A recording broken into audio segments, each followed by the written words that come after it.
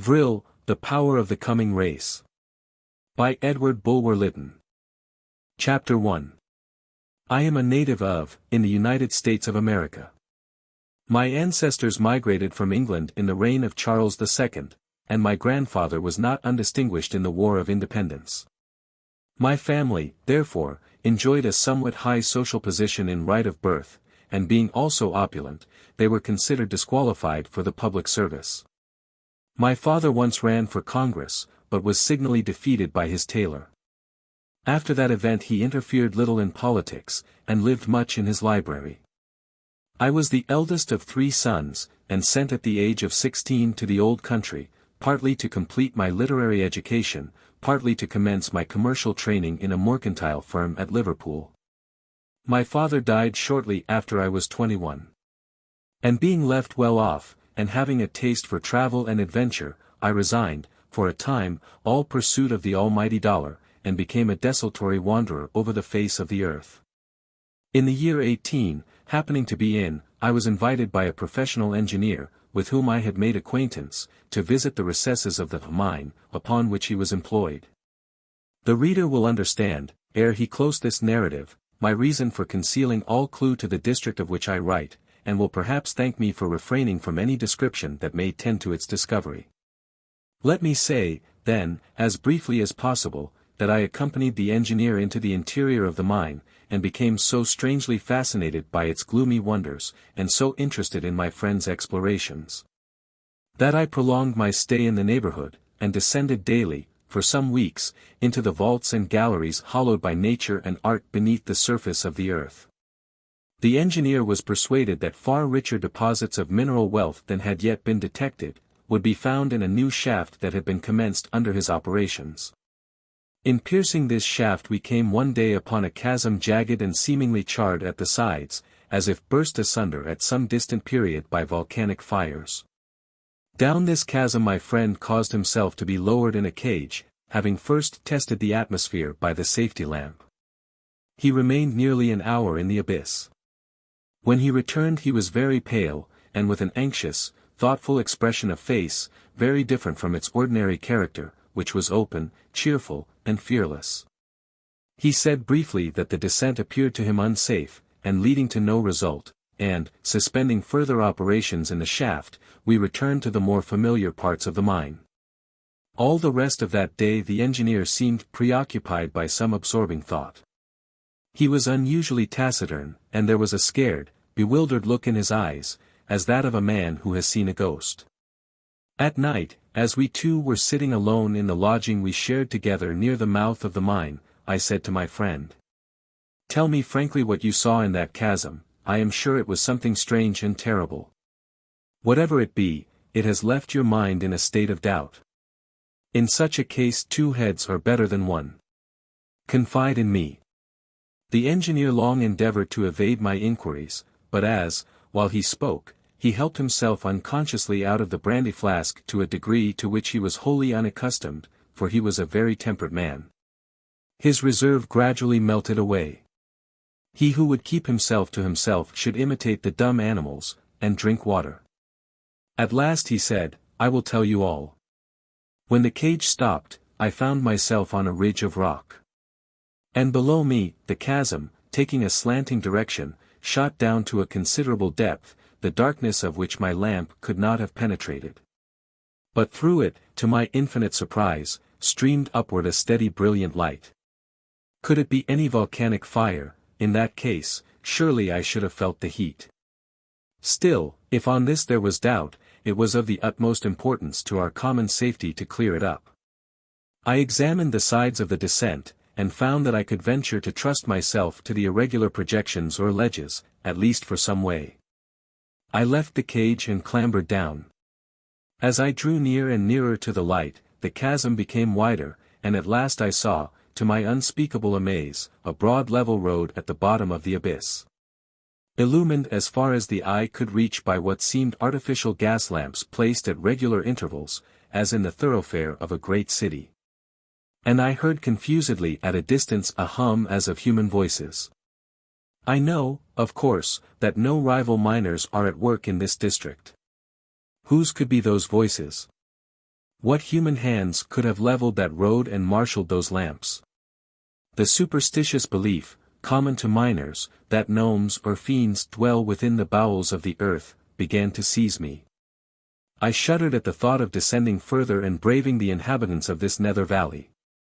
Nor indeed could I have done so without ropes, as from the spot I had reached to the bottom of the chasm the sides of the rock sank down abrupt, smooth, and sheer. I retraced my steps with some difficulty. Now I have told you all. You will descend again. I ought, yet I feel as if I durst not. A trusty companion halves the journey and doubles the courage. I will go with you. We will provide ourselves with ropes of suitable length and strength, and pardon me, you must not drink more tonight. Our hands and feet must be steady and firm tomorrow. How do you find this book? Any thoughts about the book or the author? Any suggestion for improvement? Please take a moment to share your thoughts in a comment. If you like it, share it with your friends who might enjoy it as well. Subscribe to keep in touch. Visit CompleteAudiobooks.com for more quality content. Chapter 2. With the morning my friend's nerves were re-braced, and he was not less excited by curiosity than myself. Perhaps more.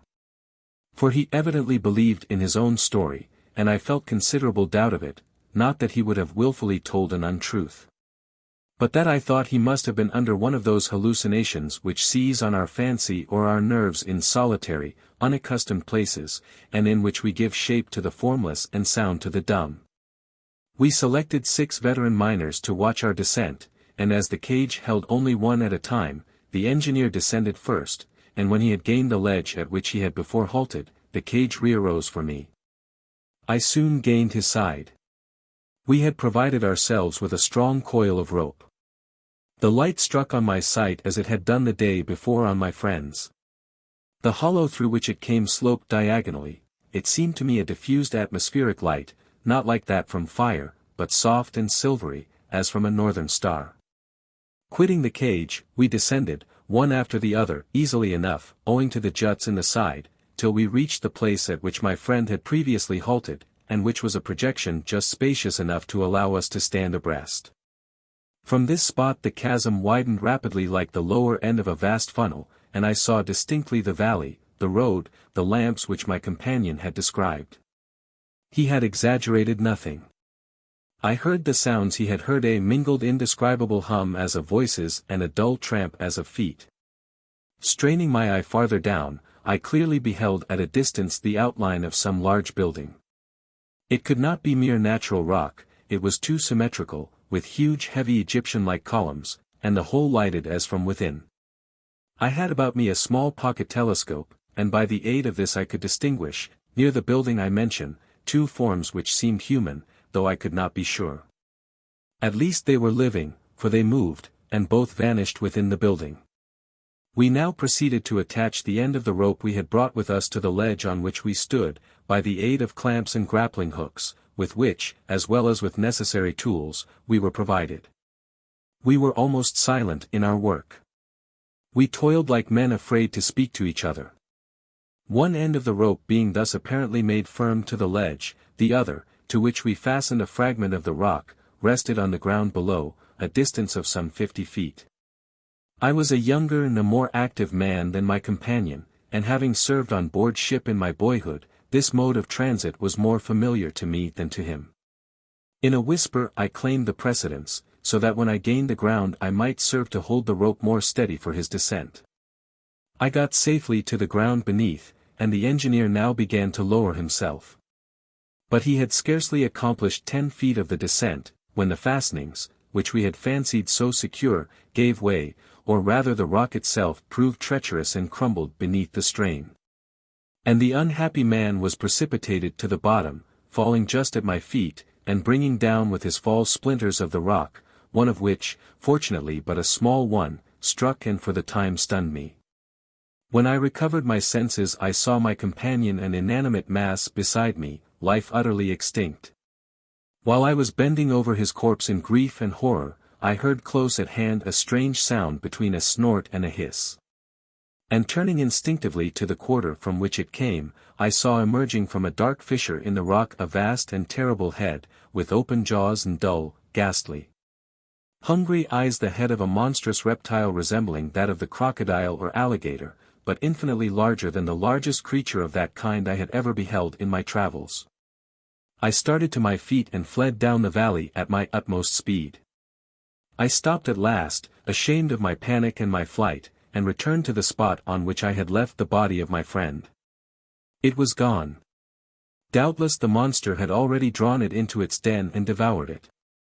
The rope and the grappling hook still lay where they had fallen, but they afforded me no chance of return. It was impossible to reattach them to the rock above, and the sides of the rock were too sheer and smooth for human steps to clamber. I was alone in this strange world, amidst the bowels of the earth. Chapter 3. Slowly and cautiously I went my solitary way down the lamplit road and towards the large building I have described. The road itself seemed like a great alpine pass, skirting rocky mountains of which the one through whose chasms I had descended formed the link. Deep below to the left lay a vast valley, which presented to my astonished eye the unmistakable evidences of art and culture. There were fields covered with a strange vegetation, similar to none I have seen above the earth. The color of it not green, but rather of a dull leaden hue or of a golden red. There were lakes and rivulets which seemed to have been curved into artificial banks, some of pure water, others that shone like pools of naphtha. At my right hand, ravines and defile opened amidst the rocks, with passes between, evidently constructed by art, and bordered by trees resembling, for the most part, gigantic ferns, with exquisite varieties of feathery foliage, and stems like those of the palm tree. Others were more like the cane plant, but taller, bearing large clusters of flowers. Others, again, had the form of enormous fungi, with short thick stems supporting a wide dome-like roof, from which either rose or drooped long slender branches. The whole scene behind, before, and beside me, far as the eye could reach, was brilliant with innumerable lamps. The world without a sun was bright and warm as an Italian landscape at noon, but the air less oppressive, the heat softer. Nor was the scene before me void of signs of habitation. I could distinguish at a distance, whether on the banks of lake or rivulet, or halfway upon eminences, embedded amidst the vegetation, buildings that must surely be the homes of men. I could even discover, though far off, forms that appeared to me human moving amidst the landscape. As I paused to gaze, I saw to the right, gliding quickly through the air, what appeared a small boat, impelled by sails shaped like wings. It soon passed out of sight, descending amidst the shades of a forest. Right above me there was no sky, but only a cavernous roof. This roof grew higher and higher at the distance of the landscapes beyond, till it became imperceptible, as an atmosphere of haze formed itself beneath. Continuing my walk, I started from a bush that resembled a great tangle of seaweeds, interspersed with fern-like shrubs and plants of large leafage shaped like that of the aloe or prickly pear. A curious animal about the size and shape of a deer. But as, after bounding away a few paces, it turned round and gazed at me inquisitively, I perceived that it was not like any species of deer now extant above the earth.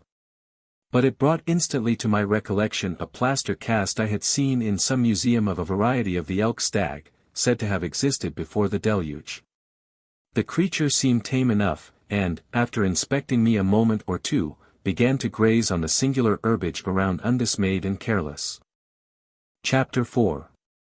I now came in full sight of the building. Yes, it had been made by hands, and hollowed partly out of a great rock. I should have supposed it at the first glance to have been of the earliest form of Egyptian architecture. It was fronted by huge columns, tapering upward from massive plinths, and with capitals that, as I came nearer, I perceived to be more ornamental and more fantastically graceful than Egyptian architecture allows. As the Corinthian capital mimics the leaf of the acanthus, so the capitals of these columns imitated the foliage of the vegetation neighboring them, some aloe-like, some fern-like. And now there came out of this building a form human. Was it human? It stood on the broad way and looked around, beheld me and approached. It came within a few yards of me, and at the sight and presence of it an indescribable awe and tremor seized me, rooting my feet to the ground. It reminded me of symbolical images of genius or demon that are seen on Etruscan vases or limned on the walls of Eastern sepulchres, images that borrow the outlines of man, and are yet of another race. It was tall, not gigantic, but tall as the tallest men below the height of giants. Its chief covering seemed to me to be composed of large wings folded over its breast and reaching to its knees. The rest of its attire was composed of an under tunic and leggings of some thin fibrous material. It wore on its head a kind of tiara that shone with jewels, and carried in its right hand a slender staff of bright metal like polished steel. But the face! It was that which inspired my awe and my terror. It was the face of man, but yet of a type of man distinct from our known extant races. The nearest approach to it in outline and expression is the face of the sculptured Sphinx, so regular in its calm, intellectual, mysterious beauty. Its color was peculiar, more like that of the red man than any other variety of our species, and yet different from it, a richer and a softer hue, with large black eyes, deep and brilliant, and brows arched as a semicircle. The face was beardless. But a nameless something in the aspect, tranquil though the expression, and beauteous though the features, roused that instinct of danger which the sight of a tiger or serpent arouses. I felt that this manlike image was endowed with forces inimical to man. As it drew near, a cold shudder came over me. I fell on my knees and covered my face with my hands. Chapter 5.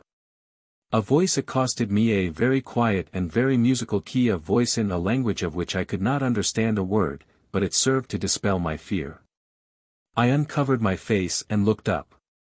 The stranger, I could scarcely bring myself to call him man, surveyed me with an eye that seemed to read to the very depths of my heart. He then placed his left hand on my forehead, and with the staff in his right gently touched my shoulder. The effect of this double contact was magical. In place of my former terror there passed into me a sense of contentment, of joy, of confidence in myself and in the being before me. I rose and spoke in my own language. He listened to me with apparent attention, but with a slight surprise in his looks, and shook his head, as if to signify that I was not understood. He then took me by the hand and led me in silence to the building. The entrance was open indeed, there was no door to it. We entered an immense hall, lighted by the same kind of luster as in the scene without, but diffusing a fragrant odor. The floor was in large tessellated blocks of precious metals, and partly covered with a sort of mat-like carpeting. A strain of low music, above and around, undulated as if from invisible instruments, seeming to belong naturally to the place, just as the sound of murmuring waters belongs to a rocky landscape, or the warble of birds to vernal groves. A figure, in a simpler garb than that of my guide, but of similar fashion, was standing motionless near the threshold. My guide touched it twice with his staff, and it put itself into a rapid and gliding movement, skimming noiselessly over the floor. Gazing on it, I then saw that it was no living form, but a mechanical automaton. It might be 2 minutes after it vanished through a doorless opening, half screened by curtains at the other end of the hall, when through the same opening advanced a boy of about 12 years old, with features closely resembling those of my guide. So that they seemed to me evidently son and father. On seeing me the child uttered a cry, and lifted a staff like that borne by my guide, as if in menace. At a word from the elder he dropped it. The two then conversed for some moments, examining me while they spoke. The child touched my garments, and stroked my face with evident curiosity, uttering a sound like a laugh, but with an hilarity more subdued than the mirth of our laughter. Presently the roof of the hall opened, and a platform descended, seemingly constructed on the same principle as the lifts used in hotels and warehouses for mounting from one story to another. The stranger placed himself and the child on the platform, and motioned to me to do the same, which I did. We ascended quickly and safely, and alighted in the midst of a corridor with doorways on either side. Through one of these doorways I was conducted into a chamber fitted up with an oriental splendor. The walls were tessellated with spars, and metals, and uncut jewels, cushions and divans abounded. Apertures as for windows, but unglazed, were made in the chamber, opening to the floor, and as I passed along I observed that these openings led into spacious balconies, and commanded views of the illumined landscape without. In cages suspended from the ceiling there were birds of strange form and bright plumage, which at our entrance set up a chorus of song, modulated into tune as is that of our piping bullfinches. A delicious fragrance, from censers of gold elaborately sculptured, filled the air. Several automata, like the one I had seen, stood dumb and motionless by the walls. The stranger placed me beside him on a divan, and again spoke to me, and again I spoke, but without the least advance towards understanding each other. But now I began to feel the effects of the blow I received from the splinters of the falling rock more acutely than I had done at first. There came over me a sense of sickly faintness, accompanied with acute, lancinating pains in the head and neck. I sank back on the seat, and strove in vain to stifle a groan. On this the child, who had hitherto seemed to eye me with distrust or dislike, knelt by my side to support me. Taking one of my hands in both his own, he approached his lips to my forehead, breathing on it softly. In a few moments my pain ceased, a drowsy, happy calm crept over me, I fell asleep. How long I remained in this state I know not, but when I woke I felt perfectly restored. My eyes opened upon a group of silent forms, seated around me in the gravity and quietude of Orientals all more or less like the first stranger. The same mantling wings, the same fashion of garment, the same sphinx-like faces, with the deep dark eyes and red man's color. Above all, the same type of race akin to man's, but infinitely stronger of form and grander of aspect, and inspiring the same unutterable feeling of dread. Yet each countenance was mild and tranquil, and even kindly in its expression. And strangely enough, it seemed to me that in this very calm and benignity consisted the secret of the dread which the countenances inspired. They seemed as void of the lines and shadows which care and sorrow, and passion and sin, leave upon the faces of men, as are the faces of sculptured gods, or as, in the eyes of Christian mourners, seem the peaceful brows of the dead. I felt a warm hand on my shoulder, it was the child's. In his eyes there was a sort of lofty pitying tenderness, such as that with which we may gaze on some suffering bird or butterfly. I shrank from that touch, I shrank from that eye. I was vaguely impressed with a belief that, had he so pleased, that child could have killed me as easily as a man can kill a bird or a butterfly. The child seemed pained at my repugnance, quitted me and placed himself beside one of the windows. The others continued to converse with each other in a low tone, and by their glances towards me I could perceive that I was the object of their conversation. One in especial seemed to be urging some proposal affecting me on the being whom I had first met, and this last by his gesture seemed about to assent to it, when the child suddenly quitted his post by the window, placed himself between me and the other forms, as if in protection, and spoke quickly and eagerly. By some intuition or instinct I felt that the child I had before so dreaded was pleading in my behalf. Ere he had ceased another stranger entered the room. He appeared older than the rest, though not old. His countenance, less smoothly serene than theirs, though equally regular in its features, seemed to me to have more the touch of a humanity akin to my own. He listened quietly to the words addressed to him, first by my guide, next by two others of the group, and lastly by the child, then turned towards myself, and addressed me, not by words, but by signs and gestures. These I fancied that I perfectly understood, and I was not mistaken. I comprehended that he inquired whence I came. I extended my arm and pointed towards the road which had led me from the chasm in the rock, then an idea seized me. I drew forth my pocket-book and sketched on one of its blank leaves a rough design of the ledge of the rock, the rope, myself clinging to it, then of the cavernous rock below, the head of the reptile, the lifeless form of my friend. I gave this primitive kind of hieroglyph to my interrogator, who, after inspecting it gravely, handed it to his next neighbor, and it thus passed round the group. The being I had at first encountered then said a few words, and the child, who approached and looked at my drawing, nodded as if he comprehended its purport, and, returning to the window, expanded the wings attached to his form, shook them once or twice, and then launched himself into space without. I started up in amaze and hastened to the window. The child was already in the air, buoyed on his wings, which he did not flap to and fro as a bird does, but which were elevated over his head, and seemed to bear him steadily aloft without effort of his own. His flight seemed as swift as any eagle's, and I observed that it was towards the rock whence I had descended, of which the outline loomed visible in the brilliant atmosphere. In a very few minutes he returned, skimming through the opening from which he had gone, and dropping on the floor the rope and grappling hooks I had left at the descent from the chasm. Some words in a low tone passed between the beings present. One of the group touched an automaton, which started forward and glided from the room. Then the last comer, who had addressed me by gestures, rose, took me by the hand, and led me into the corridor. There the platform by which I had mounted awaited us. We placed ourselves on it and were lowered into the hall below. My new companion, still holding me by the hand, conducted me from the building into a street, so to speak, that stretched beyond it, with buildings on either side, separated from each other by gardens bright with rich-colored vegetation and strange flowers. Interspersed amidst these gardens, which were divided from each other by low walls, or walking slowly along the road, were many forms similar to those I had already seen. Some of the passers-by, on observing me, approached my guide, evidently by their tones, looks, and gestures addressing to him inquiries about myself.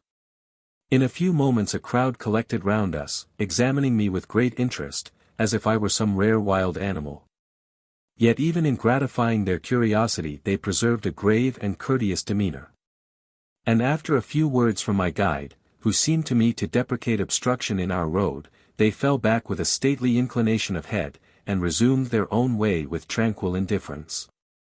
Midway in this thoroughfare we stopped at a building that differed from those we had hitherto passed, inasmuch as it formed three sides of a vast court, at the angles of which were lofty pyramidal towers. In the open space between the sides was a circular fountain of colossal dimensions, and throwing up a dazzling spray of what seemed to me fire. We entered the building through an open doorway and came into an enormous hall, in which were several groups of children, all apparently employed in work as at some great factory. There was a huge engine in the wall which was in full play, with wheels and cylinders, and resembling our own steam engines, except that it was richly ornamented with precious stones and metals, and appeared to emit a pale phosphorescent atmosphere of shifting light. Many of the children were at some mysterious work on this machinery, others were seated before tables. I was not allowed to linger long enough to examine into the nature of their employment. Not one young voice was heard, not one young face turned to gaze on us. They were all still and indifferent as may be ghosts, through the midst of which pass unnoticed the forms of the living. Quitting this hall, my guide led me through a gallery richly painted in compartments, with a barbaric mixture of gold in the colors, like pictures by Louis Cranach. The subjects described on these walls appeared to my glance as intended to illustrate events in the history of the race amidst which I was admitted. In all there were figures, most of them like the man-like creatures I had seen, but not all in the same fashion of garb, nor all with wings. There were also the effigies of various animals and birds wholly strange to me, with backgrounds depicting landscapes or buildings. So far as my imperfect knowledge of the pictorial art would allow me to form an opinion, these paintings seemed very accurate in design and very rich in coloring, showing a perfect knowledge of perspective. But their details not arranged according to the rules of composition acknowledged by our artists, wanting, as it were, a center. So that the effect was vague, scattered, confused, bewildering. They were like heterogeneous fragments of a dream of art. We now came into a room of moderate size, in which was assembled what I afterwards knew to be the family of my guide, seated at a table spread as for repast. The forms thus grouped were those of my guide's wife, his daughter, and two sons. I recognized at once the difference between the two sexes, though the two females were of taller stature and ampler proportions than the males. And their countenances, if still more symmetrical in outline and contour, were devoid of the softness and timidity of expression which give charm to the face of woman as seen on the earth above. The wife wore no wings, the daughter wore wings longer than those of the males. My guide uttered a few words, on which all the persons seated rose, and with that peculiar mildness of look and manner which I have before noticed, and which is, in truth, the common attribute of this formidable race. They saluted me according to their fashion, which consists in laying the right hand very gently on the head and uttering a soft sibilant monosyllable sc, equivalent to welcome. The mistress of the house then seated me beside her, and heaped a golden platter before me from one of the dishes. While I ate, and though the viands were new to me, I marveled more at the delicacy than the strangeness of their flavor. My companions conversed quietly, and, so far as I could detect, with polite avoidance of any direct reference to myself, or any obtrusive scrutiny of my appearance. Yet I was the first creature of that variety of the human race to which I belonged that they had ever beheld, and was consequently regarded by them as a most curious and abnormal phenomenon. But all rudeness is unknown to this people, and the youngest child is taught to despise any vehement emotional demonstration. When the meal was ended, my guide again took me by the hand, and, re-entering the gallery, touched a metallic plate inscribed with strange figures, and which I rightly conjectured to be of the nature of our telegraphs. A platform descended, but this time we mounted to a much greater height than in the former building, and found ourselves in a room of moderate dimensions, and which in its general character had much that might be familiar to the associations of a visitor from the upper world. There were shelves on the wall containing what appeared to be books, and indeed were so, mostly very small like our diamond duodecimos, shaped in the fashion of our volumes, and bound in fine sheets of metal.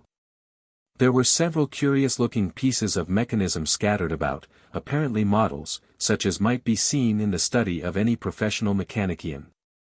For automata, mechanical contrivances which, with these people, answer the ordinary purposes of domestic service, stood phantom-like at each angle in the wall.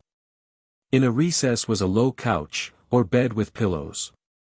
A window, with curtains of some fibrous material drawn aside, opened upon a large balcony. My host stepped out into the balcony, I followed him. We were on the uppermost story of one of the angular pyramids. The view beyond was of a wild and solemn beauty impossible to describe, the vast ranges of precipitous rock which formed the distant background, the intermediate valleys of mystic many-colored herbage, the flash of waters, many of them like streams of roseate flame, the serene luster diffused over all by myriads of lamps, combined to form a whole of which no words of mine can convey adequate description. So splendid was it, yet so somber, so lovely, yet so awful. But my attention was soon diverted from these nether landscapes. Suddenly there arose, as from the streets below, a burst of joyous music, then a winged form soared into the space. Another, as in chase of the first, another and another, others after others, till the crowd grew thick and the number countless. But how describe the fantastic grace of these forms in their undulating movements?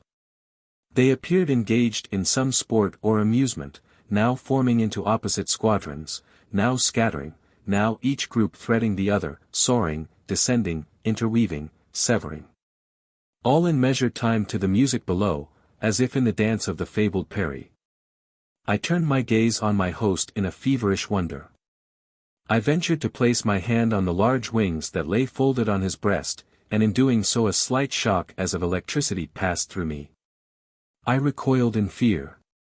My host smiled, and, as if courteously to gratify my curiosity, slowly expanded his pinions. I observed that his garment beneath then became dilated as a bladder that fills with air. The arms seemed to slide into the wings, and in another moment he had launched himself into the luminous atmosphere, and hovered there, still, and with outspread wings, as an eagle that basks in the sun. Then, rapidly as an eagle swoops, he rushed downwards into the midst of one of the groups, skimming through the midst, and as suddenly again soaring aloft. Thereon, three forms, in one of which I thought to recognize my host's daughter, detached themselves from the rest, and followed him as a bird sportively follows a bird. My eyes, dazzled with the lights and bewildered by the throngs, ceased to distinguish the gyrations and evolutions of these winged playmates, till presently my host re-emerged from the crowd and alighted at my side. The strangeness of all I had seen began now to operate fast on my senses, my mind itself began to wander. Though not inclined to be superstitious, nor hitherto believing that man could be brought into bodily communication with demons, I felt the terror and the wild excitement with which, in the Gothic ages, a traveller might have persuaded himself that he witnessed a sabbat of fiends and witches. I have a vague recollection of having attempted with vehement gesticulation, and forms of exorcism, and loud incoherent words, to repel my courteous and indulgent host, of his mild endeavours to calm and soothe me, of his intelligent conjecture that my fright and bewilderment were occasioned by the difference of form and movement between us which the wings that had excited my marvelling curiosity had, in exercise, made still more strongly perceptible, of the gentle smile with which he had sought to dispel my alarm by dropping the wings to the ground and endeavouring to show me that they were but a mechanical contrivance. That sudden transformation did but increase my horror, and as extreme fright often shows itself by extreme daring, I sprang at his throat like a wild beast. In an instant I was felled to the ground as by an electric shock, and the last confused images floating before my sight ere I became wholly insensible, were the form of my host kneeling beside me with one hand on my forehead, and the beautiful calm face of his daughter, with large, deep, inscrutable eyes intently fixed upon my own. Chapter 6. I remained in this unconscious state, as I afterwards learned, for many days, even for some weeks, according to our computation of time. When I recovered I was in a strange room, my host and all his family were gathered round me, and to my utter amaze my host's daughter accosted me in my own language with but a slightly foreign accent. "How do you feel?" she asked. It was some moments before I could overcome my surprise enough to falter out, "You know my language?" "How? Who and what are you?" My host smiled and motioned to one of his sons, who then took from a table a number of thin metallic sheets on which were traced drawings of various figures: a house, a tree, a bird, a man, and in these designs I recognized my own style of drawing. Under each figure was written the name of it in my language, and in my writing, and in another handwriting a word strange to me beneath it. Said the host, "Thus we began. And my daughter Z, who belongs to the College of Sages, has been your instructress and ours too." Z then placed before me other metallic sheets, on which, in my writing, words first, and then sentences, were inscribed. Under each word and each sentence strange characters in another hand. Rallying my senses, I comprehended that thus a rude dictionary had been effected. Had it been done while I was dreaming? "That is enough now," said Z, in a tone of command. "Repose and take food." Chapter 7. A room to myself was assigned to me in this vast edifice. It was prettily and fantastically arranged, but without any of the splendor of metal work or gems which was displayed in the more public apartments. The walls were hung with a variegated matting made from the stalks and fibers of plants, and the floor carpeted with the same. The bed was without curtains, its supports of iron resting on balls of crystal. The coverings, of a thin white substance resembling cotton. There were sundry shelves containing books. A curtained recess communicated with an aviary filled with singing birds, of which I did not recognize one resembling those I have seen on earth, except a beautiful species of dove. Though this was distinguished from our doves by a tall crest of bluish plumes. All these birds had been trained to sing in artful tunes, and greatly exceeded the skill of our piping bullfinches, which can rarely achieve more than 2 tunes, and cannot, I believe, sing those in concert. One might have supposed one's self at an opera in listening to the voices in my aviary. There were duets and trios, and quartets and choruses, all arranged as in one piece of music. Did I want to silence the birds? I had but to draw a curtain over the aviary, and their song hushed as they found themselves left in the dark. Another opening formed a window, not glazed, but on touching a spring, a shutter ascended from the floor, formed of some substance less transparent than glass, but still sufficiently pellucid to allow a softened view of the scene without. To this window was attached a balcony, or rather hanging garden, wherein grew many graceful plants and brilliant flowers. The apartment and its appurtenances had thus a character, if strange in detail, still familiar, as a whole, to modern notions of luxury. and would have excited admiration if found attached to the apartments of an English duchess or a fashionable French author. Before I arrived, this was Z's chamber. She had hospitably assigned it to me. Some hours after the waking up which is described in my last chapter, I was lying alone on my couch trying to fix my thoughts on conjecture as to the nature and genus of the people amongst whom I was thrown, when my host and his daughter Z entered the room. My host, still speaking my native language, inquired, with much politeness, whether it would be agreeable to me to converse, or if I preferred solitude. I replied, that I should feel much honored and obliged by the opportunity offered me to express my gratitude for the hospitality and civilities I had received in a country to which I was a stranger, and to learn enough of its customs and manners not to offend through ignorance. As I spoke, I had of course risen from my couch, but Z, much to my confusion, curtly ordered me to lie down again, and there was something in her voice and eye, gentle as both were, that compelled my obedience. She then seated herself unconcernedly at the foot of my bed, while her father took his place on a divan a few feet distant. "But what part of the world do you come from?" asked my host, "that we should appear so strange to you, and you to us?" "I have seen individual specimens of nearly all the races differing from our own, except the primeval savages who dwell in the most desolate and remote recesses of uncultivated nature, unacquainted with other light than that they obtain from volcanic fires, and contented to grope their way in the dark, as do many creeping, crawling, and even flying things. But certainly you cannot be a member of those barbarous tribes, nor, on the other hand, do you seem to belong to any civilized people." I was somewhat nettled at this last observation, and replied that I had the honor to belong to one of the most civilized nations of the earth, and that, so far as light was concerned, while I admired the ingenuity and disregard of expense with which my host and his fellow citizens had contrived to illumine the regions unpenetrated by the rays of the sun, yet I could not conceive how any who had once beheld the orbs of heaven could compare to their luster the artificial lights invented by the necessities of man.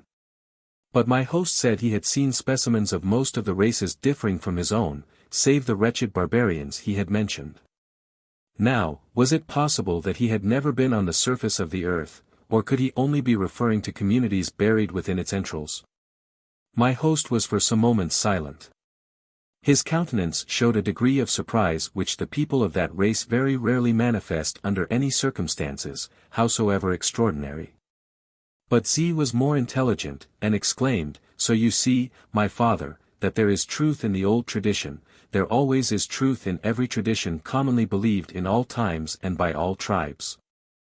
"Z," said my host, mildly, "you belong to the College of Sages, and ought to be wiser than I am, but, as Chief of the Light-Preserving Council, it is my duty to take nothing for granted till it is proved to the evidence of my own senses."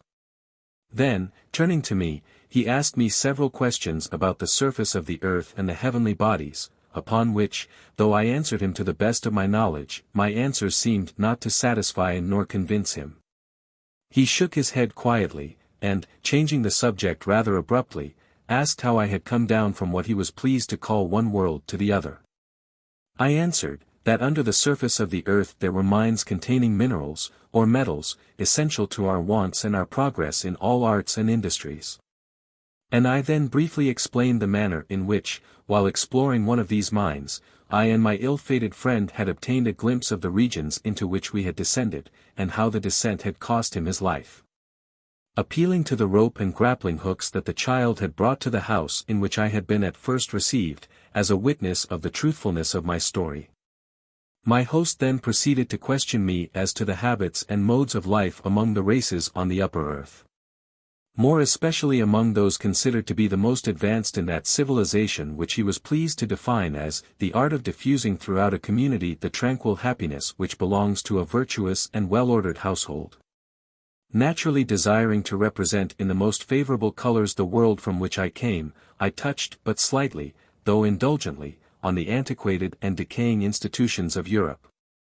In order to expatiate on the present grandeur and prospective preeminence of that glorious American Republic, in which Europe enviously seeks its model and tremblingly foresees its doom. Selecting for an example of the social life of the United States, that city in which progress advances at the fastest rate, I indulged in an animated description of the moral habits of New York. Mortified to see, by the faces of my listeners, that I did not make the favorable impression I had anticipated, I elevated my theme. Dwelling on the excellence of democratic institutions, their promotion of tranquil happiness by the government of party, and the mode in which they diffused such happiness throughout the community by preferring, for the exercise of power and the acquisition of honors, the lowliest citizens in point of property, education, and character. Fortunately recollecting the peroration of a speech, on the purifying influences of American democracy and their destined spread over the world, made by a certain eloquent senator, for whose vote in the Senate a railway company, to which my two brothers belonged, had just paid $20,000, I wound up by repeating its glowing predictions of the magnificent future that smiled upon mankind when the flag of freedom should float over an entire continent. And 200 millions of intelligent citizens, accustomed from infancy to the daily use of revolvers, should supply to a cowering universe the doctrine of the patriot Monroe. When I had concluded, my host gently shook his head, and fell into a musing study, making a sign to me and his daughter to remain silent while he reflected. And after a time he said, in a very earnest and solemn tone, if you think, as you say, that you, though a stranger, have received kindness at the hands of me and mine, I adjure you to reveal nothing to any other of our people respecting the world from which you came, unless, on consideration, I give you permission to do so. Do you consent to this request? Of course I pledge my word to it, said I, somewhat amazed, and I extended my right hand to grasp his. But he placed my hand gently on his forehead and his own right hand on my breast, which is the custom among this race in all matters of promise or verbal obligations. Then turning to his daughter, he said, and you, Z, will not repeat to anyone what the stranger has said, or may say, to me or to you, of a world other than our own. Z rose and kissed her father on the temples, saying, with a smile, a Gwise tongue is wanton, but love can fetter it fast. And if, my father, you fear lest a chance word from me or yourself could expose our community to danger, by a desire to explore a world beyond us, will not a wave of the Vril, properly impelled, wash even the memory of what we have heard the stranger say out of the tablets of the brain? What is Vril?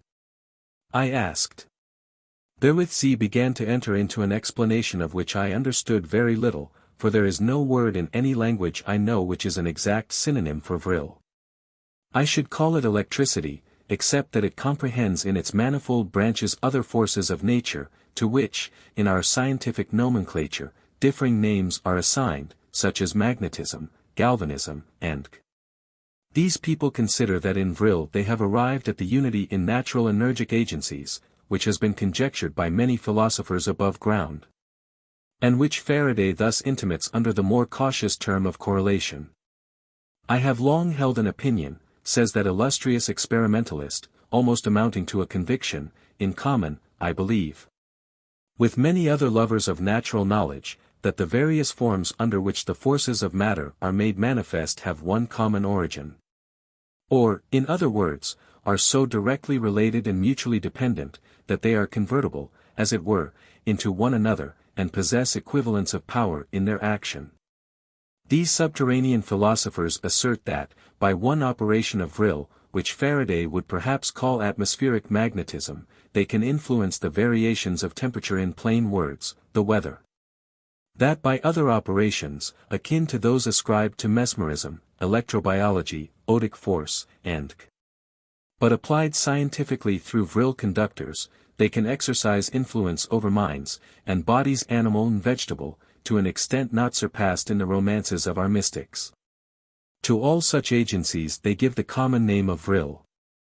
Z asked me if, in my world, it was not known that all the faculties of the mind could be quickened to a degree unknown in the waking state, by trance or vision, in which the thoughts of one brain could be transmitted to another, and knowledge be thus rapidly interchanged.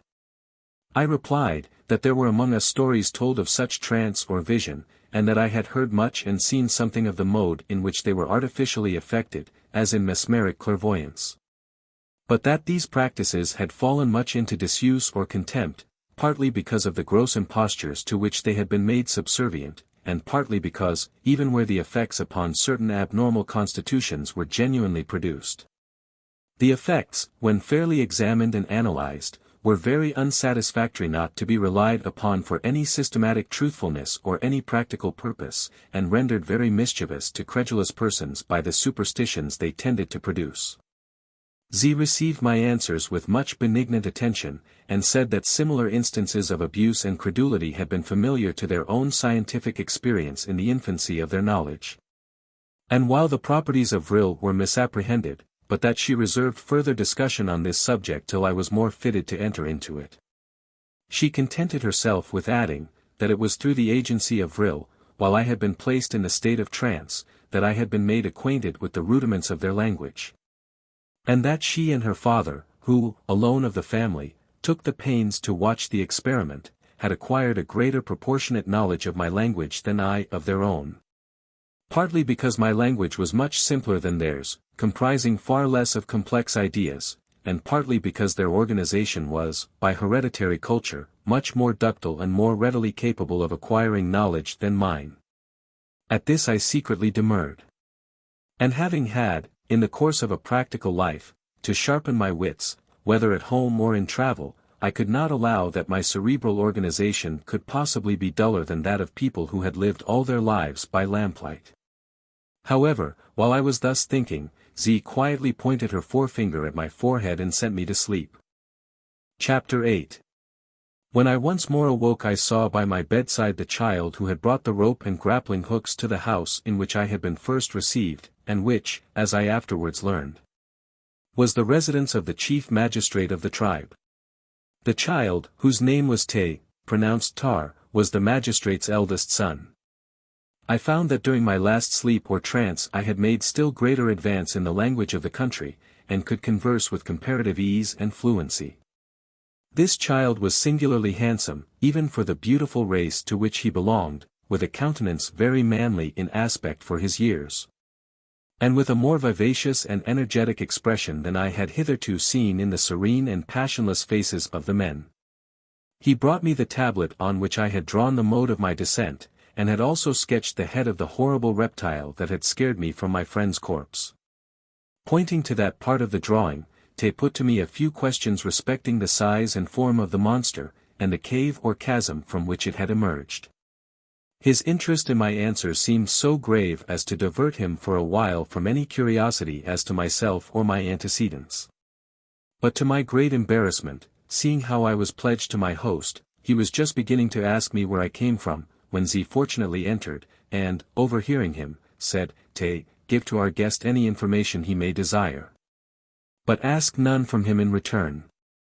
To question him who he is, whence he comes, or wherefore he is here, would be a breach of the law which my father has laid down for this house." "So be it," said Te, pressing his hand to his heart. And from that moment, till the one in which I saw him last, this child, with whom I became very intimate, never once put to me any of the questions thus interdicted. Chapter 9. It was not for some time, and until, by repeated trances, if they are so to be called, my mind became better prepared to interchange ideas with my entertainers, and more fully to comprehend differences of manners and customs. At first too strange to my experience to be seized by my reason, that I was enabled to gather the following details respecting the origin and history of this subterranean population, as portion of one great family race called the Ana. According to the earliest traditions, the remote progenitors of the race had once tenanted a world above the surface of that in which their descendants dwelt. Myths of that world were still preserved in their archives, and in those myths were legends of a vaulted dome in which the lamps were lighted by no human hand. But such legends were considered by most commentators as allegorical fables. According to these traditions, the earth itself, at the date to which the traditions ascend, was not indeed in its infancy, but in the throes and travail of transition from one form of development to another, and subject to many violent revolutions of nature.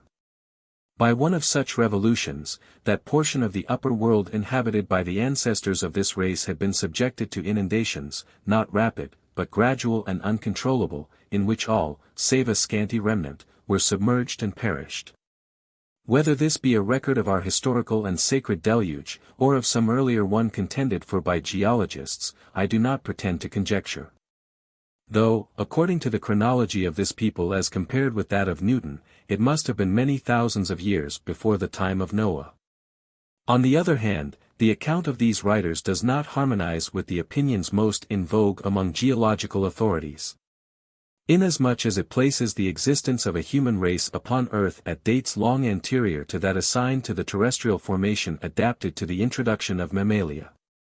A band of the ill-fated race, thus invaded by the flood, had, during the march of the waters, taken refuge in caverns amidst the loftier rocks, and, wandering through these hollows, they lost sight of the upper world forever. Indeed, the whole face of the earth had been changed by this great revulsion, land had been turned into sea into land. In the bowels of the inner earth even now, I was informed as a positive fact, might be discovered the remains of human habitation not in huts and caverns, but in vast cities whose ruins attest the civilization of races which flourished before the age of Noah, and are not to be classified with those genera to which philosophy ascribes the use of flint and the ignorance of iron. The fugitives had carried with them the knowledge of the arts they had practiced above ground, arts of culture and civilization. Their earliest want must have been that of supplying below the earth the light they had lost above it. And at no time, even in the traditional period, do the races, of which the one I now sojourned with formed a tribe, seem to have been unacquainted with the art of extracting light from gases, or manganese, or petroleum. They had been accustomed in their former state to contend with the rude forces of nature. And indeed the lengthened battle they had fought with their conqueror ocean, which had taken centuries in its spread, had quickened their skill in curbing waters into dikes and channels. To this skill they owed their preservation in their new abode.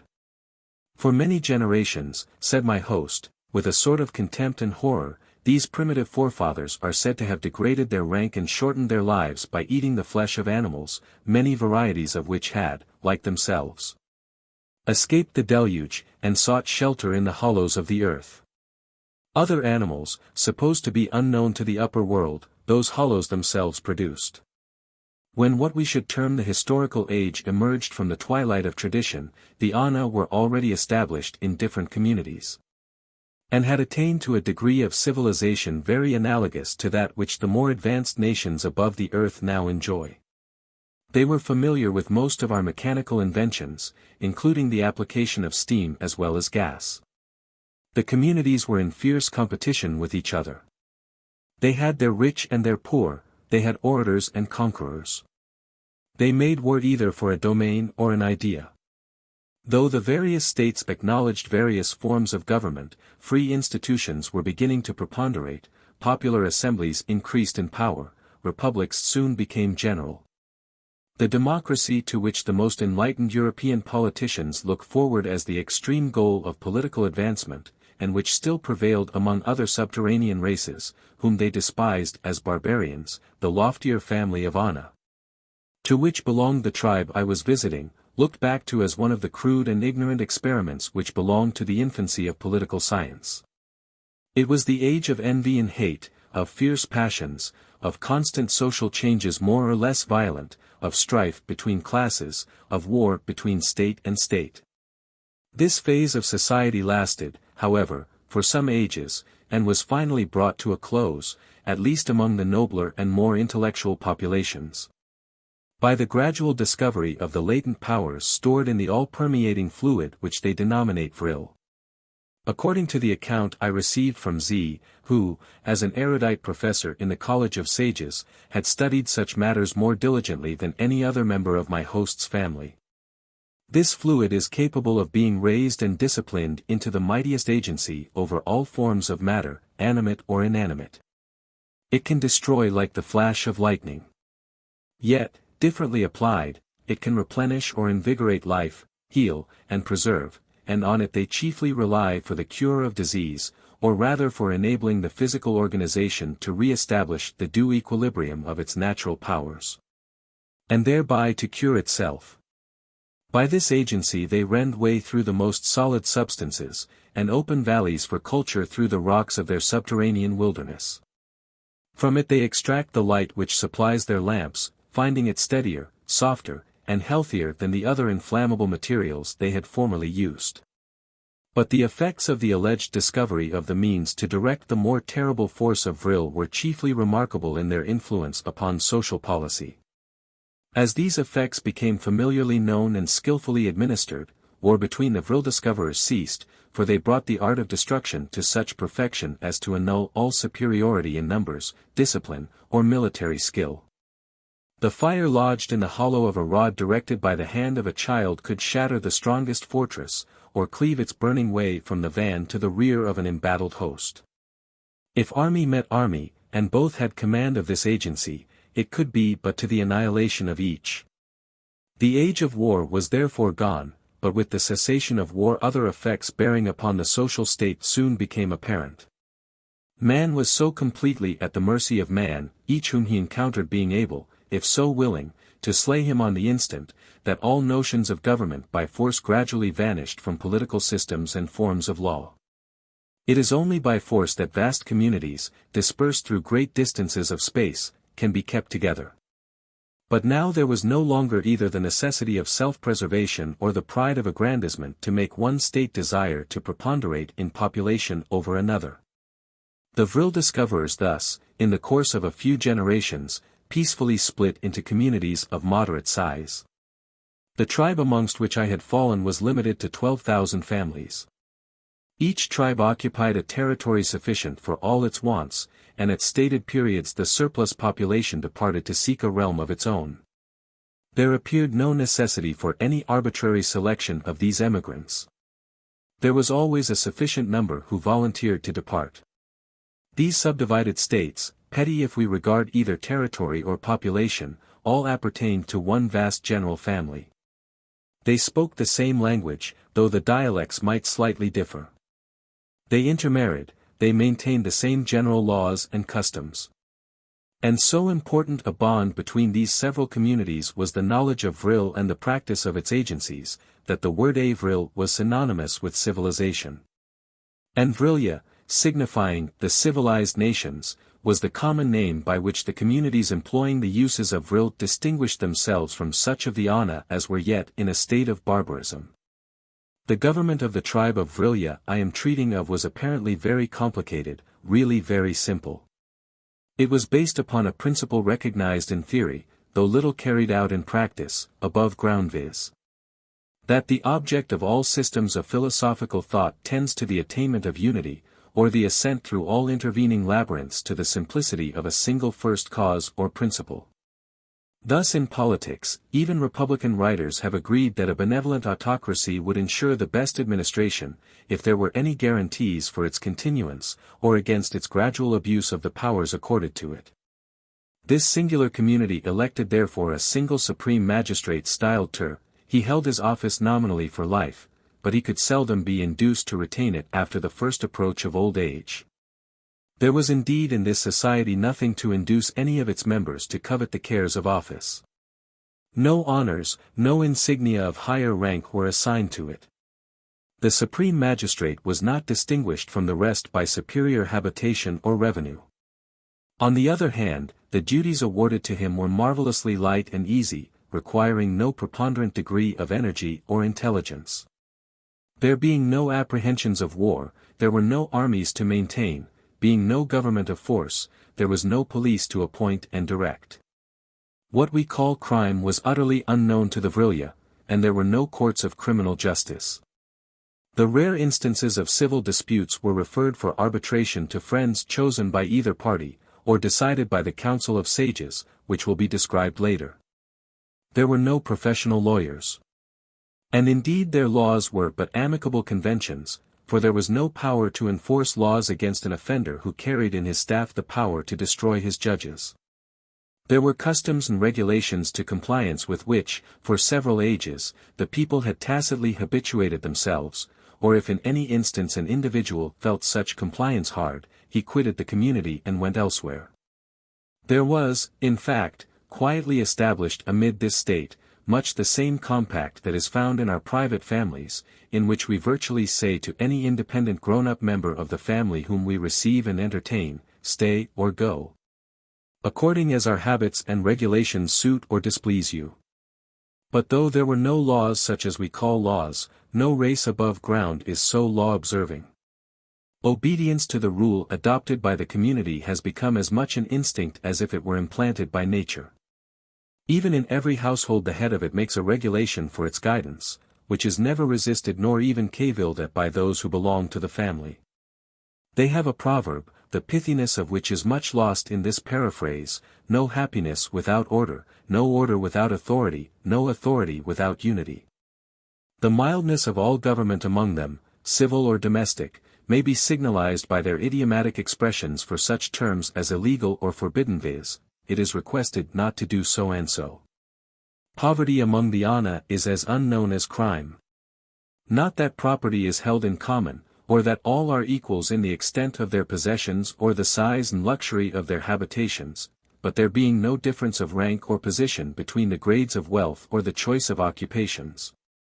Each pursues his own inclinations without creating envy or vying. Some like a modest, some a more splendid kind of life, each makes himself happy in his own way. Owing to this absence of competition, and the limit placed on the population, it is difficult for a family to fall into distress. There are no hazardous speculations, no emulators striving for superior wealth and rank. No doubt, in each settlement all originally had the same proportions of land dealt out to them. But some, more adventurous than others, had extended their possessions farther into the bordering wilds, or had improved into richer fertility the produce of their fields, or entered into commerce or trade. Thus, necessarily, some had grown richer than others, but none had become absolutely poor, or wanting anything which their tastes desired. If they did so, it was always in their power to migrate, or at the worst to apply, without shame and with certainty of aid, to the rich, for all the members of the community considered themselves as brothers of one affectionate and united family. More upon this head will be treated of incidentally as my narrative proceeds. The chief care of the supreme magistrate was to communicate with certain active departments charged with the administration of special details. The most important and essential of such details was that connected with the due provision of light. Of this department my host, Athlin, was the chief. Another department, which might be called the foreign, communicated with the neighboring kindred states, principally for the purpose of ascertaining all new inventions. And to a third department, all such inventions and improvements in machinery were committed for trial. Connected with this department was the College of Sages, a college especially favored by such of the Ana as were widowed and childless, and by the young unmarried females, amongst whom Z was the most active, and if what we call renown or distinction was a thing acknowledged by this people, which I shall later show it is not, among the most renowned or distinguished. It is by the female professors of this college that those studies which are deemed of least use in practical life as purely speculative philosophy, the history of remote periods, and such sciences as entomology, conchology, etc., are the more diligently cultivated. Z, whose mind, active as Aristotle's, equally embraced the largest domains and the minutest details of thought, had written 2 volumes on the parasite insect that dwells amid the hairs of a tiger's paw, which work was considered the best authority on that interesting subject. But the researches of the sages are not confined to such subtle or elegant studies. They comprise various others more important, and especially the properties of vril, to the perception of which their finer nervous organization renders the female professors eminently keen. It is out of this college that the or chief magistrate, selects counselors, limited to 3, in the rare instances in which novelty of event or circumstance perplexes his own judgment.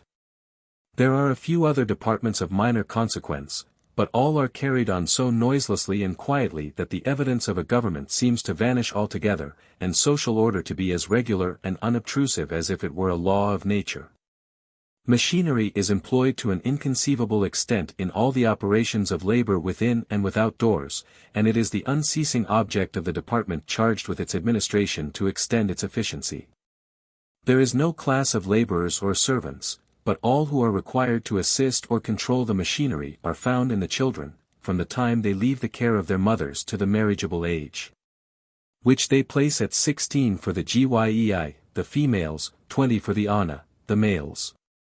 These children are formed into bands and sections under their own chiefs, each following the pursuits in which he is most pleased, or for which he feels himself most fitted. Some take to handicrafts, some to agriculture, some to household work, and some to the only services of danger to which the population is exposed. For the sole perils that threaten this tribe are, first, from those occasional convulsions within the earth, to foresee and guard against which tasks their utmost ingenuity eruptions of fire and water. The storms of subterranean winds and escaping gases.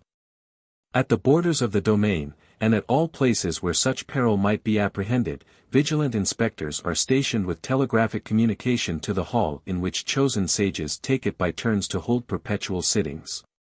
These inspectors are always selected from the elder boys approaching the age of puberty, and on the principle that at that age observation is more acute and the physical forces more alert than at any other. The second service of danger, less grave, is in the destruction of all creatures hostile to the life, or the culture, or even the comfort, of the ana. Of these the most formidable are the vast reptiles, of some of which antediluvian relics are preserved in our museums, and certain gigantic winged creatures, half bird, half reptile. These, together with lesser wild animals, corresponding to our tigers or venomous serpents, it is left to the younger children to hunt and destroy. Because, according to the ana, here ruthlessness is wanted, and the younger a child the more ruthlessly he will destroy. There is another class of animals in the destruction of which discrimination is to be used, and against which children of intermediate age are appointed animals that do not threaten the life of man, but ravage the produce of his labor. Varieties of the elk and deer species, and a smaller creature much akin to our rabbit, though infinitely more destructive to crops, and much more cunning in its mode of depredation. It is the first object of these appointed infants, to tame the more intelligent of such animals into respect for enclosures signalized by conspicuous landmarks, as dogs are taught to respect a larder, or even to guard the master's property. It is only where such creatures are found untamable to this extent that they are destroyed. Life is never taken away for food or for sport, and never spared where untamably inimical to the ana. Concomitantly with these bodily services and tasks, the mental education of the children goes on till boyhood ceases. It is the general custom, then, to pass through a course of instruction at the College of Sages, in which, besides more general studies, the pupil receives special lessons in such vocation or direction of intellect as he himself selects. Some, however, prefer to pass this period of probation in travel, or to emigrate, or to settle down at once into rural or commercial pursuits. No force is put upon individual inclination. Chapter 10. The word ana, pronounced broadly arna, corresponds with our plural men, and, pronounced arn, the singular, with man. The word for woman is gy, pronounced hard, as in guy. It forms itself into gyei for the plural, but the g becomes soft in the plural, like jyei. They have a proverb to the effect that this difference in pronunciation is symbolical, for that the female sex is soft, collectively, but hard to deal with in the individual. The gyei are in the fullest enjoyment of all the rights of equality with males, for which certain philosophers above ground contend. In childhood they perform the offices of work and labor impartially with boys.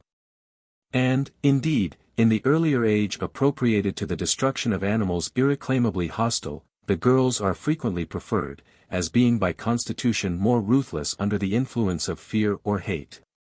In the interval between infancy and the marriageable age familiar intercourse between the sexes is suspended.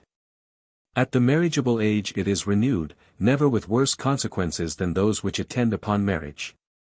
All arts and vocations allotted to the one sex are open to the other, and the gyei arrogate to themselves a superiority in all those abstruse and mystical branches of reasoning, for which they say the ana are unfitted by a duller sobriety of understanding, or the routine of their matter-of-fact occupations.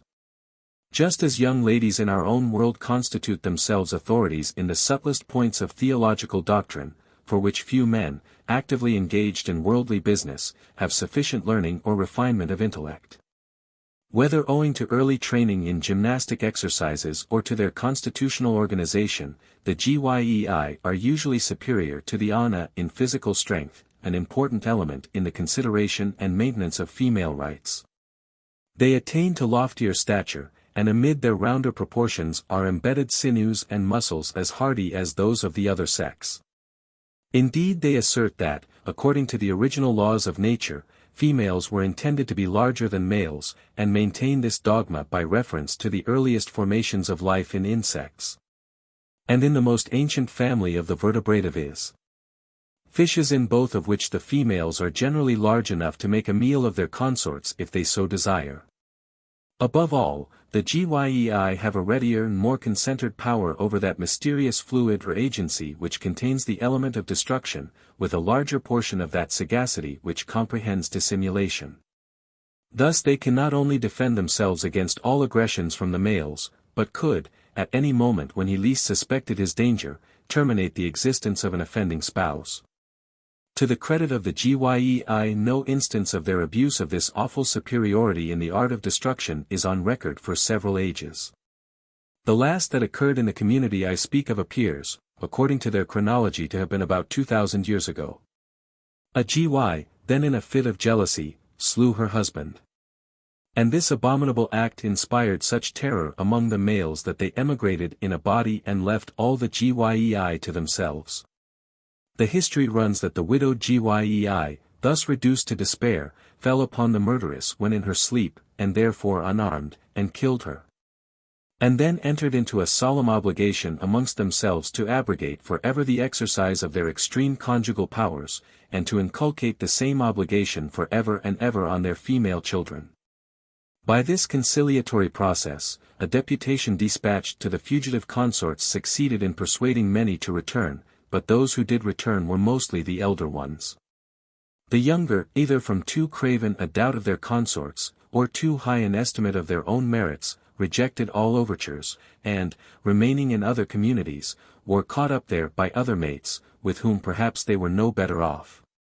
But the loss of so large a portion of the male youth operated as a salutary warning on the Gyei, and confirmed them in the pious resolution to which they had pledged themselves. Indeed, it is now popularly considered that, by long hereditary disuse, the Gyei have lost both the aggressive and the defensive superiority over the Ana which they once possessed. Just as in the inferior animals above the earth many peculiarities in their original formation, intended by nature for their protection, gradually fade or become inoperative when not needed under altered circumstances. I should be sorry, however, for anyone who induced a Gyei to make the experiment whether he or she were the stronger. From the incident I have narrated, the Ana date certain alterations in the marriage customs, tending, perhaps, somewhat to the advantage of the male. They now bind themselves in wedlock only for 3 years. At the end of each third year either male or female can divorce the other and is free to marry again. At the end of 10 years the An has the privilege of taking a second wife, allowing the first to retire if she so please. These regulations are for the most part a dead letter, divorces and polygamy are extremely rare, and the marriage state now seems singularly happy and serene among this astonishing people. The Gyei, notwithstanding their boastful superiority in physical strength and intellectual abilities, being much curbed into gentle manners by the dread of separation or of a second wife, and the Ana being very much the creatures of custom, and not, except under great aggravation, liking to exchange for hazardous novelties faces and manners to which they are reconciled by habit. But there is one privilege the Gyei carefully retain, and the desire for which perhaps forms the secret motive of most lady asserters of woman rights above ground. They claim the privilege, here usurped by men, of proclaiming their love and urging their suit, in other words, of being the wooing party rather than the wooed. Such a phenomenon as an old maid does not exist among the Gyei. Indeed, it is very seldom that a Gyei does not secure any and upon whom she sets her heart, if his affections be not strongly engaged elsewhere. However coy, reluctant, and prudish, the male she courts may prove at first, yet her perseverance, her ardor, her persuasive powers, her command over the mystic agencies of Vril, are pretty sure to run down his neck into what we call the fatal noose. Their argument for the reversal of that relationship of the sexes which the blind tyranny of man has established on the surface of the earth, appears cogent, and is advanced with a frankness which might well be commended to impartial consideration. They say, that of the two the female is by nature of a more loving disposition than the male, that love occupies a larger space in her thoughts, and is more essential to her happiness, and that therefore she ought to be the wooing party.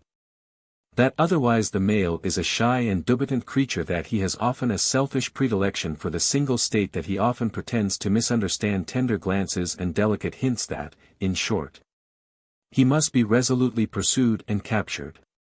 They add, moreover, that unless the GY can secure the of her choice, and one whom she would not select out of the whole world becomes her mate, she is not only less happy than she otherwise would be, but she is not so good at being. That her qualities of heart are not sufficiently developed. Whereas the N is a creature that less lastingly concentrates his affections on one object, that if he cannot get the GY whom he prefers, he easily reconciles himself to another GY. And, finally, that at the worst, if he is loved and taken care of, it is less necessary to the welfare of his existence that he should love as well as be loved. He grows contented with his creature comforts, and the many occupations of thought which he creates for himself. Whatever may be said as to this reasoning, the system works well for the male. For being thus sure that he is truly and ardently loved, and that the more coy and reluctant he shows himself, the more the determination to secure him increases. He generally contrives to make his consent dependent on such conditions as he thinks the best calculated to ensure, if not a blissful, at least a peaceful life. Each individual has his own hobbies, his own ways, his own predilections, and, whatever they may be, he demands a promise of full and unrestrained concession to them. This, in the pursuit of her object, the GY readily promises. And as the characteristic of this extraordinary people is an implicit veneration for truth, and her word once given is never broken even by the giddiest GY, the conditions stipulated for are religiously observed.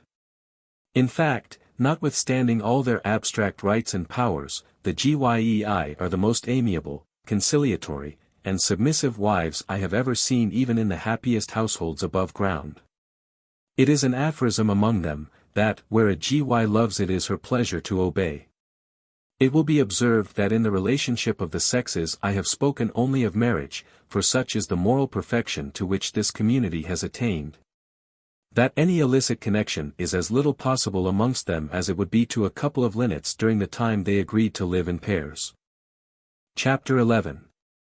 Nothing had more perplexed me in seeking to reconcile my sense to the existence of regions extending below the surface of the earth, and habitable by beings, if dissimilar from, still, in all material points of organism, akin to those in the upper world, than the contradiction thus presented to the doctrine in which, I believe, most geologists and philosophers concur, is that though with us the sun is the great source of heat, yet the deeper we go beneath the crust of the earth, the greater is the increasing heat, being, it is said, found in the ratio of a degree for every foot, commencing from 50 feet below the surface. But though the domains of the tribe I speak of were, on the higher ground, so comparatively near to the surface, that I could account for a temperature, therein, suitable to organic life. Yet even the ravines and valleys of that realm were much less hot than philosophers would deem possible at such a depth, certainly not warmer than the south of France, or at least of Italy. And according to all the accounts I received, vast tracts immeasurably deeper beneath the surface, and in which one might have thought only salamanders could exist, were inhabited by innumerable races organized like ourselves. I cannot pretend in any way to account for a fact which is so at variance with the recognized laws of science, nor could Z much help me towards a solution of it. She did but conjecture that sufficient allowance had not been made by our philosophers for the extreme porousness of the interior earth, the vastness of its cavities and irregularities, which serve to create free currents of air and frequent winds, and for the various modes in which heat is evaporated and thrown off.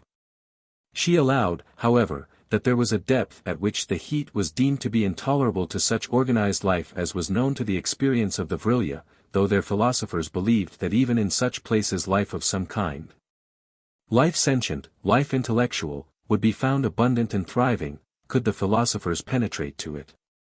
Wherever the all-good builds, said she, there, be sure, he places inhabitants. He loves not empty dwellings. She added, however, that many changes in temperature and climate had been effected by the skill of the Vril-ya, and that the agency of Vril had been successfully employed in such changes. She described a subtle and life-giving medium called Li, which I suspect to be identical with the ethereal oxygen of Dr. Lewin's, wherein work all the correlative forces united under the name of Vril. And contended that wherever this medium could be expanded, as it were, sufficiently for the various agencies of Vril to have ample play, a temperature congenial to the highest forms of life could be secured.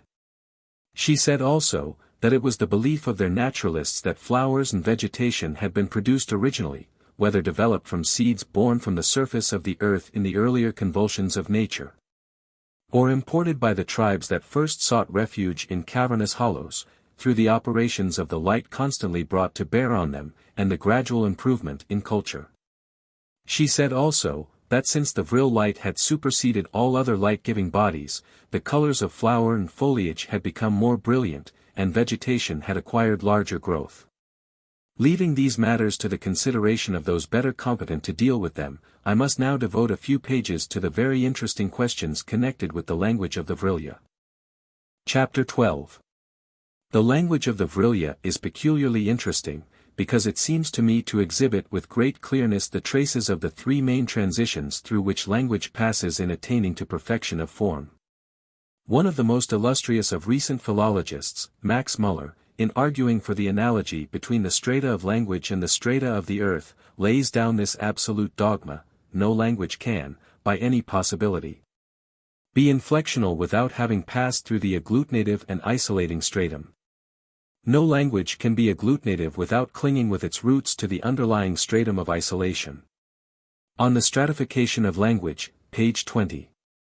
Taking then the Chinese language as the best existing type of the original isolating stratum, as the faithful photograph of man in his leading strings trying the muscles of his mind, groping his way, and so delighted with his first successful grasps that he repeats them again and again, we have, in the language of the Vril-ya, still, clinging with its roots to the underlying stratum, the evidences of the original isolation. It abounds in monosyllables, which are the foundations of the language. The transition into the agglutinative form marks an epoch that must have gradually extended through ages, the written literature of which has only survived in a few fragments of symbolical mythology and certain pithy sentences which have passed into popular proverbs. With the extant literature of the Vril-ya the inflectional stratum commences. No doubt at that time there must have operated concurrent causes, in the fusion of races by some dominant people, and the rise of some great literary phenomena by which the form of language became arrested and fixed. As the inflectional stage prevailed over the agglutinative, it is surprising to see how much more boldly the original roots of the language project from the surface that conceals them. In the old fragments and proverbs of the preceding stage the monosyllables which compose those roots vanish amidst words of enormous length, comprehending whole sentences from which no one part can be disentangled from the other and employed separately. But when the inflectional form of language became so far advanced as to have its scholars and grammarians, they seem to have united in extirpating all such polysynthetical or polysyllabic monsters, as devouring invaders of the aboriginal forms. Words beyond 3 syllables became proscribed as barbarous, and in proportion as the language grew thus simplified it increased in strength, in dignity, and in sweetness. Though now very compressed in sound, it gains in clearness by that compression. By a single letter, according to its position, they contrive to express all that with civilized nations in our upper world it takes the waste, sometimes of syllables, sometimes of sentences, to express. Let me here cite 1 or 2 instances, and, which I will translate man, Anna, men. The letter S is with them a letter implying multitude, according to where it is placed. Sana means mankind, Ansa, a multitude of men. The prefix of certain letters in their alphabet invariably denotes compound significations. For instance, GL, which with them is a single letter, as th is a single letter with the Greeks, at the commencement of a word infers an assemblage or union of things, sometimes kindred, sometimes dissimilar as uun, a house, glun, a town, i.e.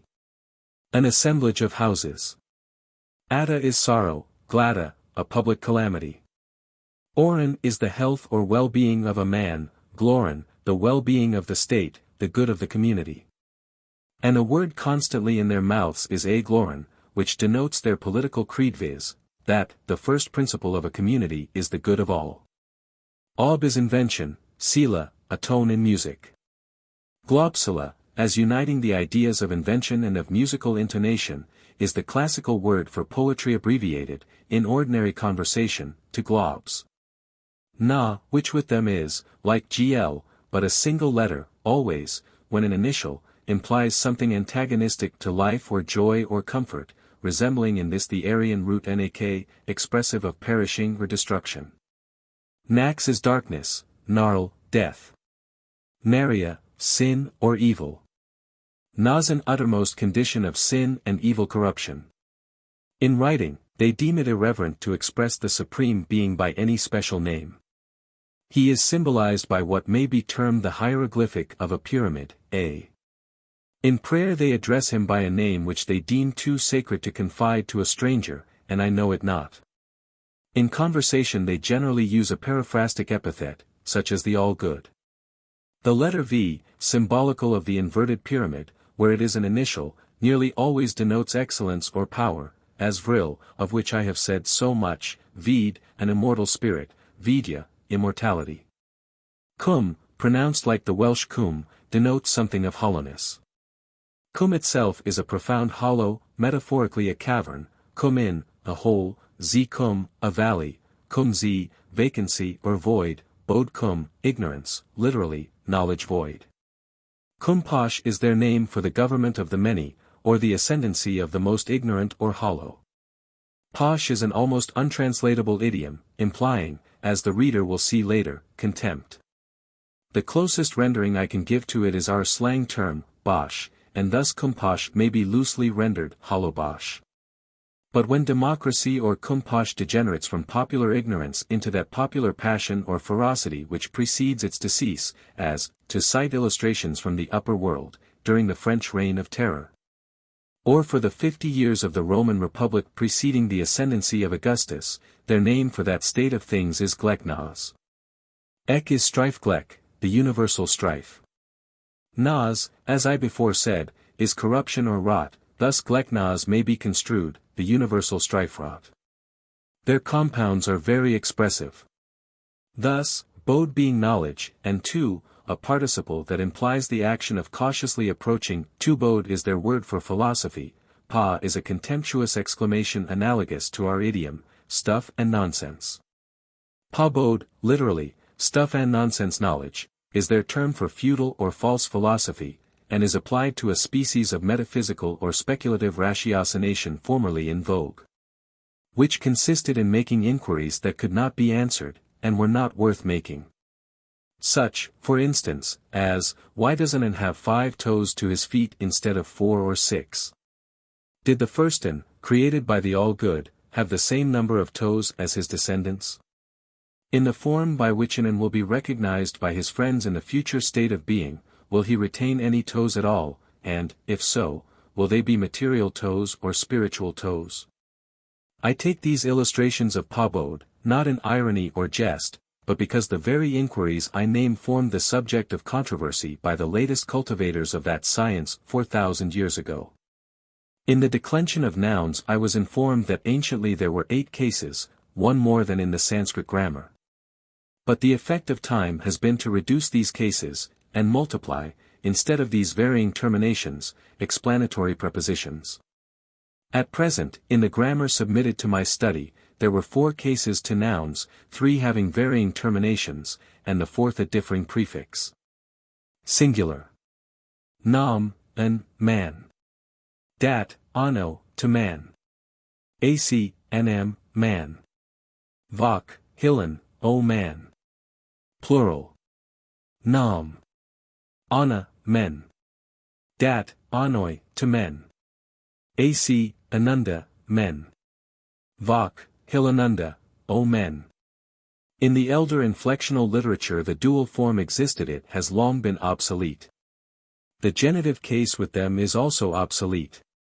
The dative supplies its place, they say the house to a man, instead of the house of a man. When used, sometimes in poetry, the genitive in the termination is the same as the nominative. So is the ablative, the preposition that marks it being a prefix or suffix at option, and generally decided by ear, according to the sound of the noun. It will be observed that the prefix hill marks the vocative case. It is always retained in addressing another, except in the most intimate domestic relations. Its omission would be considered rude, just as in our old forms of speech in addressing a king it would have been deemed disrespectful to say, king, and reverential to say, O king. In fact, as they have no titles of honor, the vocative adjuration supplies the place of a title, and is given impartially to all. The prefix hill enters into the composition of words that imply distant communications, as hilya, to travel. In the conjugation of their verbs, which is much too lengthy a subject to enter on here, the auxiliary verb ya, to go, which plays so considerable a part in the Sanskrit, appears and performs a kindred office. As if it were a radical in some language from which both had descended. But another auxiliary of opposite signification also accompanies it and shares its labors, viz., z, to stay or repose. Thus ya enters into the future tense, and z in the preterite of all verbs requiring auxiliaries. Yam, I go yam, I may go yaniya, I shall go, literally, I go to go, zampuyen, I have gone, literally, I rest from gone. Ya, as a termination, implies by analogy, progress, movement, efflorescence. Z, as a terminal, denotes fixity, sometimes in a good sense, sometimes in a bad, according to the word with which it is coupled. Iva z, eternal goodness, nan z, eternal evil. Pu, from, enters as a prefix to words that denote repugnance, or things from which we ought to be averse. Pupiare, disgust, punaria, falsehood, the vilest kind of evil. Push or posh I have already confessed to be untranslatable literally.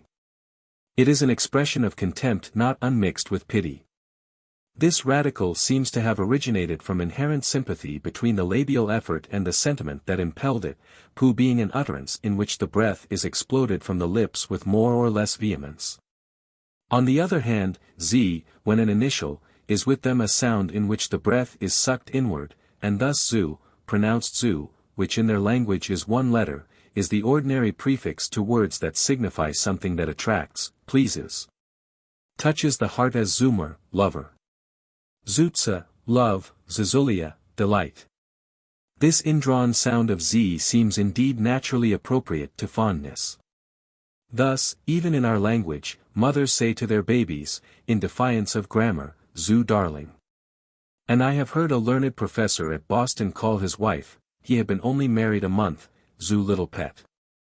I cannot quit this subject, however, without observing by what slight changes in the dialects favored by different tribes of the same race, the original signification and beauty of sounds may become confused and deformed.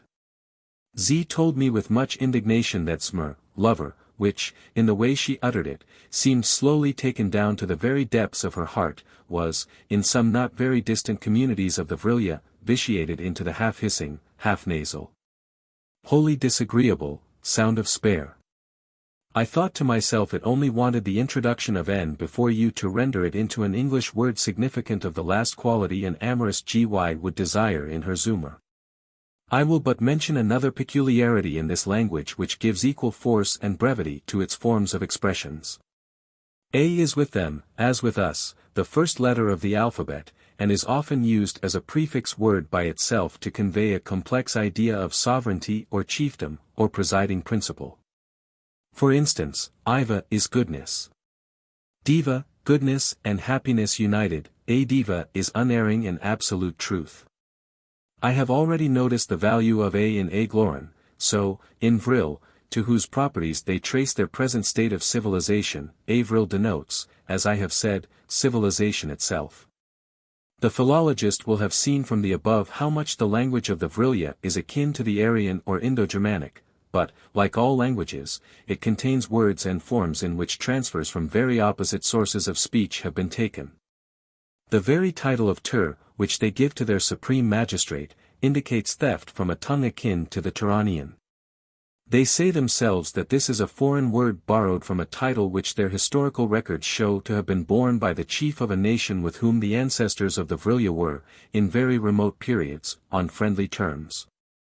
But which has long become extinct, and they say that when, after the discovery of Vril, they remodeled their political institutions, they expressly adopted a title taken from an extinct race and a dead language for that of their chief magistrate. In order to avoid all titles for that office with which they had previous associations. Should life be spared to me, I may collect into systematic form such knowledge as I acquired of this language during my sojourn amongst the Vril-ya.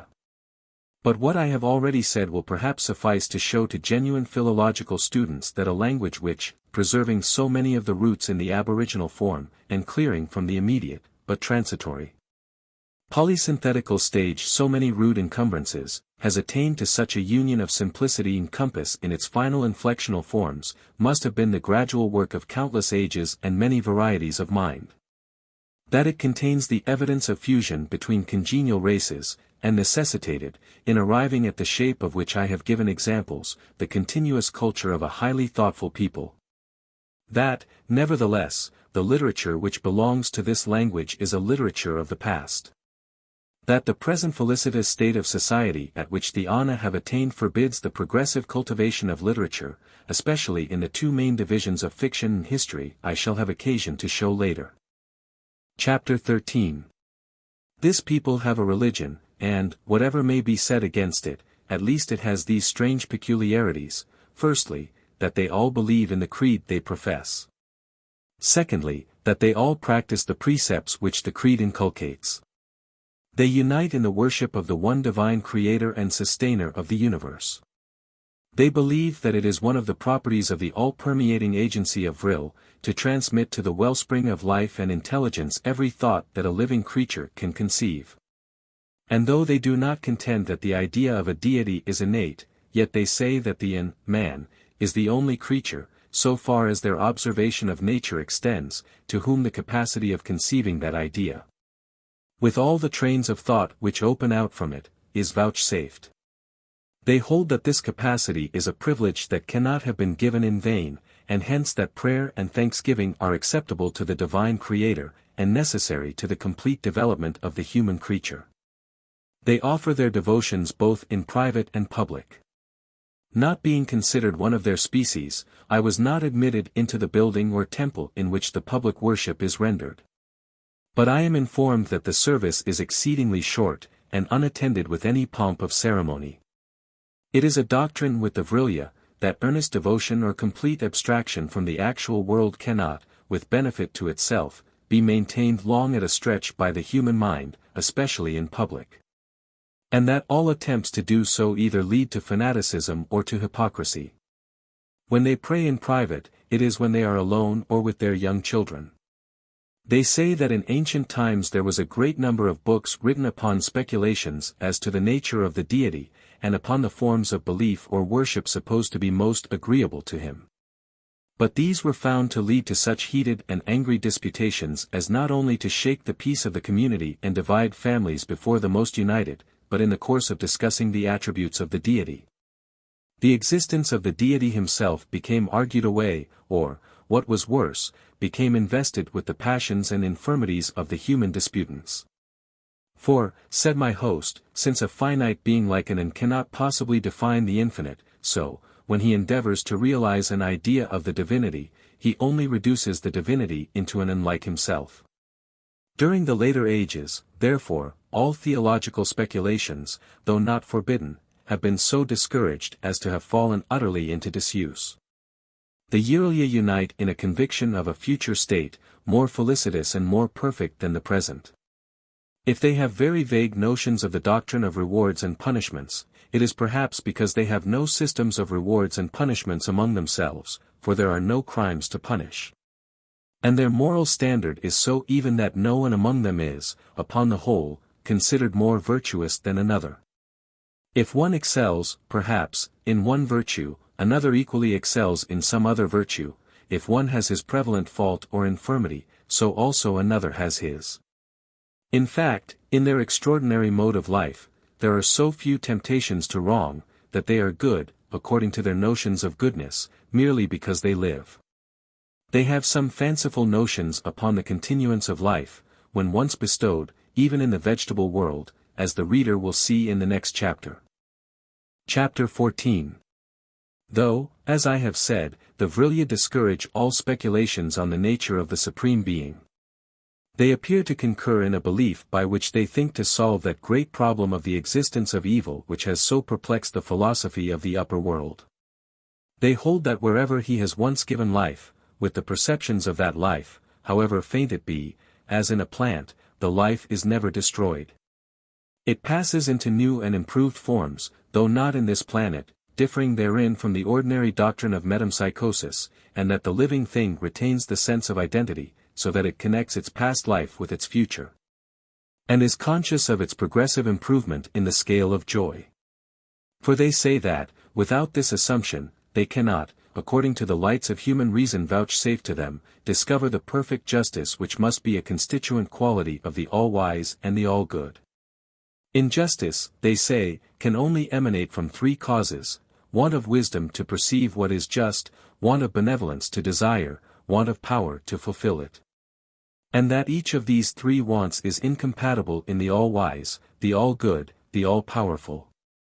But that, while even in this life, the wisdom, the benevolence, and the power of the Supreme Being are sufficiently apparent to compel our recognition, the justice necessarily resulting from those attributes, absolutely requires another life. Not for man only, but for every living thing of the inferior orders. That, alike in the animal and the vegetable world, we see one individual rendered, by circumstances beyond its control, exceedingly wretched compared to its neighbors. One only exists as the prey of another. Even a plant suffers from disease till it perishes prematurely, while the plant next to it rejoices in its vitality and lives out its happy life free from a pang. That it is an erroneous analogy from human infirmities to reply by saying that the Supreme Being only acts by general laws, thereby making his own secondary causes so potent as to mar the essential kindness of the first cause.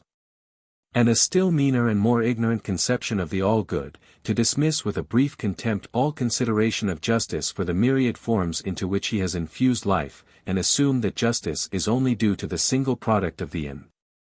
There is no small and no great in the eyes of the divine life-giver.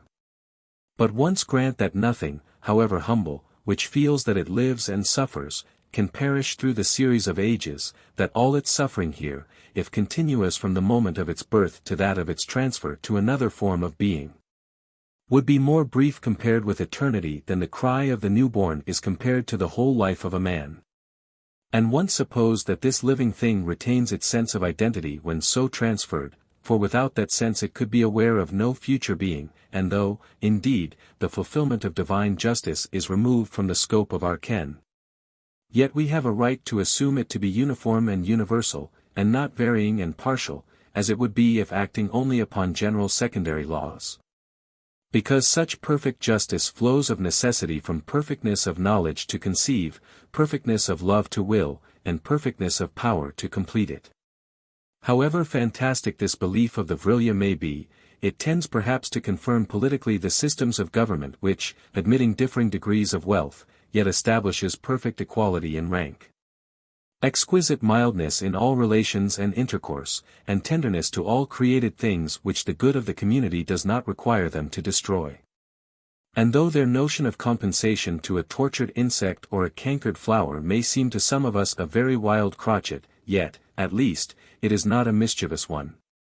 And it may furnish matter for no unpleasing reflection to think that within the abysses of earth, never lit by a ray from the material heavens, there should have penetrated so luminous a conviction of the ineffable goodness of the Creator, so fixed an idea that the general laws by which he acts cannot admit of any partial injustice or evil, and therefore cannot be comprehended without reference to their action over all space and throughout all time.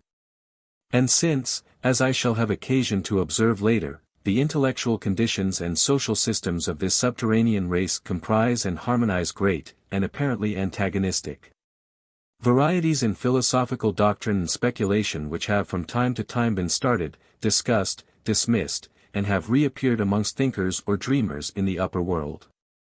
So I may perhaps appropriately conclude this reference to the belief of the Vril-ya, that self-conscious or sentient life once given is indestructible among inferior creatures as well as in man. By an eloquent passage from the work of that eminent zoologist, Louis Agassiz, which I have only just met with. Many years after I had committed to paper those recollections of the life of the Vril-ya which I now reduce into something like arrangement and form, the relations which individual animals bear to one another are of such a character that they ought long ago to have been considered as sufficient proof that no organized being could ever have been called into existence by other agency than by the direct intervention of a reflective mind. This argues strongly in favor of the existence in every animal of an immaterial principle similar to that which by its excellence and superior endowments places man so much above animals. Yet the principle unquestionably exists, and whether it be called sense, reason, or instinct, it presents in the whole range of organized beings a series of phenomena closely linked together. And upon it are based not only the higher manifestations of the mind, but the very permanence of the specific differences which characterize every organism. Most of the arguments in favor of the immortality of man apply equally to the permanency of this principle in other living beings. May I not add that a future life in which man would be deprived of that great source of enjoyment and intellectual and moral improvement which results from the contemplation of the harmonies of an organic world would involve a lamentable loss? And may we not look to a spiritual concert of the combined worlds and all their inhabitants in the presence of their Creator as the highest conception of paradise? Essay on Classification, Sect. 17, pages 97 to 99. Chapter 15. Kind to me as I found all in this household, the young daughter of my host was the most considerate and thoughtful in her kindness. At her suggestion I laid aside the habiliments in which I had descended from the upper earth, and adopted the dress of the Vril-ya, with the exception of the artful wings which served them, when on foot, as a graceful mantle. But as many of the Vril-ya, when occupied in urban pursuits, did not wear these wings, this exception created no marked difference between myself and the race among which I sojourned. And I was thus enabled to visit the town without exciting unpleasant curiosity.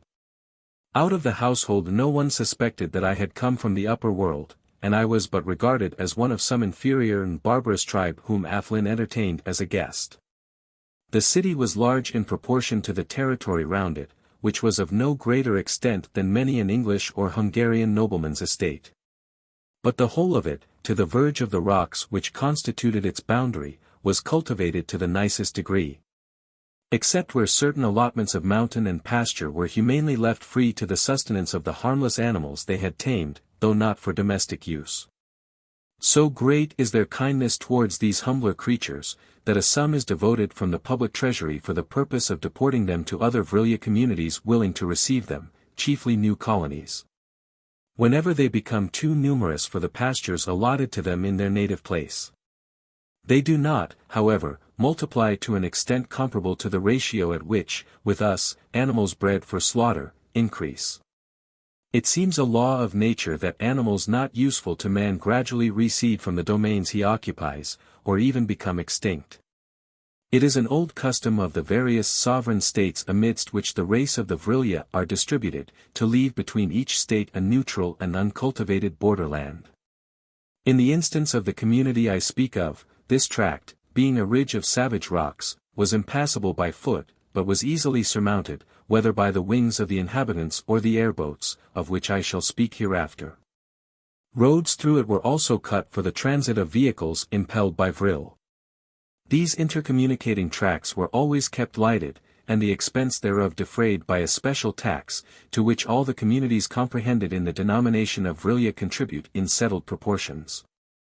By these means a considerable commercial traffic with other states, both near and distant, was carried on. The surplus wealth of this special community was chiefly agricultural. The community was also eminent for skill in constructing implements connected with the arts of husbandry.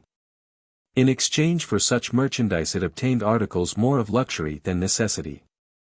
There were few things imported on which they set a higher price than birds taught to pipe artful tunes in concert.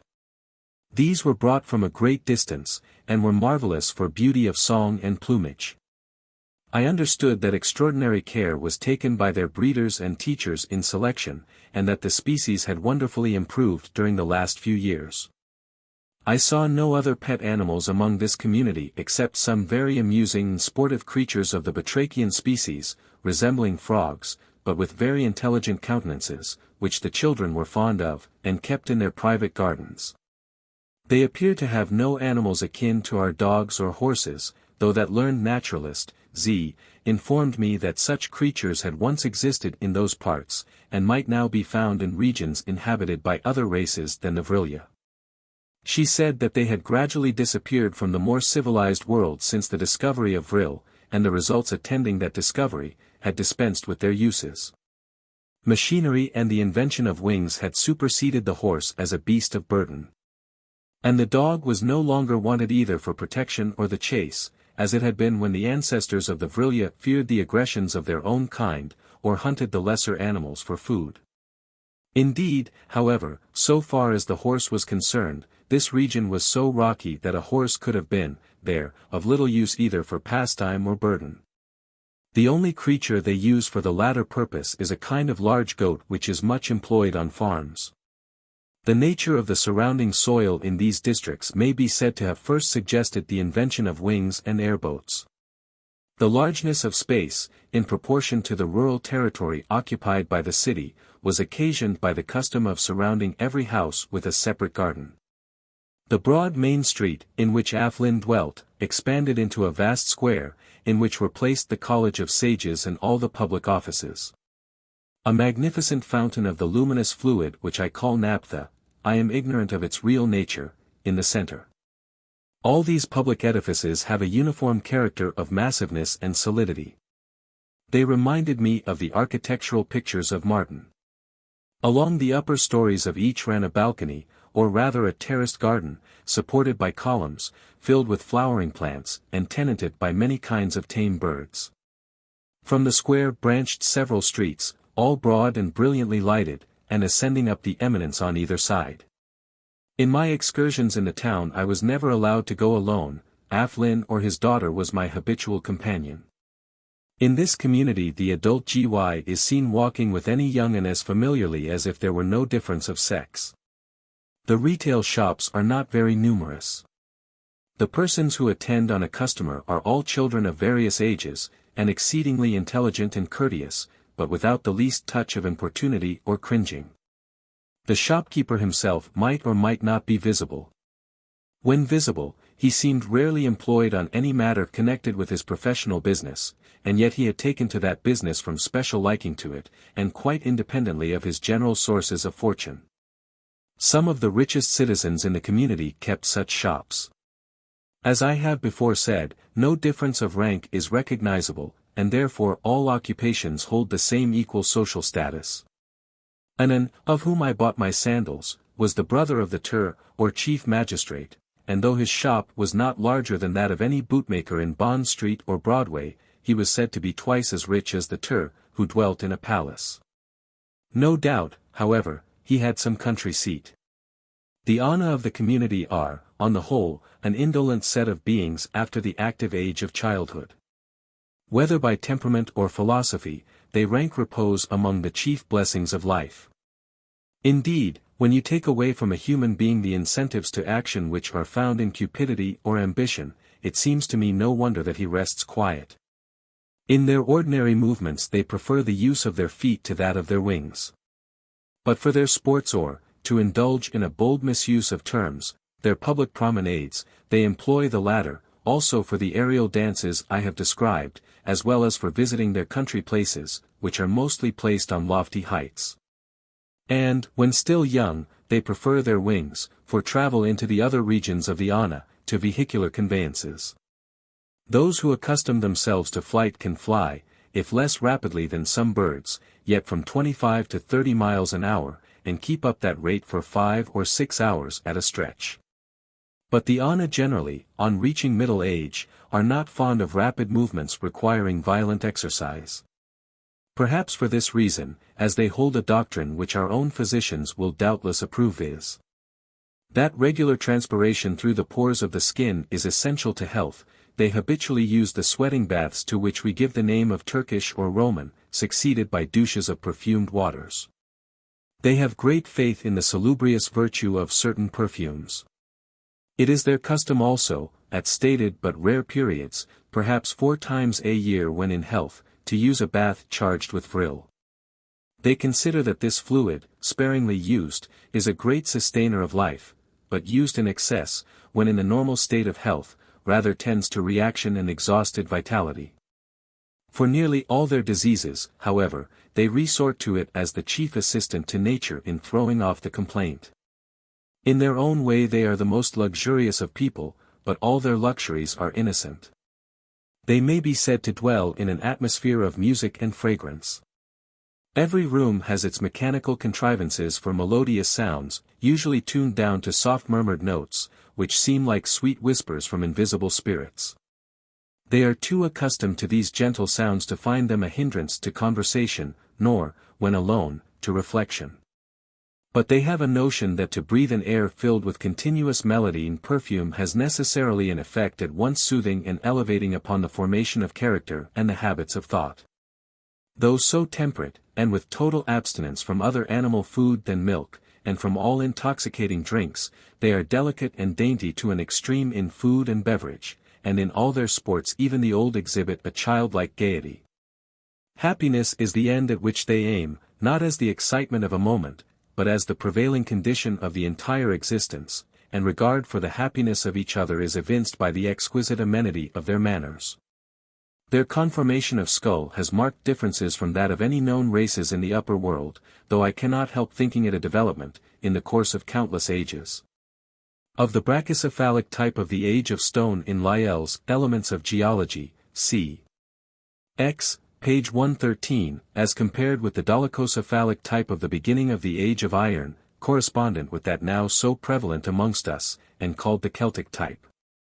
It has the same comparative massiveness of forehead, not receding like the Celtic, the same even roundness in the frontal organs. But it is far loftier in the apex, and far less pronounced in the hinder cranial hemisphere where phrenologists place the animal organs. To speak as a phrenologist, the cranium common to the Vril-ya has the organs of weight, number, tune, form, order, causality, very largely developed, that of construction much more pronounced than that of ideality. Those which are called the moral organs, such as conscientiousness and benevolence, are amazingly full, amativeness and combativeness are both small, adhesiveness large, the organ of destructiveness, i.e. of determined clearance of intervening obstacles, immense, but less than that of benevolence. And their philoprogenitiveness takes rather the character of compassion and tenderness to things that need aid or protection than of the animal love of offspring. I never met with one person deformed or misshapen. The beauty of their countenances is not only in symmetry of feature, but in a smoothness of surface, which continues without line or wrinkle to the extreme of old age, and a serene sweetness of expression, combined with that majesty which seems to come from consciousness of power and the freedom of all terror, physical or moral. It is that very sweetness, combined with that majesty, which inspired in a beholder like myself, accustomed to strive with the passions of mankind, a sentiment of humiliation, of awe, of dread. It is such an expression as a painter might give to a demigod, a genius, an angel. The males of the Vril-ya are entirely beardless, the gyei sometimes, in old age, develop a small mustache.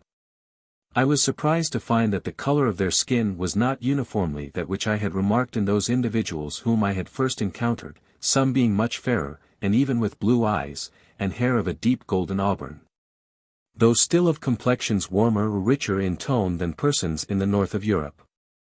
I was told that this admixture of coloring arose from intermarriage with other and more distant tribes of the Vril-ya, who, whether by the accident of climate or early distinction of race, were of fairer hues than the tribes of which this community formed one.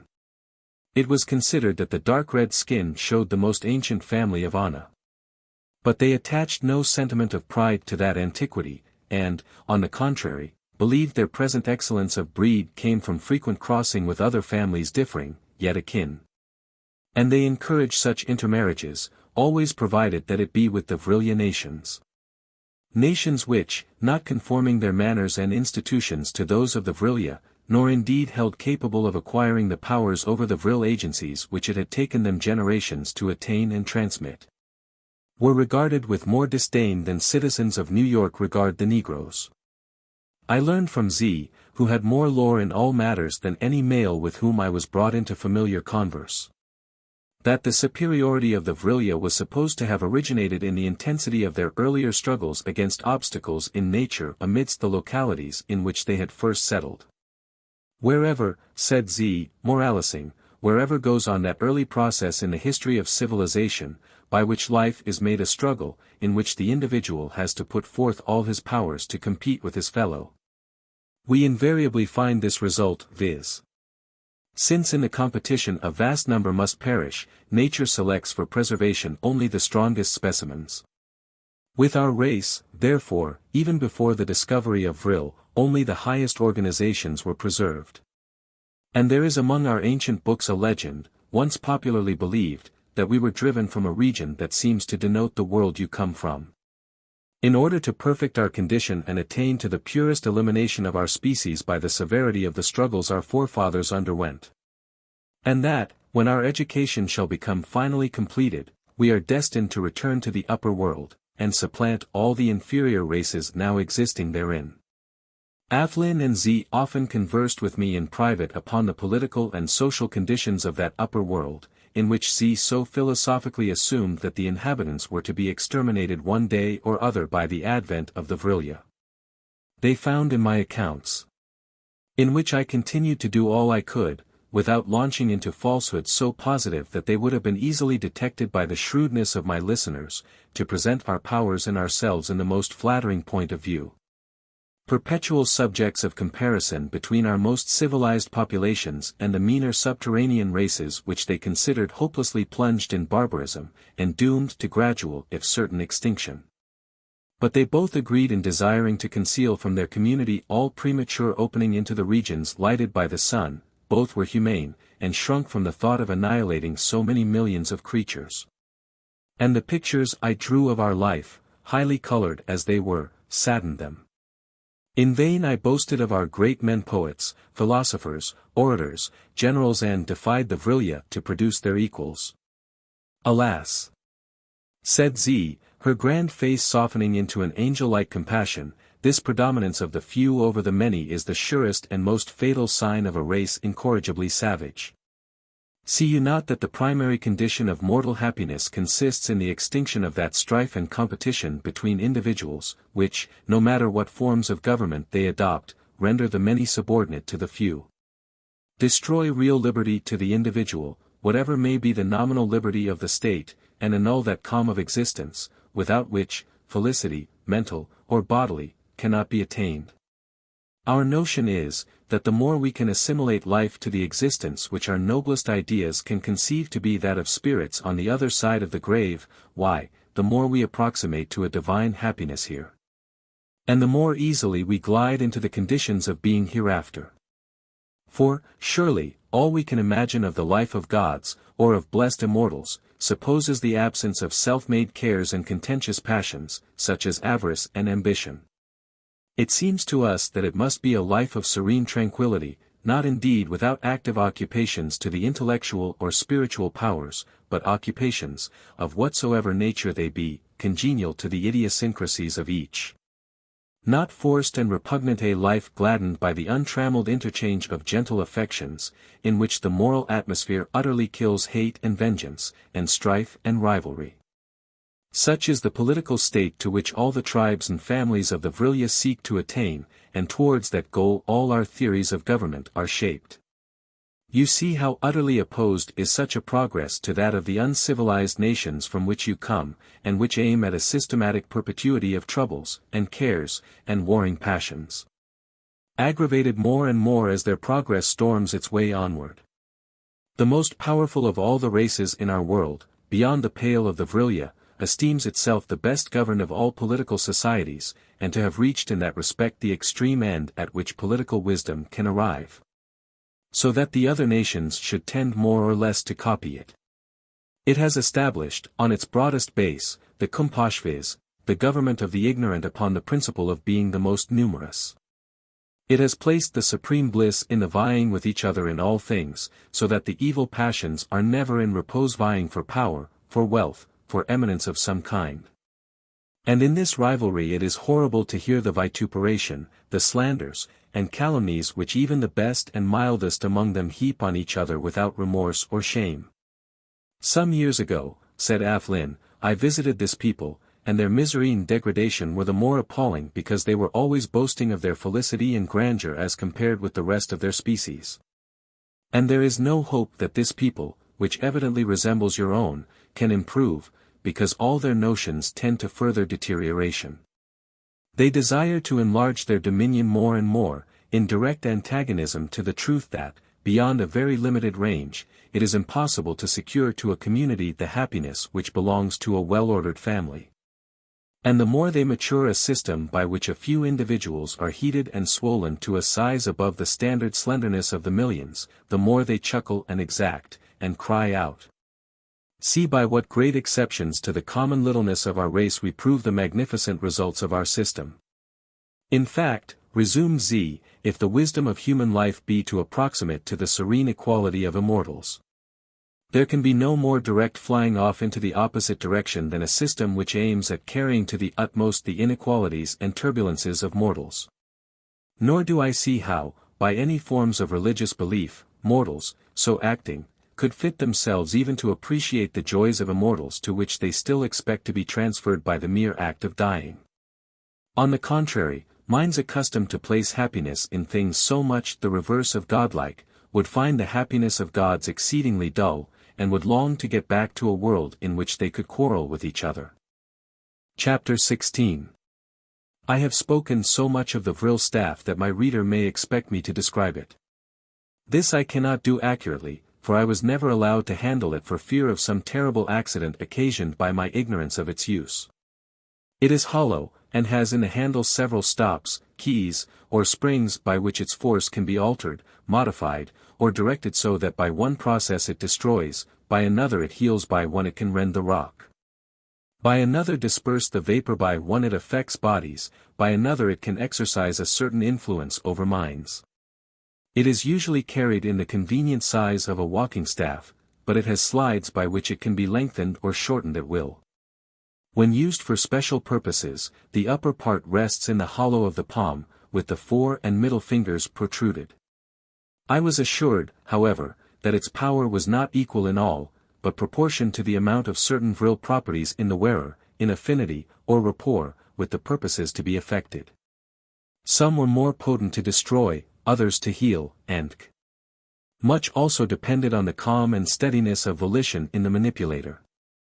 They assert that the full exercise of vril power can only be acquired by constitutional temperament i.e. by hereditarily transmitted organization, and that a female infant of 4 years old belonging to the Vril-ya races can accomplish feats with the wand placed for the first time in her hand, which a life spent in its practice would not enable the strongest and most skilled mechanician, born out of the pale of the Vril-ya, to achieve. All these wands are not equally complicated. Those entrusted to children are much simpler than those borne by sages of either sex, and constructed with a view to the special object in which the children are employed. Which, as I have before said, is among the youngest children the most destructive. In the wands of wives and mothers the correlative destroying force is usually abstracted, the healing power fully charged. I wish I could say more in detail of this singular conductor of the vril fluid, but its machinery is as exquisite as its effects are marvelous. I should say, however, that this people have invented certain tubes by which the vril fluid can be conducted towards the object it is meant to destroy, throughout a distance almost indefinite. At least I put it modestly when I say from 500 to 600 miles. And their mathematical science as applied to such purpose is so nicely accurate, that on the report of some observer in an airboat, any member of the Vril department can estimate unerringly the nature of intervening obstacles.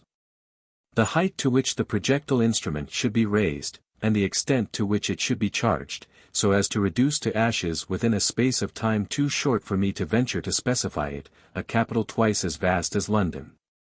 Certainly these are wonderful mechanicians, wonderful for the adaptation of the inventive faculty to practical uses.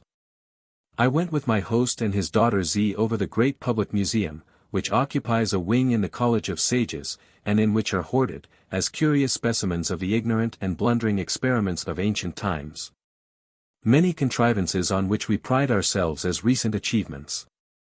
In one department, carelessly thrown aside as obsolete lumber, are tubes for destroying life by metallic balls and an inflammable powder, on the principle of our cannons and catapults, and even still more murderous than our latest improvements. My host spoke of these with a smile of contempt, such as an artillery officer might bestow on the bows and arrows of the Chinese. In another department there were models of vehicles and vessels worked by steam, and of a balloon which might have been constructed by Montgolfier. Such, said Z, with an air of meditative wisdom, such were the feeble triflings with nature of our savage forefathers, ere they had even a glimmering perception of the properties of Vril. This young Gy was a magnificent specimen of the muscular force to which the females of her country attain. Her features were beautiful, like those of all her race. Never in the upper world have I seen a face so grand and so faultless. But her devotion to the severer studies had given to her countenance an expression of abstract thought which rendered it somewhat stern when in repose. And such sternness became formidable when observed in connection with her ample shoulders and lofty stature. She was tall even for a Gy, and I saw her lift up a cannon as easily as I could lift a pocket pistol. Z inspired me with a profound terror which increased when we came into a department of the museum appropriated to models of contrivances worked by the agency of Vril. For here, merely by a certain play of her Vril staff, she herself standing at a distance, she put into movement large and weighty substances. She seemed to endow them with intelligence, and to make them comprehend and obey her command. She set complicated pieces of machinery into movement, arrested the movement or continued it, until, within an incredibly short time, various kinds of raw material were reproduced as symmetrical works of art, complete and perfect. Whatever effect mesmerism or electrobiology produces over the nerves and muscles of animated objects, this young Gy produced by the motions of her slender rod over the springs and wheels of lifeless mechanism.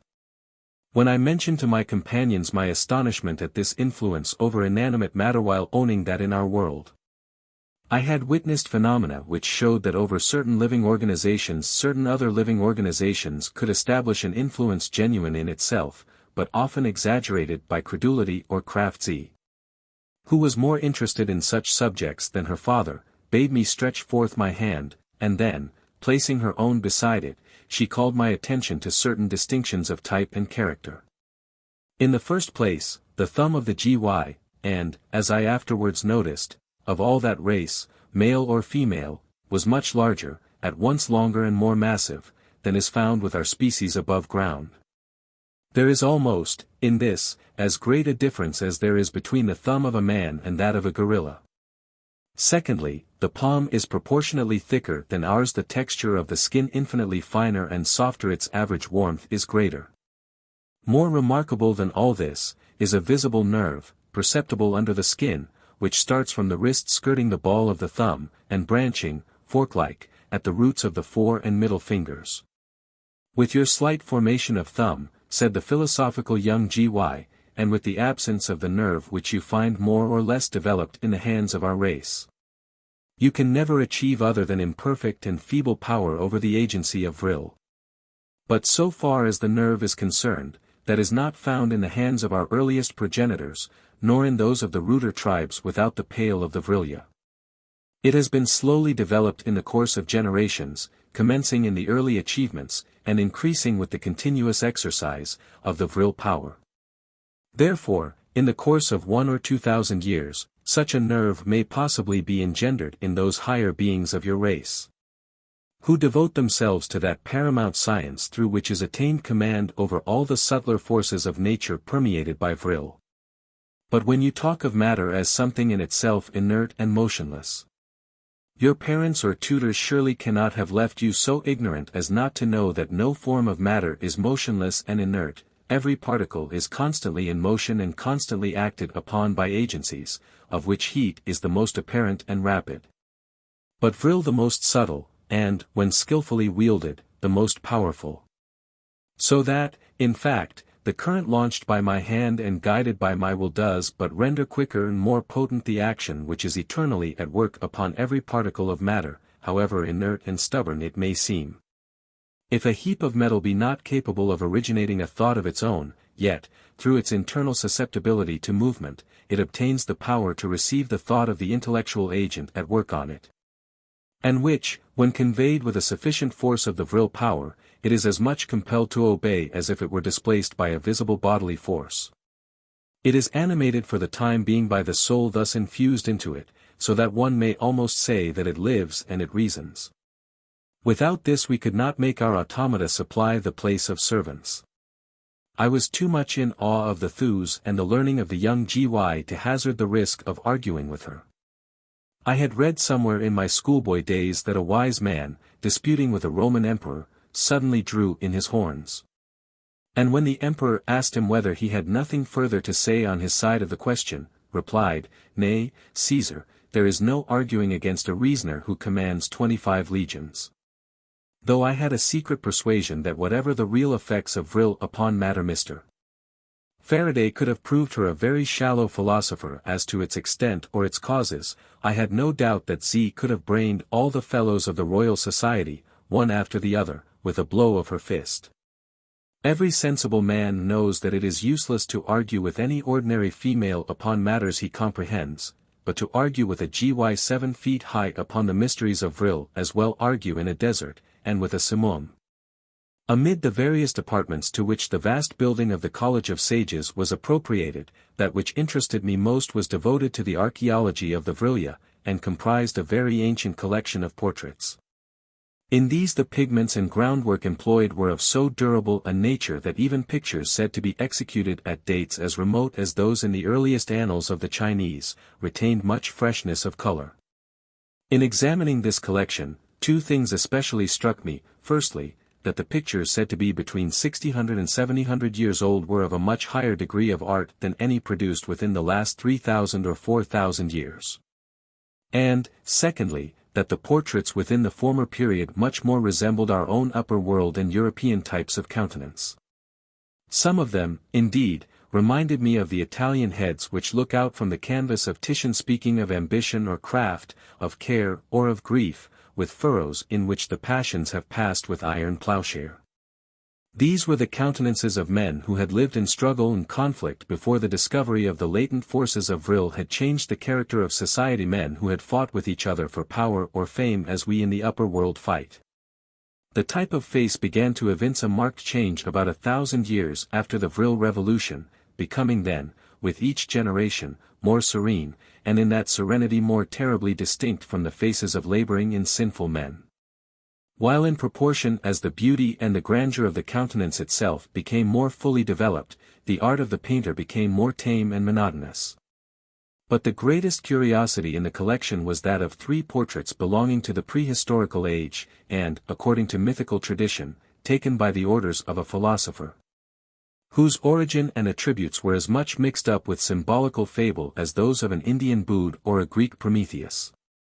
From this mysterious personage, at once a sage and a hero, all the principal sections of the Vril-ya race pretend to trace a common origin. The portraits are of the philosopher himself, of his grandfather, and great-grandfather. They are all at full length. The philosopher is attired in a long tunic which seems to form a loose suit of scaly armor, borrowed, perhaps, from some fish or reptile, but the feet and hands are exposed, the digits in both are wonderfully long, and webbed. He has little or no perceptible throat and a low receding forehead, not at all the ideal of a sage's. He has bright brown prominent eyes, a very wide mouth and high cheekbones, and a muddy complexion. According to tradition, this philosopher had lived to a patriarchal age, extending over many centuries, and he remembered distinctly in middle life his grandfather as surviving, and in childhood his great-grandfather. The portrait of the first he had taken, or caused to be taken, while yet alive that of the latter was taken from his effigies in mummy. The portrait of the grandfather had the features and aspect of the philosopher, only much more exaggerated. He was not dressed, and the color of his body was singular. The breast and stomach yellow, the shoulders and legs of a dull bronze hue. The great-grandfather was a magnificent specimen of the batrachian genus, a giant frog, per et simple. Among the pithy sayings which, according to tradition, the philosopher bequeathed to posterity in rhythmical form and sententious brevity, this is notably recorded: "Humble yourselves, my descendants. The father of your race was a twat, tadpole. Exalt yourselves, my descendants, for it was the same divine thought which created your father that develops itself in exalting you." Athlin told me this fable while I gazed on the 3 batrachian portraits. I said in reply, "You make a jest of my supposed ignorance and credulity as an uneducated tish, but though these horrible daubs may be of great antiquity, and were intended, perhaps, for some rude caricature, I presume that none of your race, even in the less enlightened ages, ever believed that the great-grandson of a frog became a sententious philosopher. Or that any section, I will not say of the lofty Vril-ya, but of the meanest varieties of the human race, had its origin in a tadpole." "Pardon me," answered Athlin, "in what we call the wrangling or philosophical period of history, which was at its height about 7,000 years ago, there was a very distinguished naturalist, who proved to the satisfaction of numerous disciples such analogical and anatomical agreements in structure between an ant and a frog, as to show that out of the one must have developed the other. They had some diseases in common, they were both subject to the same parasitical worms in the intestines. And, strange to say, the ant has, in his structure, a swimming bladder, no longer of any use to him, but which is a rudiment that clearly proves his descent from a frog. Nor is there any argument against this theory to be found in the relative difference of size, for there are still existent in our world frogs of a size and stature not inferior to our own. And many thousand years ago they appear to have been still larger. I understand that," said I, "because frogs thus enormous are, according to our eminent geologists, who perhaps saw them in dreams, said to have been distinguished inhabitants of the upper world before the deluge. And such frogs are exactly the creatures likely to have flourished in the lakes and morasses of your subterranean regions. But pray, proceed." "In the wrangling period of history, whatever one sage asserted another sage was sure to contradict. In fact, it was a maxim in that age, that the human reason could only be sustained aloft by being tossed to and fro in the perpetual motion of contradiction. And therefore another sect of philosophers maintained the doctrine that the ant was not the descendant of the frog, but that the frog was clearly the improved development of the ant. The shape of the frog, taken generally, was much more symmetrical than that of the ant. Beside the beautiful conformation of its lower limbs, its flanks and shoulders, the majority of the ana in that day were almost deformed, and certainly ill-shaped. Again, the frog had the power to live alike on land and in water, a mighty privilege, partaking of a spiritual essence denied to the ant, since the disuse of his swimming bladder clearly proves his degeneration from a higher development of species. Again, the earlier races of the ana seem to have been covered with hair, and, even to a comparatively recent date, hirsute bushes deformed the very faces of our ancestors, spreading wild over their cheeks and chins, as similar bushes, my poor Tish, spread wild over yours. But the object of the higher races of the ana through countless generations has been to erase all vestige of connection with hairy vertebrata, and they have gradually eliminated that debasing capillary excrement by the law of sexual selection. The gyei naturally preferring youth or the beauty of smooth faces. But the degree of the frog in the scale of the vertebrata is shown in this, that he has no hair at all, not even on his head. He was born to that hairless perfection which the most beautiful of the ana, despite the culture of incalculable ages, have not yet attained. The wonderful complication and delicacy of a frog's nervous system and arterial circulation were shown by this school to be more susceptible of enjoyment than our inferior, or at least simpler, physical frame allows us to be. The examination of a frog's hand, if I may use that expression, accounted for its keener susceptibility to love, and to social life in general.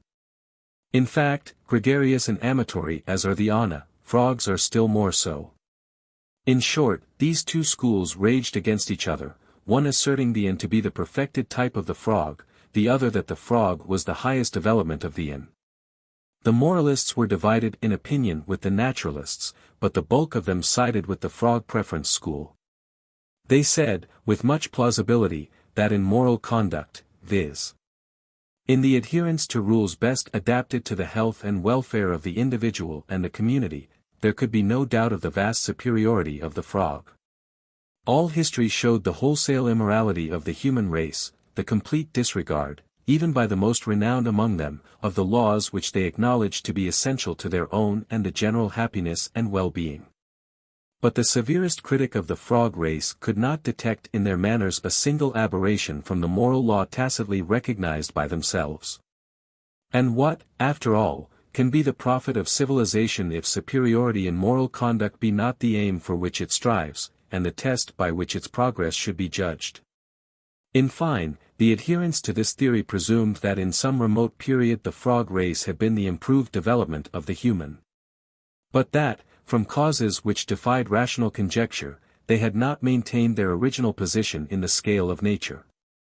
While the Ana, though of inferior organization, had, by dint less of their virtues than their vices, such as ferocity and cunning, gradually acquired ascendancy, much as among the human race itself tribes utterly barbarous have, by superiority in similar vices, utterly destroyed or reduced into insignificance tribes originally excelling them in mental gifts and culture.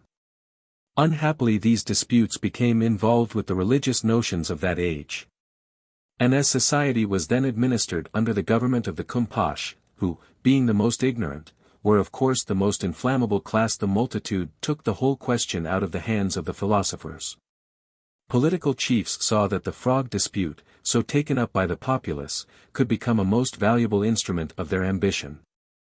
And for not less than 1,000 years war and massacre prevailed, during which period the philosophers on both sides were butchered. And the government of the Kumpash itself was happily brought to an end by the ascendancy of a family that clearly established its descent from the aboriginal tadpole, and furnished despotic rulers to the various nations of the Ana. These despots finally disappeared, at least from our communities, as the discovery of Vril led to the tranquil institutions under which flourish all the races of the Vril-ya. And do no wranglers or philosophers now exist to revive the dispute? Or do they all recognize the origin of your race in the tadpole? Nay, such disputes, said Z, with a lofty smile, belong to the pabode of the dark ages, and now only serve for the amusement of infants. When we know the elements out of which our bodies are composed, elements common to the humblest vegetable plants, can it signify whether the All-Wise combine those elements out of one form more than another, in order to create that in which he has placed the capacity to receive the idea of himself, and all the varied grandeurs of intellect to which that idea gives birth? The in reality commenced to exist as in with the donation of that capacity, and with that capacity, the sense to acknowledge that, however through the countless ages his race may improve in wisdom, it can never combine the elements at its command into the form of a tadpole. You speak well, Z, said Athlin. And it is enough for us short-lived mortals to feel a reasonable assurance that whether the origin of the inn was a tadpole or not, he is no more likely to become a tadpole again than the institutions of the Vril-ya are likely to relapse into the heaving quagmire and certain strife-rot of a Kumpash. Chapter 17.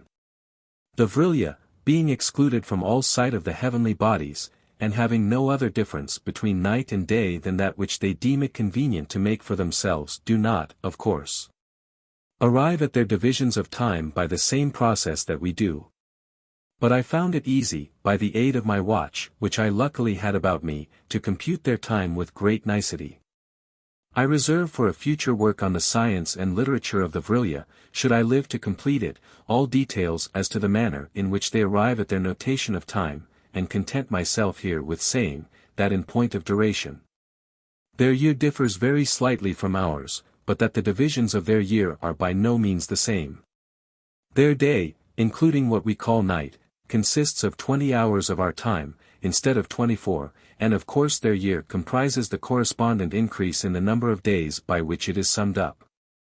They subdivide the 20 hours of their day, thus 8 hours, called the silent hours, for repose, 8 hours, called the earnest time, for the pursuits and occupations of life, and 4 hours, called the easy time, with which what I may term their day closes, allotted to festivities, sport, recreation, or family converse, according to their several tastes and inclinations.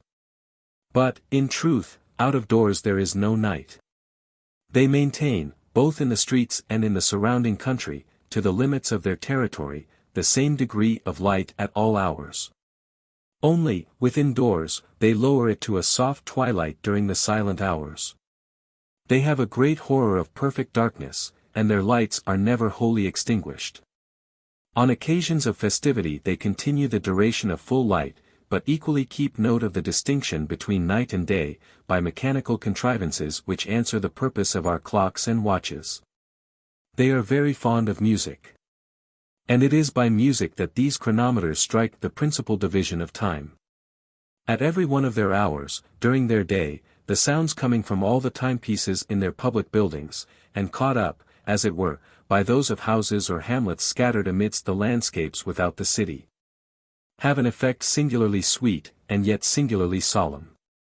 But during the silent hours these sounds are so subdued as to be only faintly heard by a waking ear. They have no change of seasons, and, at least in the territory of this tribe, the atmosphere seemed to me very equable, warm as that of an Italian summer, and humid rather than dry. In the forenoon usually very still, but at times invaded by strong blasts from the rocks that made the borders of their domain. But time is the same to them for sowing or reaping as in the golden isles of the ancient poets. At the same moment you see the younger plants in blade or bud, the older in ear or fruit. All fruit-bearing plants, however, after fruitage either shed or changed the color of their leaves. But that which interested me most in reckoning up their divisions of time was the ascertainment of the average duration of life amongst them. I found on minute inquiry that this very considerably exceeded the term allotted to us on the upper earth. What 70 years are to us, 100 years are to them. Nor is this the only advantage they have over us in longevity, for as few among us attain to the age of 70, so, on the contrary, few among them die before the age of 100. And they enjoy a general degree of health and vigor which makes life itself a blessing even to the last. Various causes contribute to this result: the absence of all alcoholic stimulants, temperance in food. More especially, perhaps, a serenity of mind undisturbed by anxious occupations and eager passions. They are not tormented by our avarice or our ambition, they appear perfectly indifferent even to the desire of fame. They are capable of great affection, but their love shows itself in a tender and cheerful complaisance, and, while forming their happiness, seems rarely, if ever, to constitute their woe. As the GY is sure only to marry where she herself fixes her choice, and as here, not less than above ground, it is the female on whom the happiness of home depends. So the GY, having chosen the mate she prefers to all others, is lenient to his faults, consults his humors, and does her best to secure his attachment. The death of a beloved one is of course with them, as with us, a cause of sorrow. But not only is death with them so much more rare before that age in which it becomes a release, but when it does occur the survivor takes much more consolation than, I am afraid, the generality of us do, in the certainty of reunion in another and yet happier life. All these causes, then, concur to their healthful and enjoyable longevity, though, no doubt, much also must be owing to hereditary organization.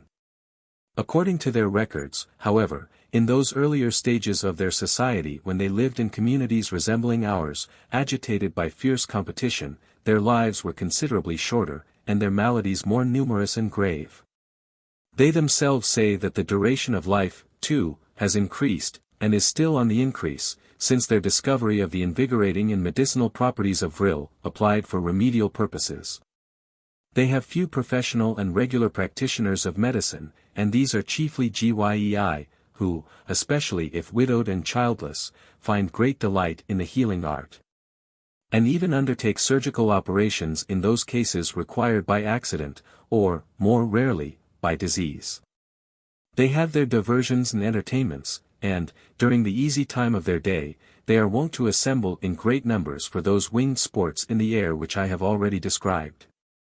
They have also public halls for music, and even theatres, at which are performed pieces that appear to me somewhat to resemble the plays of the Chinese dramas that are thrown back into distant times for their events and personages, in which all classic unities are outrageously violated, and the hero, in one scene a child, in the next is an old man, and so forth.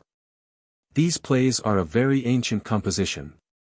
They appeared to me extremely dull, on the whole, but were relieved by startling mechanical contrivances, and a kind of farcical broad humor, and detached passages of great vigor and power expressed in language highly poetical, but somewhat overcharged with metaphor and trope. In fine, they seem to me very much what the plays of Shakespeare seemed to a Parisian in the time of Louis XV, or perhaps to an Englishman in the reign of Charles II. The audience, of which the Gyei constituted the chief portion, appeared to enjoy greatly the representation of these dramas, which, for so sedate and majestic a race of females, surprised me, till I observed that all the performers were under the age of adolescence, and conjectured truly that the mothers and sisters came to please their children and brothers. I have said that these dramas are of great antiquity. No new plays, indeed no imaginative work sufficiently important to survive their immediate day, appear to have been composed for several generations. In fact, though there is no lack of new publications, and they have even what may be called newspapers, these are chiefly devoted to mechanical science, reports of new inventions, announcements respecting various details of business, in short, to practical matters.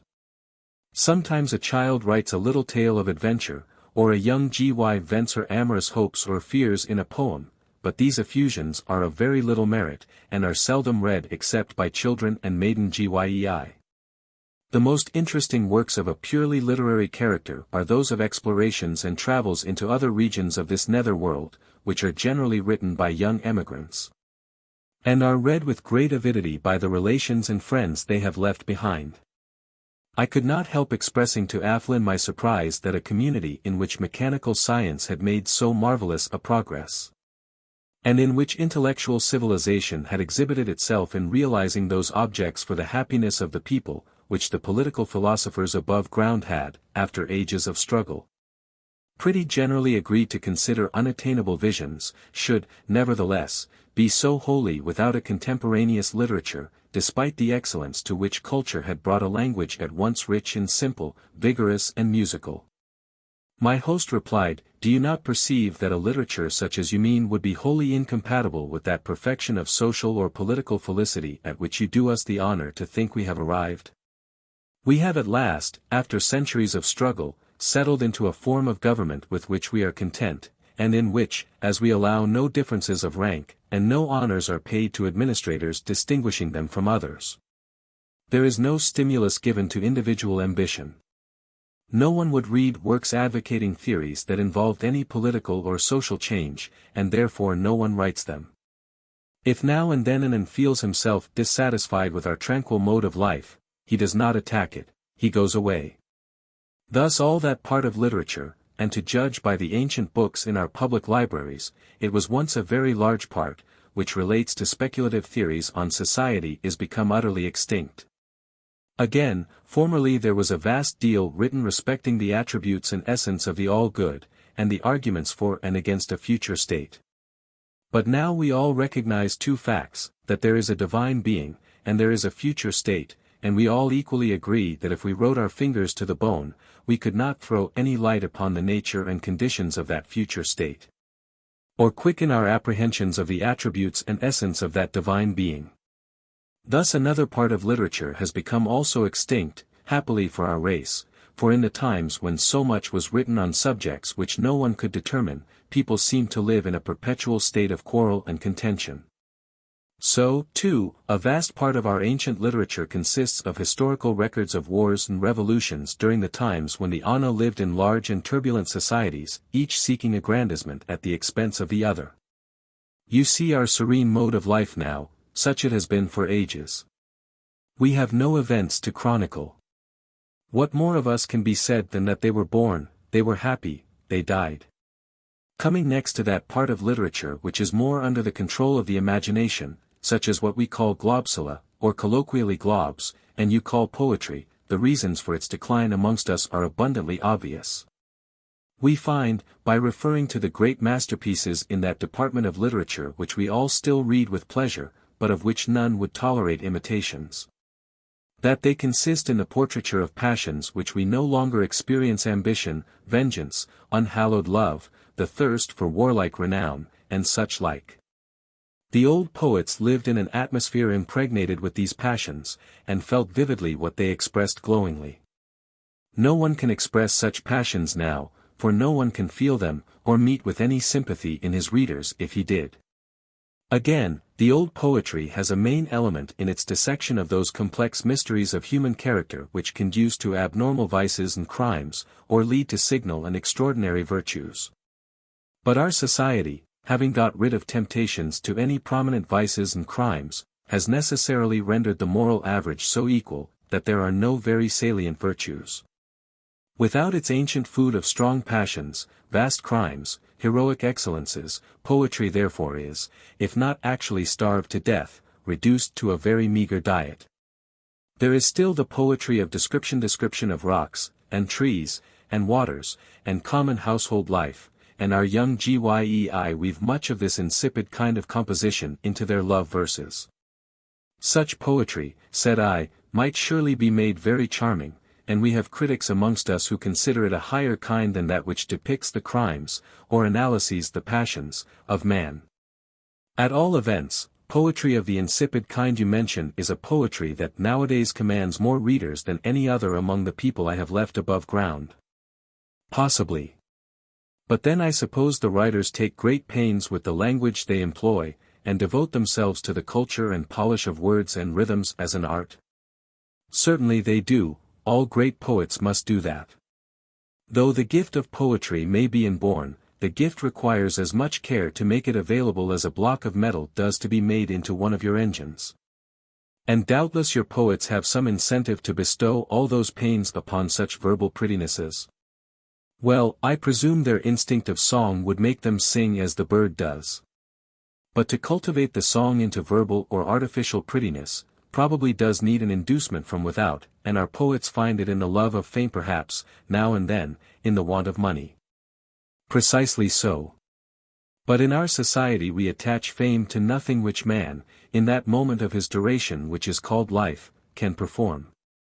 We should soon lose that equality which constitutes the felicitous essence of our commonwealth if we selected any individual for preeminent praise. Preeminent praise would confer preeminent power, and the moment it were given, evil passions, now dormant, would awake. Other men would immediately covet praise, then would arise envy, and with envy hate, and with hate calumny and persecution. Our history tells us that most of the poets and most of the writers who, in the old time, were favored with the greatest praise, were also assailed by the greatest vituperation, and even, on the whole, rendered very unhappy. Partly by the attacks of jealous rivals, partly by the diseased mental constitution which an acquired sensitiveness to praise and to blame tends to engender. As for the stimulus of want, in the first place, no man in our community knows the goad of poverty, and, secondly, if he did, almost every occupation would be more lucrative than writing. Our public libraries contain all the books of the past which time has preserved. Those books, for the reasons above stated, are infinitely better than any can write nowadays, and they are open to all to read without cost. We are not such fools as to pay for reading inferior books, when we can read superior books for nothing. With us, novelty has an attraction, and a new book, if bad, is read when an old book, though good, is neglected. Novelty, to barbarous states of society struggling in despair for something better, has no doubt an attraction, denied to us, who see nothing to gain in novelties. But, after all, it is observed by one of our great authors 4,000 years ago, that he who studies old books will always find in them something new, and he who reads new books will always find in them something old. But to return to the question you have raised, there being then among us no stimulus to painstaking labor, whether in desire of fame or in pressure of want, such as have the poetic temperament, no doubt, vented in song, as you say the bird sings. But for lack of elaborate culture it fails of an audience, and, failing of an audience, dies out, of itself, amidst the ordinary avocations of life. But how is it that these discouragements to the cultivation of literature do not operate against that of science? Your question amazes me. The motive to science is the love of truth apart from all consideration of fame, and science with us too is devoted almost solely to practical uses, essential to our social conservation and the comforts of our daily life. No fame is asked by the inventor, and none is given to him. He enjoys an occupation congenial to his tastes, and needing no wear and tear of the passions. Man must have exercise for his mind as well as body. And continuous exercise, rather than violent, is best for both.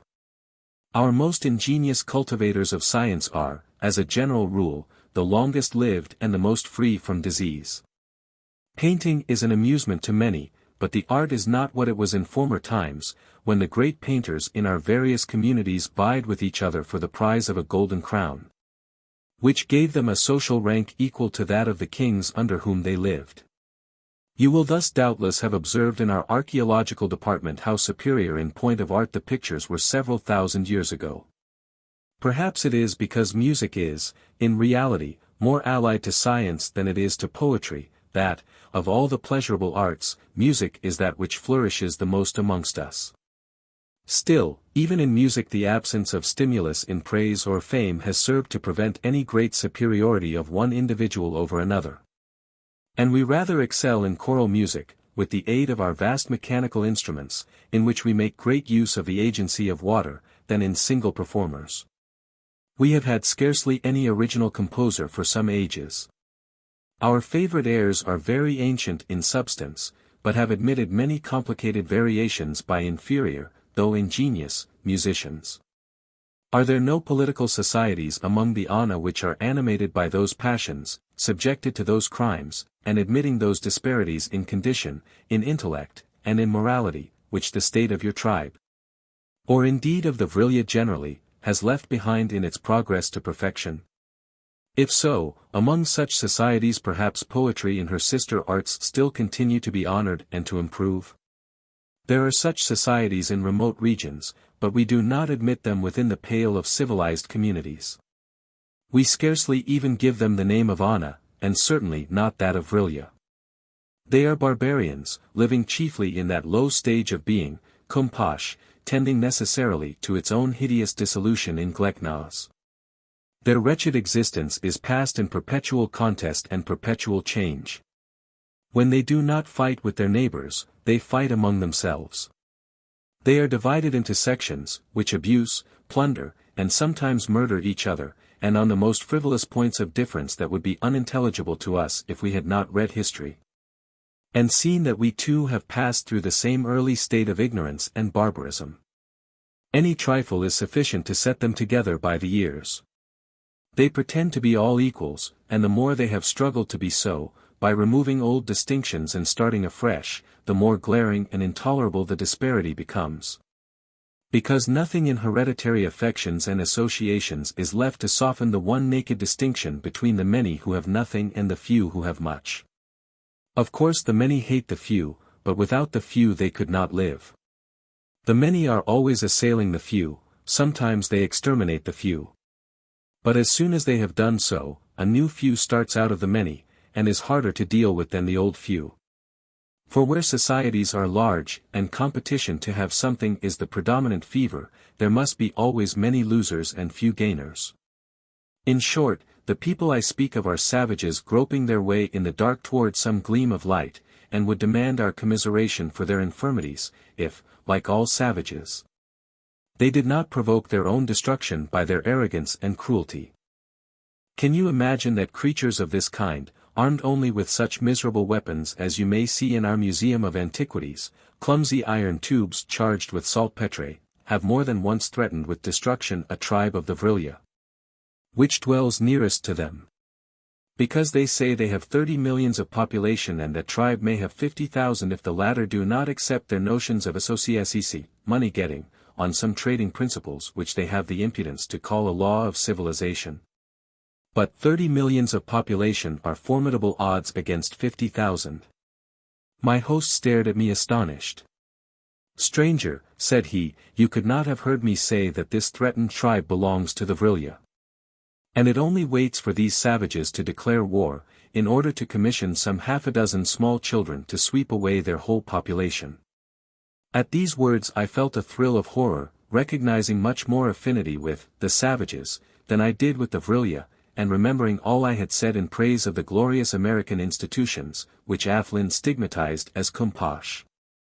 Recovering my self-possession, I asked if there were modes of transit by which I could safely visit this temerarious and remote people. "You can travel with safety, by Vril agency, either along the ground or amid the air, throughout all the range of the communities with which we are allied and akin.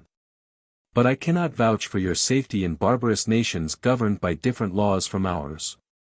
Nations, indeed, so benighted, that there are among them large numbers who actually live by stealing from each other, and one could not with safety in the silent hours even leave the doors of one's own house open."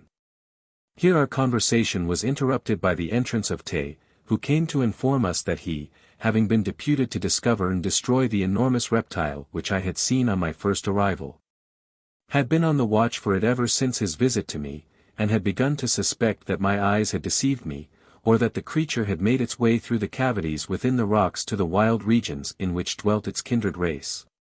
When it gave evidences of its whereabouts by a great devastation of the herbage bordering one of the lakes.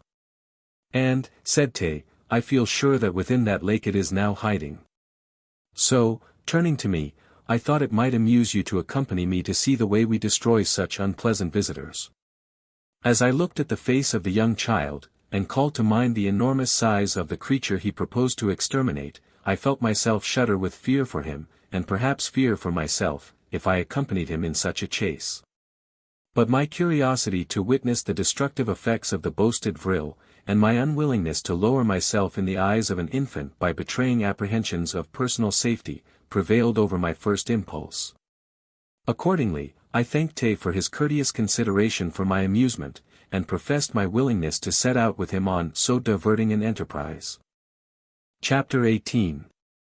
As Tay and myself, on quitting the town, and leaving to the left the main road which led to it, struck into the fields, the strange and solemn beauty of the landscape, lighted up, by numberless lamps, to the verge of the horizon, fascinated my eyes, and rendered me for some time an inattentive listener to the talk of my companion. Along our way various operations of agriculture were being carried on by machinery, the forms of which were new to me, and for the most part very graceful. For among these people art being so cultivated for the sake of mere utility, exhibits itself in adorning or refining the shapes of useful objects. Precious metals and gems are so profuse among them, that they are lavished on things devoted to purposes the most commonplace, and their love of utility leads them to beautify its tools, and quickens their imagination in a way unknown to themselves. In all service, whether in or out of doors, they make great use of automaton figures, which are so ingenious, and so pliant to the operations of Vril, that they actually seem gifted with reason. It was scarcely possible to distinguish the figures I beheld, apparently guiding or superintending the rapid movements of vast engines, from human forms endowed with thought. By degrees, as we continued to walk on, my attention became roused by the lively and acute remarks of my companion. The intelligence of the children among this race is marvelously precocious, perhaps from the habit of having entrusted to them, at so early an age, the toils and responsibilities of middle age. Indeed, in conversing with Tay, I felt as if talking with some superior and observant man of my own years. I asked him if he could form any estimate of the number of communities into which the race of the Vril-ya is subdivided.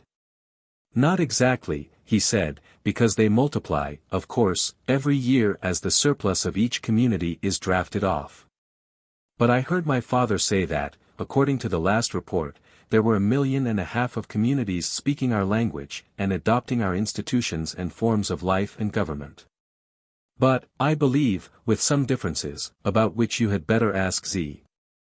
She knows more than most of the Ana do. And cares less for things that do not concern him than a GY does. The GYEI are inquisitive creatures. Does each community restrict itself to the same number of families or amount of population that you do?" No. Some have much smaller populations, some have larger, varying according to the extent of the country they appropriate, or to the degree of excellence to which they have brought their machinery. Each community sets its own limit according to circumstances, taking care always that there shall never arise any class of poor by the pressure of population upon the productive powers of the domain. And that no state shall be too large for a government resembling that of a single well-ordered family. I imagine that no Vril community exceeds 30,000 households.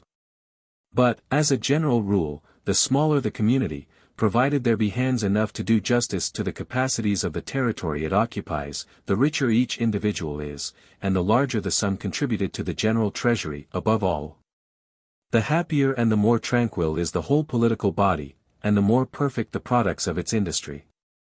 The state which all tribes of the Vril-ya acknowledge to be the highest in civilization, and which has brought the Vril force to its fullest development, is perhaps the smallest.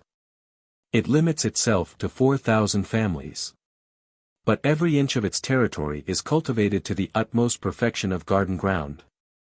Its machinery excels that of every other tribe, and there is no product of its industry in any department which is not sought for, at extraordinary prices, by each community of our race.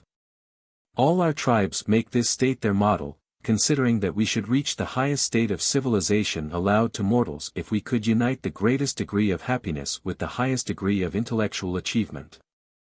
And it is clear that the smaller the society, the less difficult that will be. Ours is too large for it. This reply set me thinking. I reminded myself of that little state of Athens, with only 20,000 free citizens, and which to this day our mightiest nations regard as the supreme guide and model in all departments of intellect. But then Athens permitted fierce rivalry and perpetual change, and was certainly not happy. Rousing myself from the reverie into which these reflections had plunged me, I brought back our talk to the subjects connected with emigration.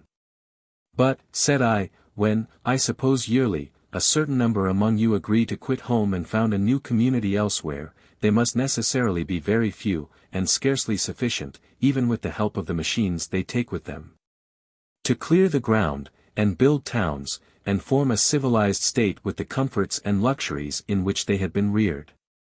You mistake. All the tribes of the Vril-ya are in constant communication with each other, and settle amongst themselves each year what proportion of one community will unite with the emigrants of another, so as to form a state of sufficient size. And the place for emigration is agreed upon at least a year before, and pioneers sent from each state to level rocks, and embank waters, and construct houses. So that when the emigrants at last go, they find a city already made, and a country around it at least partially cleared. Our hardy life as children makes us take cheerfully to travel and adventure. I mean to emigrate myself when of age. Do the emigrants always select places hitherto uninhabited and barren? As yet generally, because it is our rule never to destroy except where necessary to our well-being. Of course, we cannot settle in lands already occupied by the Vril-ya. And if we take the cultivated lands of the other races of Anna, we must utterly destroy the previous inhabitants. Sometimes, as it is, we take waste spots, and find that a troublesome, quarrelsome race of Anna, especially if under the administration of Kumpash or Gleknaz, resents our vicinity, and picks a quarrel with us. Then, of course, as menacing our welfare, we destroy it. There is no coming to terms of peace with a race so idiotic that it is always changing the form of government which represents it. Kumpash, said the child, emphatically, is bad enough, still it has brains, though at the back of its head, and is not without a heart, but in Gleknaz the brain and heart of the creatures disappear, and they become all jaws, claws, and belly. You express yourself strongly. Allow me to inform you that I myself, and I am proud to say it, am the citizen of a Kumpash. I no longer, answered Te, wonder to see you here so far from your home. What was the condition of your native community before it became a Kumpash? A settlement of emigrants like those settlements which your tribe sends forth, but so far unlike your settlements, that it was dependent on the state from which it came. It shook off that yoke, and, crowned with eternal glory, became a Kumpash. Eternal glory. How long has the Kumpash lasted? About 100 years. The length of an Anne's life, a very young community. In much less than another 100 years your Kumpash will be a Gleknaz. Nay, the oldest states in the world I come from, have such faith in its duration, that they are all gradually shaping their institutions so as to melt into ours, and their most thoughtful politicians say that, whether they like it or not. The inevitable tendency of these old states is towards Kumpasheri. The old states. Yes, the old states. With populations very small in proportion to the area of productive land. On the contrary, with populations very large in proportion to that area. I see. Old states indeed. So old as to become driveling if they don't pack off that surplus population as we do ours. Very old states, very, very old. Pray, Tish, do you think it wise for very old men to try to turn head over heels as very young children do? And if you asked them why they attempted such antics, should you not laugh if they answered that by imitating very young children they could become very young children themselves? Ancient history abounds with instances of this sort a great many thousand years ago, and in every instance a very old state that played at Kumpash soon tumbled into Gleknaz. Then, in horror of its own self, it cried out for a master, as an old man in his dotage cries out for a nurse, and after a succession of masters or nurses, more or less long, that very old state died out of history. A very old state attempting Kumpasheri is like a very old man who pulls down the house to which he has been accustomed, but he has so exhausted his vigor in pulling it down, that all he can do in the way of rebuilding is to run up a crazy hut, in which himself and his successors whine out how the wind blows, how the walls shake. My dear Tay, I make all excuse for your unenlightened prejudices, which every schoolboy educated in a Kumpash could easily controvert, though he might not be so precociously learned in ancient history as you appear to be. I learned not a bit of it. But would a schoolboy, educated in your Kumpash, ask his great-great-grandfather or great-great-grandmother to stand on his or her head with the feet uppermost? And if the poor old folks hesitated, say, what do you fear, see how I do it. Tay, I disdain to argue with a child of your age. I repeat, I make allowances for your want of that culture which a Kumpash alone can bestow. I, in my turn, answered Tay, with an air of the suave but lofty good breeding which characterizes his race, not only make allowances for you as not educated among the Vril-ya, but I entreat you to vouchsafe me your pardon for insufficient respect to the habits and opinions of so amiable a Tish. I ought before to have observed that I was commonly called Tish by my host and his family, as being a polite and indeed a pet name, metaphorically signifying a small barbarian, literally a froglet. The children apply it endearingly to the tame species of frog which they keep in their gardens.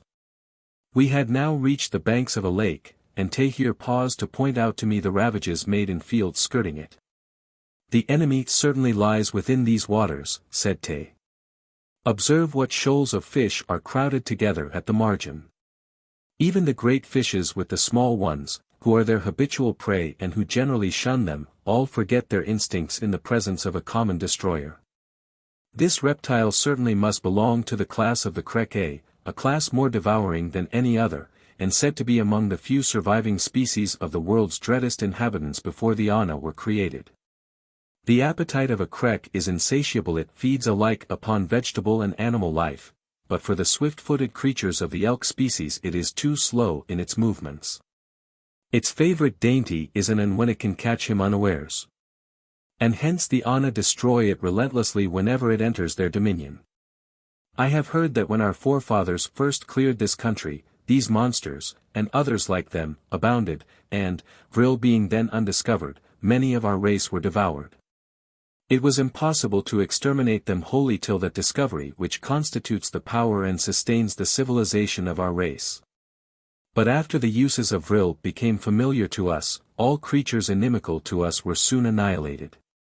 Still, once a year or so, one of these enormous reptiles wanders from the unreclaimed and savage districts beyond, and within my memory one seized upon a young GY who was bathing in this very lake. Had she been on land and armed with her staff, it would not have dared even to show itself, for, like all savage creatures, the reptile has a marvelous instinct, which warns it against the bearer of the Vril wand. How they teach their young to avoid him, though seen for the first time, is one of those mysteries which you may ask Z to explain, for I cannot. So long as I stand here, the monster will not stir from its lurking place. But we must now decoy it forth. Will not that be difficult? Not at all. Seat yourself yonder on that crag, about 100 yards from the bank, while I retire to a distance. In a short time the reptile will catch sight or scent of you, and, perceiving that you are no Vril-bearer, will come forth to devour you.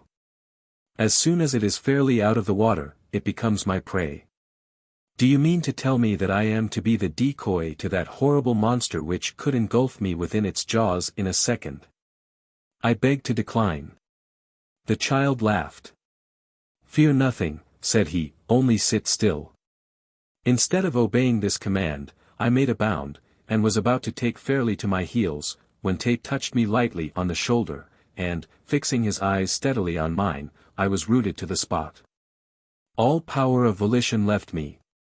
Submissive to the infant's gesture, I followed him to the crag he had indicated, and seated myself there in silence.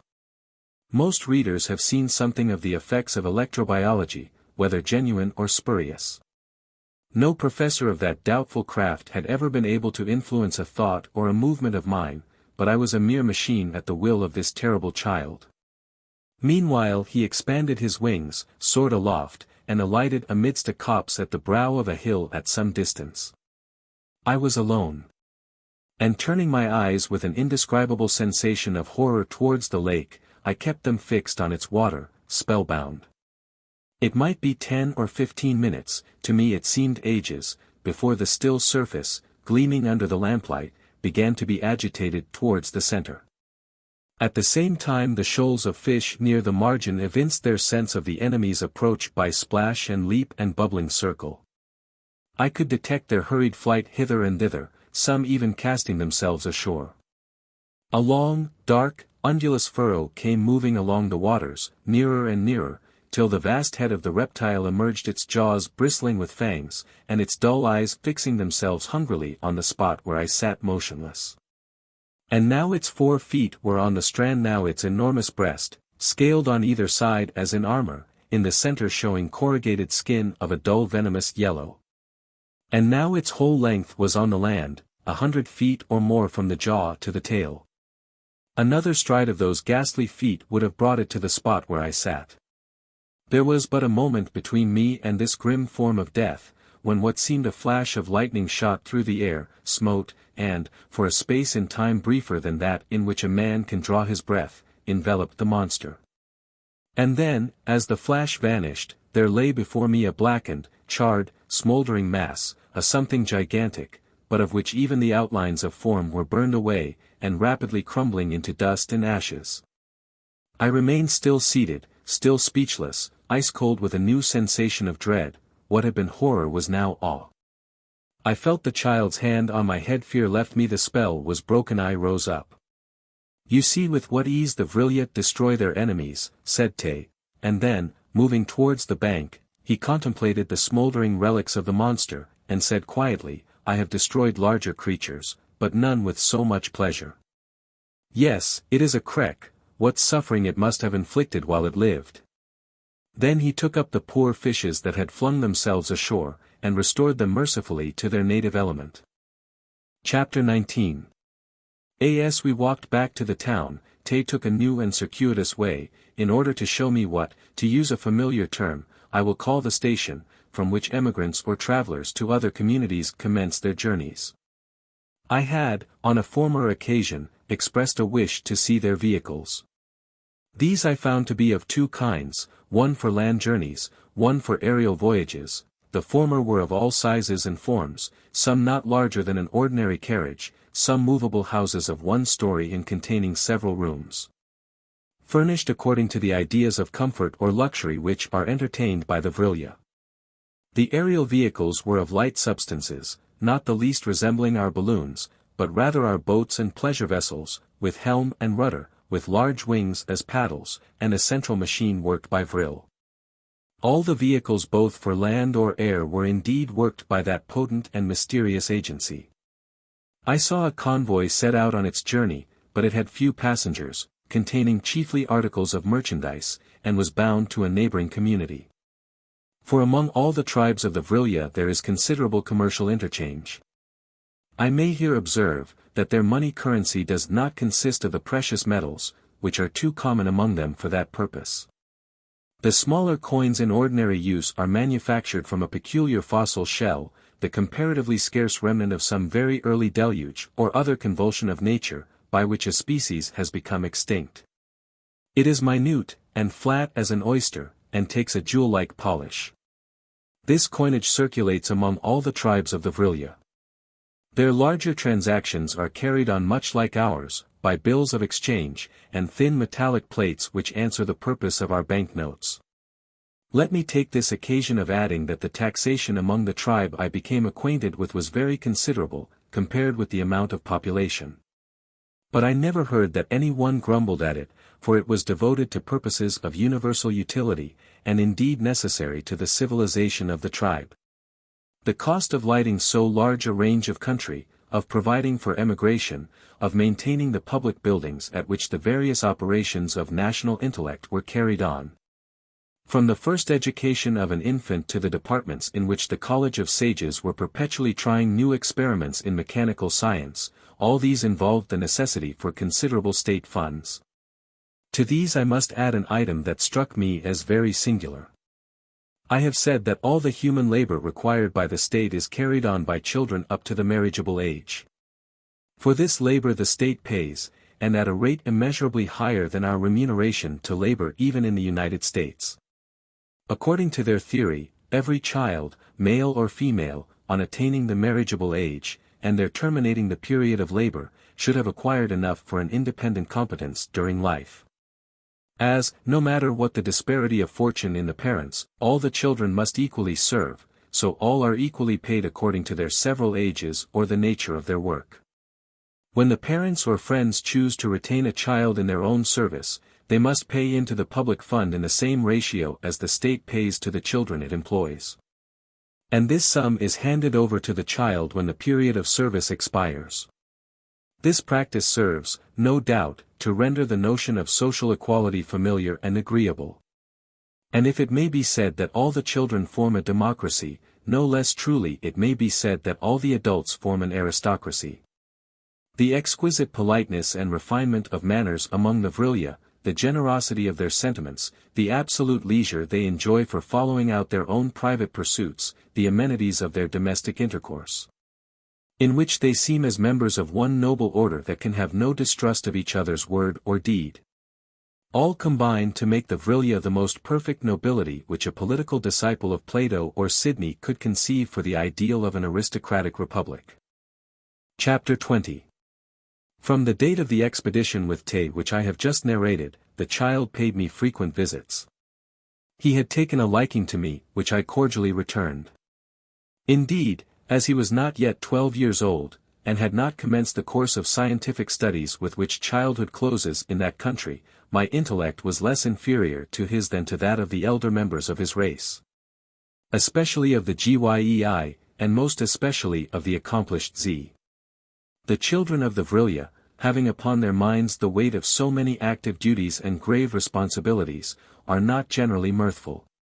But Tay, with all his wisdom, had much of the playful good humor one often finds the characteristic of elderly men of genius. He felt that sort of pleasure in my society which a boy of a similar age in the upper world has in the company of a pet dog or monkey. It amused him to try and teach me the ways of his people, as it amuses a nephew of mine to make his poodle walk on his hind legs or jump through a hoop. I willingly lent myself to such experiments, but I never achieved the success of the poodle. I was very much interested at first in the attempt to ply the wings which the youngest of the Vril-ya use as nimbly and easily as ours do their legs and arms. But my efforts were attended with contusions serious enough to make me abandon them in despair.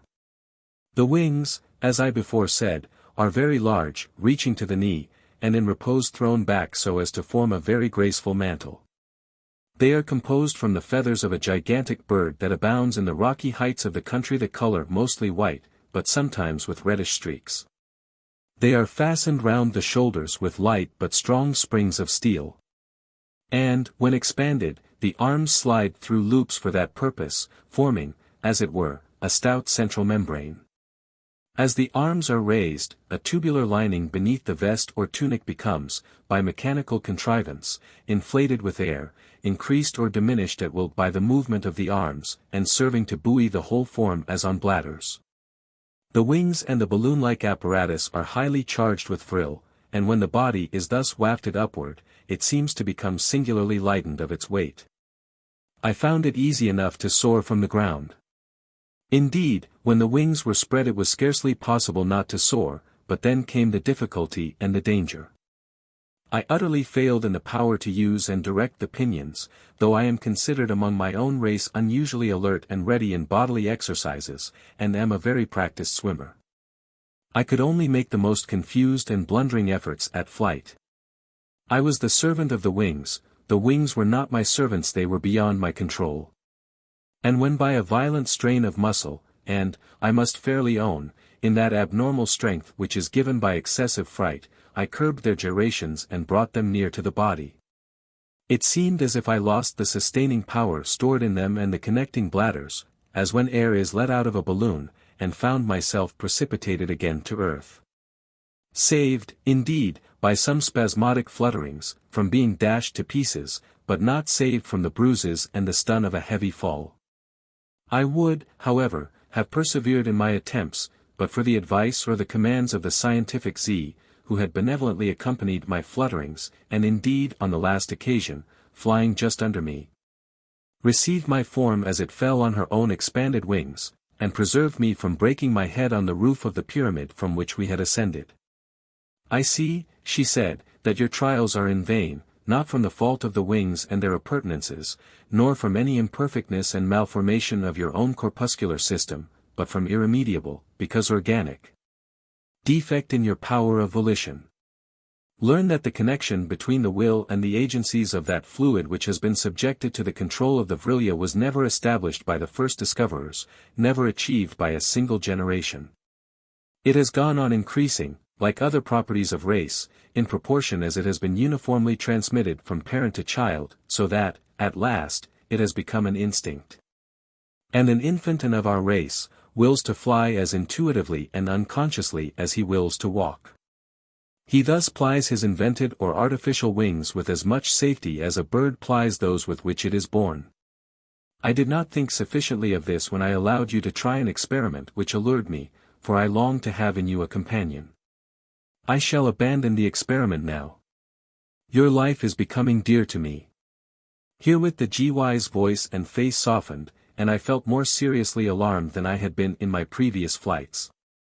Now that I am on the subject of wings, I ought not to omit mention of a custom among the GYEI which seems to me very pretty and tender in the sentiment it implies.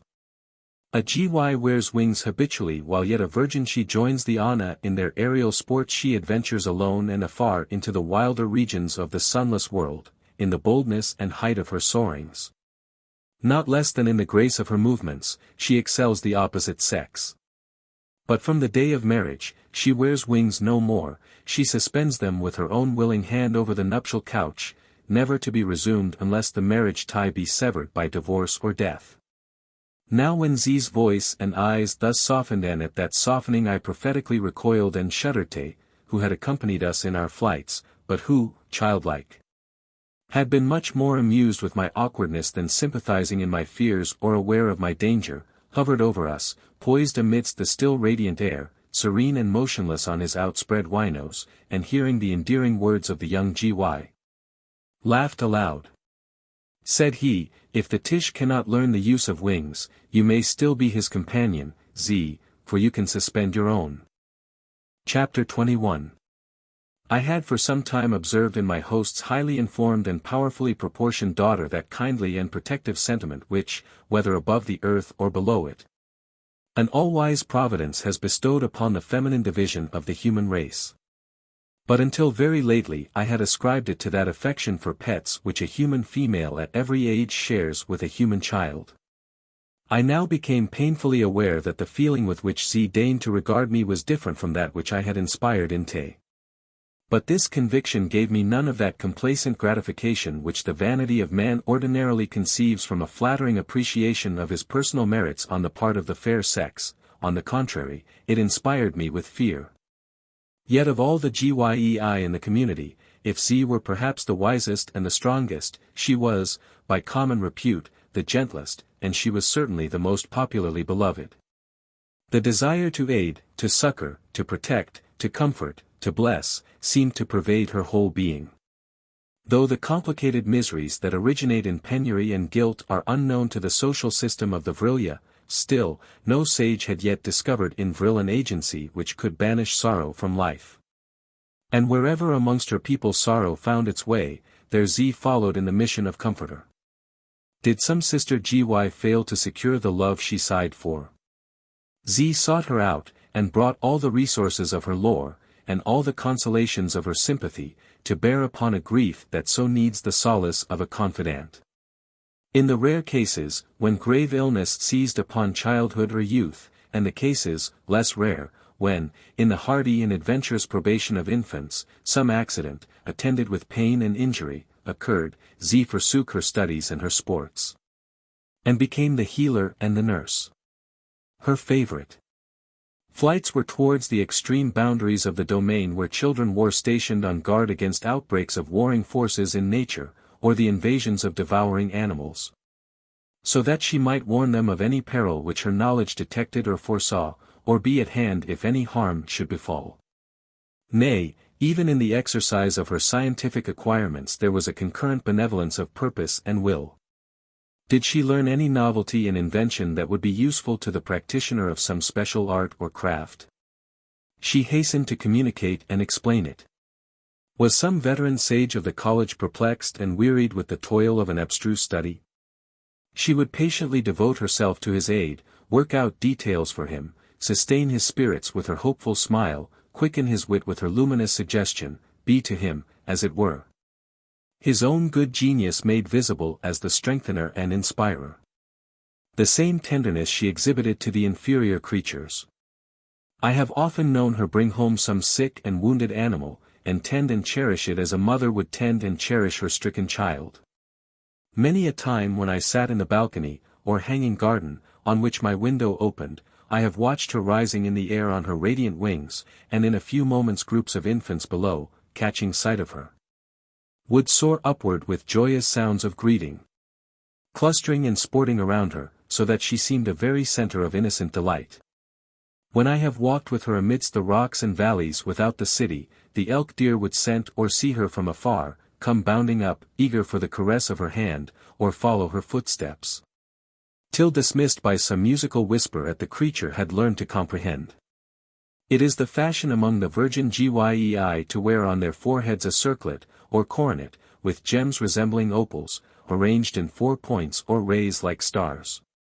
These are lusterless in ordinary use, but if touched by the Vril wand they take a clear lambent flame, which illuminates, yet not burns. This serves as an ornament in their festivities, and as a lamp, if, in their wanderings beyond their artificial lights, they have to traverse the dark.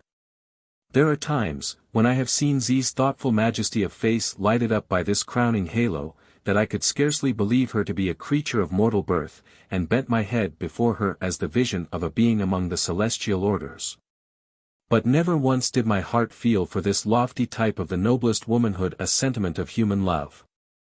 Is it that, among the race I belong to, man's pride so far influences his passions that woman loses to him her special charm of woman if he feels her to be in all things eminently superior to himself? But by what strange infatuation could this peerless daughter of a race which, in the supremacy of its powers and the felicity of its conditions, ranked all other races in the category of barbarians, have deigned to honor me with her preference? In personal qualifications, though I passed for good-looking among the people I came from, the handsomest of my countrymen might have seemed insignificant and homely beside the grand and serene type of beauty which characterized the aspect of the Vril-ya. That novelty, the very difference between myself and those to whom Z was accustomed, might serve to bias her fancy was probable enough, and as the reader will see later. Such a cause might suffice to account for the predilection with which I was distinguished by a young Gy scarcely out of her childhood, and very inferior in all respects to Z. But whoever will consider those tender characteristics which I have just ascribed to the daughter of Athlin, may readily conceive that the main cause of my attraction to her was in her instinctive desire to cherish, to comfort, to protect, and, in protecting, to sustain and to exalt. Thus, when I look back, I account for the only weakness unworthy of her lofty nature, which bowed the daughter of the Vril-ya to a woman's affection for one so inferior to herself as was her father's guest. But be the cause what it may, the consciousness that I had inspired such affection thrilled me with a moral awe of her very perfections, of her mysterious powers, of the inseparable distinctions between her race and my own. And with that awe, I must confess to my shame, there combined the more material and ignoble dread of the perils to which her preference would expose me. Could it be supposed for a moment that the parents and friends of this exalted being could view without indignation and disgust the possibility of an alliance between herself and Atish?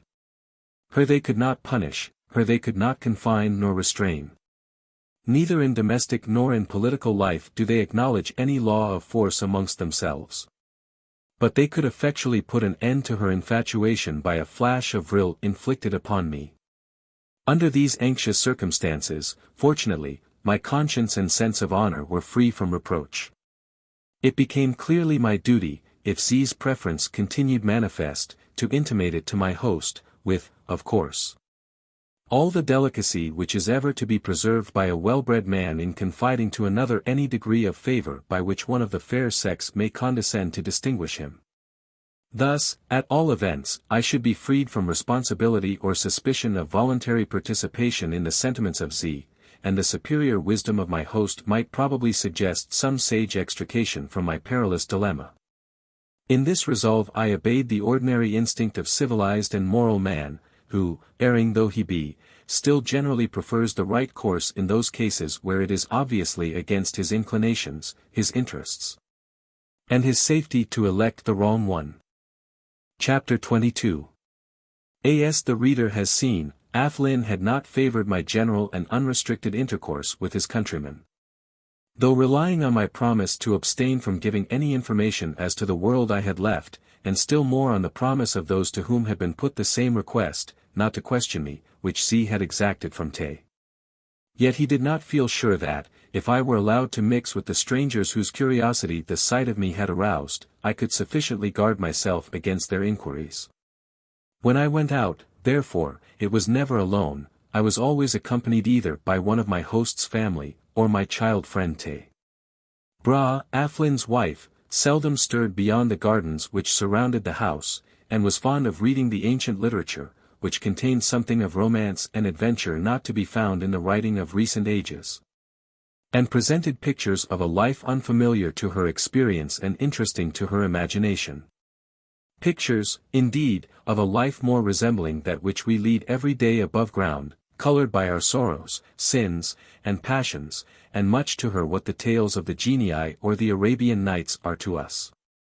But her love of reading did not prevent Bra from the discharge of her duties as mistress of the largest household in the city.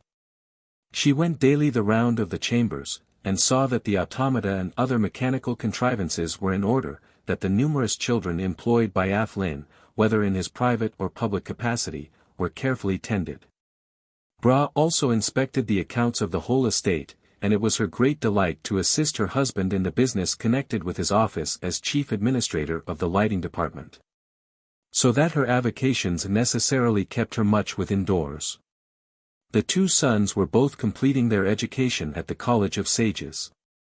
And the elder, who had a strong passion for mechanics, and especially for works connected with the machinery of timepieces and automata, had decided in devoting himself to these pursuits, and was now occupied in constructing a shop, or warehouse, at which his inventions could be exhibited and sold. The younger son preferred farming and rural occupations, and when not attending the college, at which he chiefly studied the theories of agriculture, was much absorbed by his practical application of that science to his father's lands.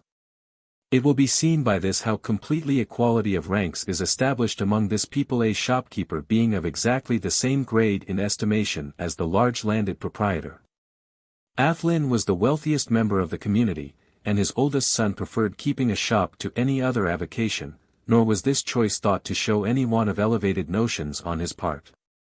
This young man had been much interested in examining my watch, the works of which were new to him, and was greatly pleased when I made him a present of it. Shortly after, he returned the gift with interest, by a watch of his own construction, marking both the time as in my watch and the time as kept among the Vril-ya. I have that watch still, and it has been much admired by many among the most eminent watchmakers of London and Paris.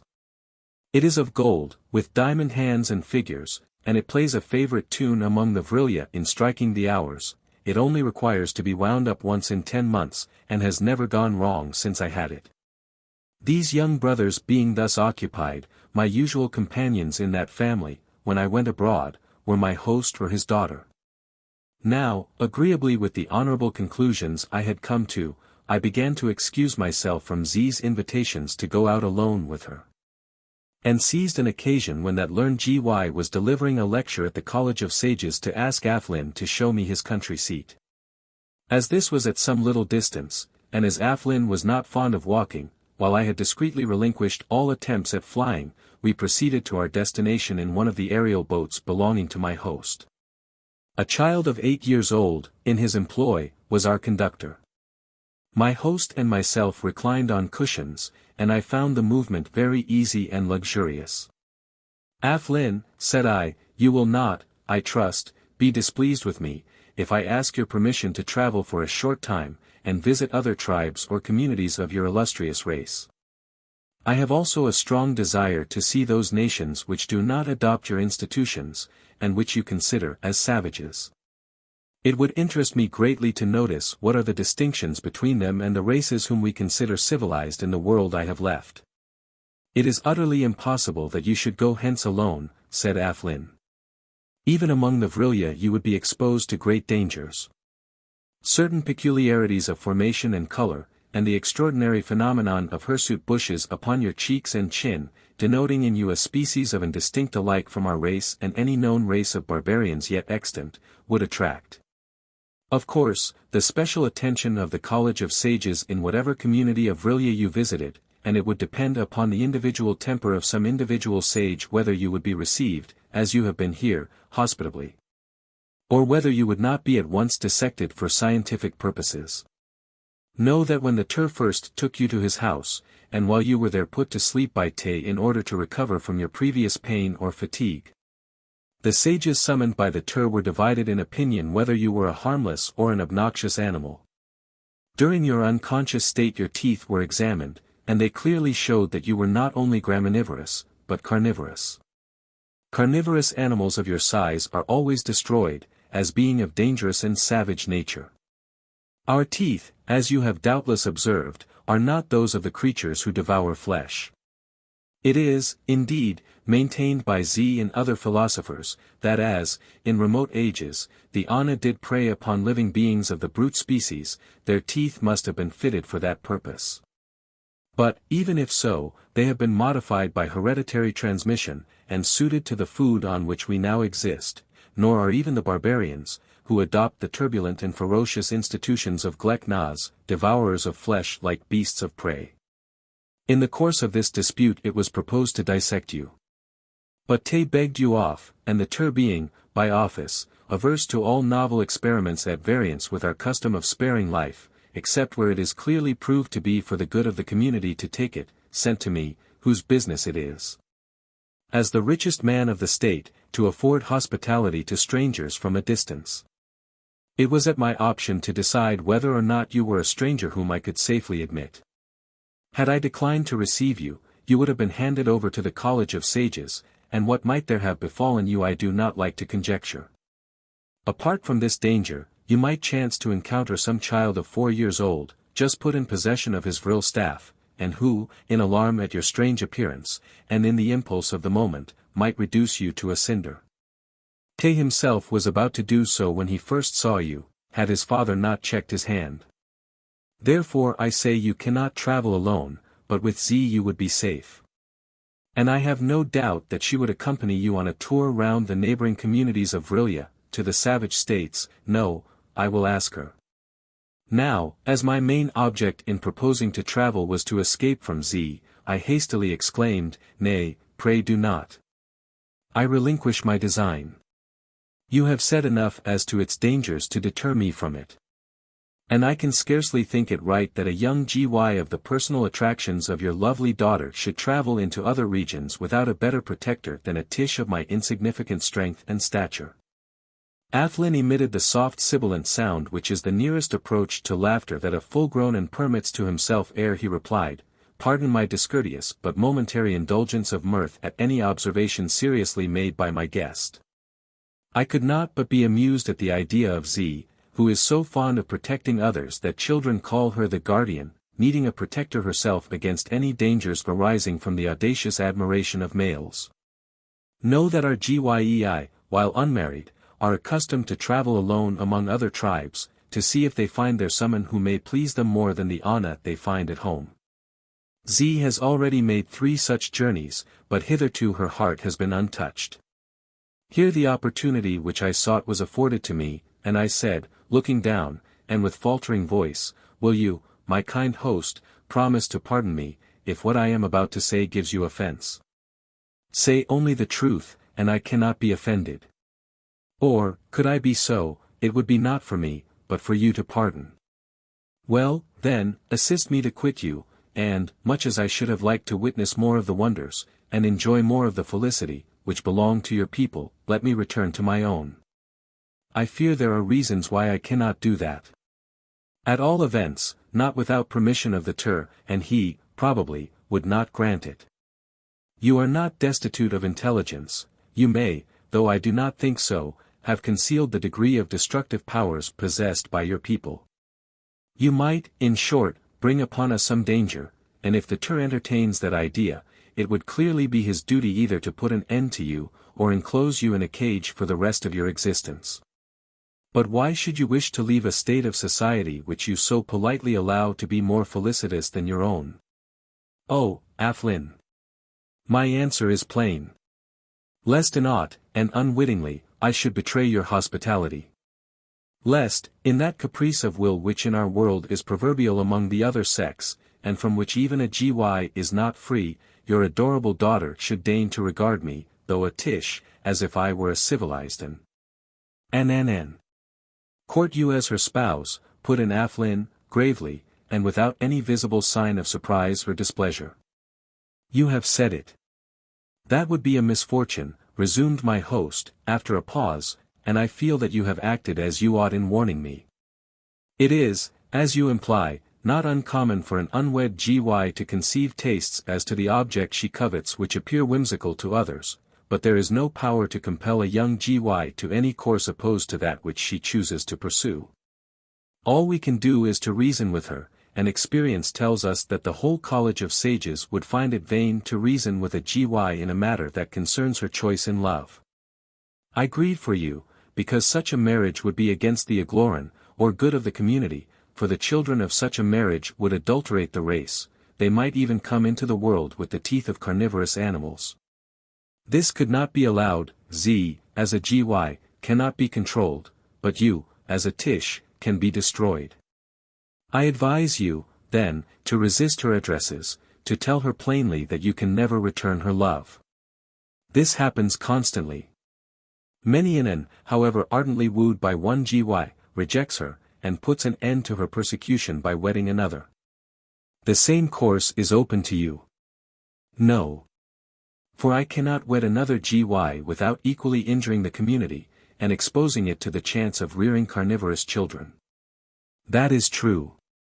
All I can say, and I say it with the tenderness due to a Tish, and the respect due to a guest, is frankly this: if you yield, you will become a cinder.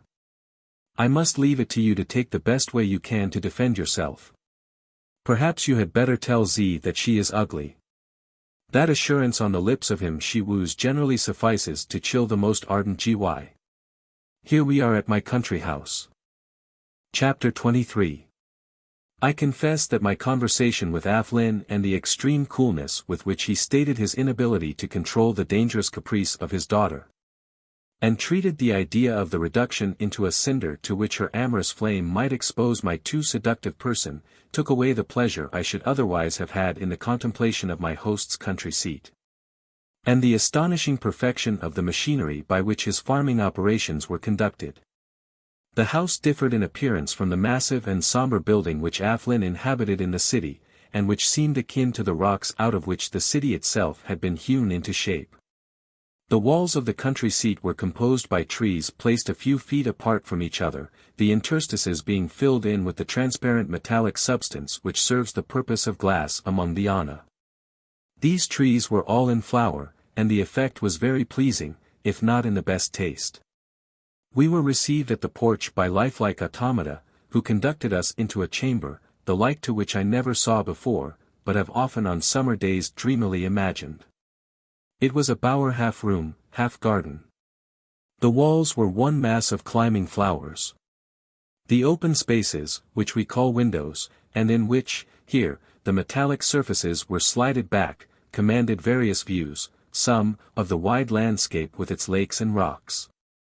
Some, of small limited expanse answering to our conservatories, filled with tiers of flowers.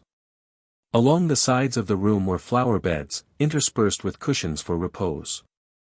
In the center of the floor were a cistern and a fountain of that liquid light which I have presumed to be naphtha. It was luminous and of a roseate hue, it sufficed without lamps to light up the room with a subdued radiance. All around the fountain was carpeted with a soft deep lichen, not green, I have never seen that color in the vegetation of this country, but a quiet brown, on which the eye reposes with the same sense of relief as that with which in the upper world it reposes on green. In the outlets upon flowers, which I have compared to our conservatories, there were singing birds innumerable, which, while we remained in the room, sang in those harmonies of tune to which they are, in these parts, so wonderfully trained. The roof was open. The whole scene had charms for every sense, music from the birds, fragrance from the flowers, and varied beauty to the eye at every aspect. About all was a voluptuous repose. What a place, methought, for a honeymoon, if a GY bride were a little less formidably armed not only with the rights of woman, but with the powers of man. But when one thinks of a GY, so learned, so tall, so stately, so much above the standard of the creature we call woman as was no. Even if I had felt no fear of being reduced to a cinder, it is not of her I should have dreamed in that bower so constructed for dreams of poetic love. The automata reappeared, serving one of those delicious liquids which form the innocent wines of the Vril-ya. Truly, said I, this is a charming residence, and I can scarcely conceive why you do not settle yourself here instead of amid the gloomier abodes of the city. As responsible to the community for the administration of light, I am compelled to reside chiefly in the city, and can only come hither for short intervals. But since I understand from you that no honors are attached to your office, and it involves some trouble, why do you accept it? Each of us obeys without question the command of the Tur. He said, be it requested that Athlin shall be Commissioner of Light, so I had no choice, but having held the office now for a long time, the cares, which were at first unwelcome, have become, if not pleasing, at least endurable. We are all formed by custom, even the difference of our race from the savage is but the transmitted continuance of custom, which becomes, through hereditary descent, part and parcel of our nature. You see, there are Ana who even reconcile themselves to the responsibilities of chief magistrate, but no one would do so if his duties had not been rendered so light, or if there were any questions as to compliance with his requests. Not even if you thought the requests unwise or unjust. We do not allow ourselves to think so, and indeed, everything goes on as if each and all governed themselves according to immemorial custom. When the chief magistrate dies or retires, how do you provide for his successor? The N who has discharged the duties of chief magistrate for many years is the best person to choose one by whom those duties may be understood, and he generally names his successor. His son, perhaps. Seldom that. For it is not an office any one desires or seeks, and a father naturally hesitates to constrain his son. But if the Tur himself declined to make a choice, for fear it might be supposed that he owed some grudge to the person on whom his choice would settle. Then there are 3 of the college of sages who draw lots among themselves which shall have the power to elect the chief. We consider that the judgment of one and of ordinary capacity is better than the judgment of 3 or more, however wise they may be, for among 3 there would probably be disputes, and where there are disputes, passion clouds judgment. The worst choice made by one who has no motive in choosing wrong, is better than the best choice made by many who have many motives for not choosing right. You reverse in your policy the maxims adopted in my country. Are you all, in your country, satisfied with your governors? All. Certainly not, the governors that most please some are sure to be those most displeasing to others. Then our system is better than yours. For you it may be. But according to our system a Tish could not be reduced to a cinder if a female compelled him to marry her, and as a Tish I sigh to return to my native world. Take courage, my dear little guest, Z can't compel you to marry her.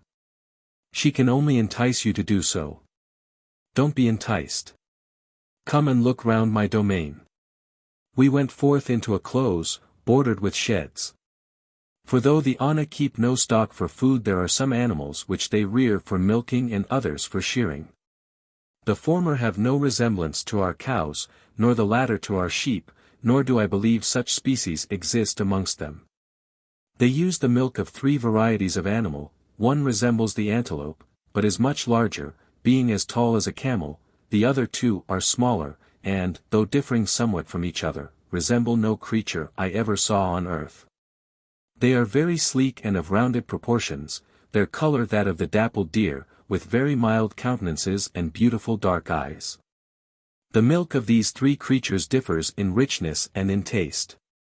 It is usually diluted with water, and flavored with the juice of a peculiar and perfumed fruit, and in itself is very nutritious and palatable. The animal whose fleece serves them for clothing and many other purposes, is more like the Italian she-goat than any other creature, but is considerably larger, has no horns, and is free from the displeasing odor of our goats. Its fleece is not thick, but very long and fine, it varies in color, but is never white, more generally of a slate-like or lavender hue. For clothing it is usually worn dyed to suit the taste of the wearer. These animals were exceedingly tame, and were treated with extraordinary care and affection by the children, chiefly female, who tended them. We then went through vast storehouses filled with grains and fruits. I may here observe that the main staple of food among these people consists firstly, of a kind of corn much larger in ear than our wheat, and which by culture is perpetually being brought into new varieties of flavor. And, secondly, of a fruit of about the size of a small orange, which, when gathered, is hard and bitter. It is stowed away for many months in their warehouses, and then becomes succulent and tender. Its juice, which is of dark red color, enters into most of their sauces. They have many kinds of fruit of the nature of the olive, from which delicious oils are extracted. They have a plant somewhat resembling the sugar cane, but its juices are less sweet and of a delicate perfume. They have no bees nor honey-needing insects, but they make much use of a sweet gum that oozes from a coniferous plant, not unlike the araucaria. Their soil teems also with esculent roots and vegetables, which it is the aim of their culture to improve and vary to the utmost. And I never remember any meal among this people, however it might be confined to the family household, in which some delicate novelty in such articles of food was not introduced. In Flu, as I before observed, their cookery is exquisite, so diversified and nutritious that one does not miss animal food.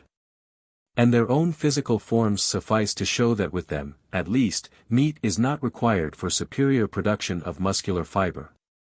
They have no grapes. The drinks extracted from their fruits are innocent and refreshing. Their staple beverage, however, is water, in the choice of which they are very fastidious, distinguishing at once the slightest impurity. My younger son takes great pleasure in augmenting our produce, said Athlin as we passed through the storehouses, and therefore will inherit these lands, which constitute the chief part of my wealth. To my elder son such inheritance would be a great trouble and affliction. Are there many sons among you who think the inheritance of vast wealth would be a great trouble and affliction? Certainly. There are indeed very few of the Vril-ya who do not consider that a fortune much above the average is a heavy burden. We are rather a lazy people after the age of childhood, and do not like undergoing more cares than we can help, and great wealth does give its owner many cares. For instance, it marks us out for public offices, which none of us like and none of us can refuse. It necessitates our taking a continued interest in the affairs of any of our poorer countrymen, so that we may anticipate their wants and see that none fall into poverty. There is an old proverb amongst us which says, "The poor man's need is the rich man's shame." Pardon me, if I interrupt you for a moment. You then allow that some, even of the Vril-ya, know want, and need relief? If by want you mean the destitution that prevails in a Kumpash, that is impossible with us, unless an has, by some extraordinary process, got rid of all his means, cannot or will not emigrate. And has either tired out the affectionate aid of his relations or personal friends, or refuses to accept it. Well, then, does he not supply the place of an infant or automaton, and become a laborer servant? No. Then we regard him as an unfortunate person of unsound reason, and place him, at the expense of the state, in a public building, where every comfort and every luxury that can mitigate his affliction are lavished upon him. But an does not like to be considered out of his mind, and therefore such cases occur so seldom that the public building I speak of is now a deserted ruin, and the last inmate of it was an whom I recollect to have seen in my childhood. He did not seem conscious of loss of reason, and wrote globs, poetry. When I spoke of wants, I meant such wants as an with desires larger than his means sometimes entertains for expensive singing birds, or bigger houses, or country gardens. And the obvious way to satisfy such wants is to buy of him something that he sells. Hence Anna like myself, who are very rich, are obliged to buy a great many things they do not require, and live on a very large scale where they might prefer to live on a small one. For instance, the great size of my house in the town is a source of much trouble to my wife, and even to myself. But I am compelled to have it thus incommodiously large, because, as the richest of the community, I am appointed to entertain the strangers from the other communities when they visit us, which they do in great crowds twice a year. When certain periodical entertainments are held, and when relations scattered throughout all the realms of the Vril-ya joyfully reunite for a time. This hospitality, on a scale so extensive, is not to my taste, and therefore I should have been happier had I been less rich. But we must all bear the lot assigned to us in this short passage through time that we call life. After all, what are 100 years, more or less, to the ages through which we must pass hereafter? Luckily, I have one son who likes great wealth. It is a rare exception to the general rule, and I own I cannot myself understand it. After this conversation I sought to return to the subject which continued to weigh on my heart, viz., the chances of escape from Z. But my host politely declined to renew that topic, and summoned our airboat. On our way back we were met by Z, who, having found us gone, on her return from the College of Sages, had unfurled her wings and flown in search of us. Her grand, but to me unalluring, countenance brightened as she beheld me, and, poising herself beside the boat on her large outspread plumes, she said reproachfully to Aflin, "O father! Was it right in you to hazard the life of your guest in a vehicle to which he is so unaccustomed? He might, by an incautious movement, fall over the side, and, alas! He is not like us, he has no wings. It were death to him to fall. Dear one," she added, accosting my shrinking self in a softer voice, "have you no thought of me, that you should thus hazard a life which has become almost a part of mine? Never again be thus rash, unless I am thy companion. What terror thou hast stricken into me!" I glanced furtively at Aflin, expecting, at least, that he would indignantly reprove his daughter for expressions of anxiety and affection, which, under all the circumstances, would, in the world above ground, be considered immodest in the lips of a young female, addressed to a male not affianced to her, even if of the same rank as herself. But so confirmed are the rights of females in that region, and so absolutely foremost among those rights do females claim the privilege of courtship, that Athlin would no more have thought of reproving his virgin daughter than he would have thought of disobeying the Tur. In that country, custom, as he implied, is all in all. He answered mildly, the Tish was in no danger, and it is my belief that he can take very good care of himself. I would rather that he let me charge myself with his care. Oh, heart of my heart, it was in the thought of thy danger that I first felt how much I loved thee. Never did man feel in so false a position as I did. These words were spoken loud in the hearing of Z's father, in the hearing of the child who steered.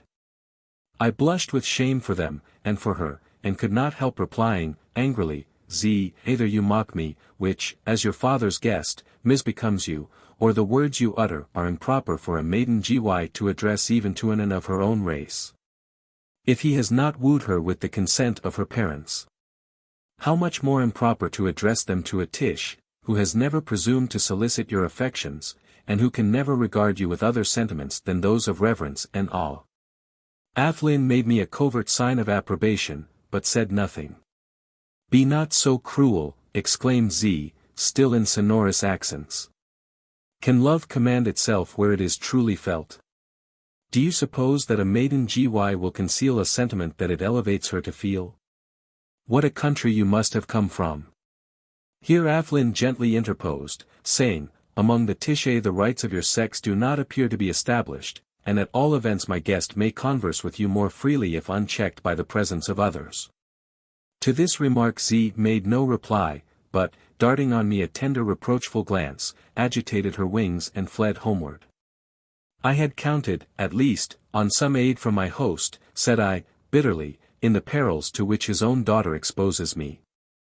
I gave you the best aid I could. To contradict a in her love affairs is to confirm her purpose.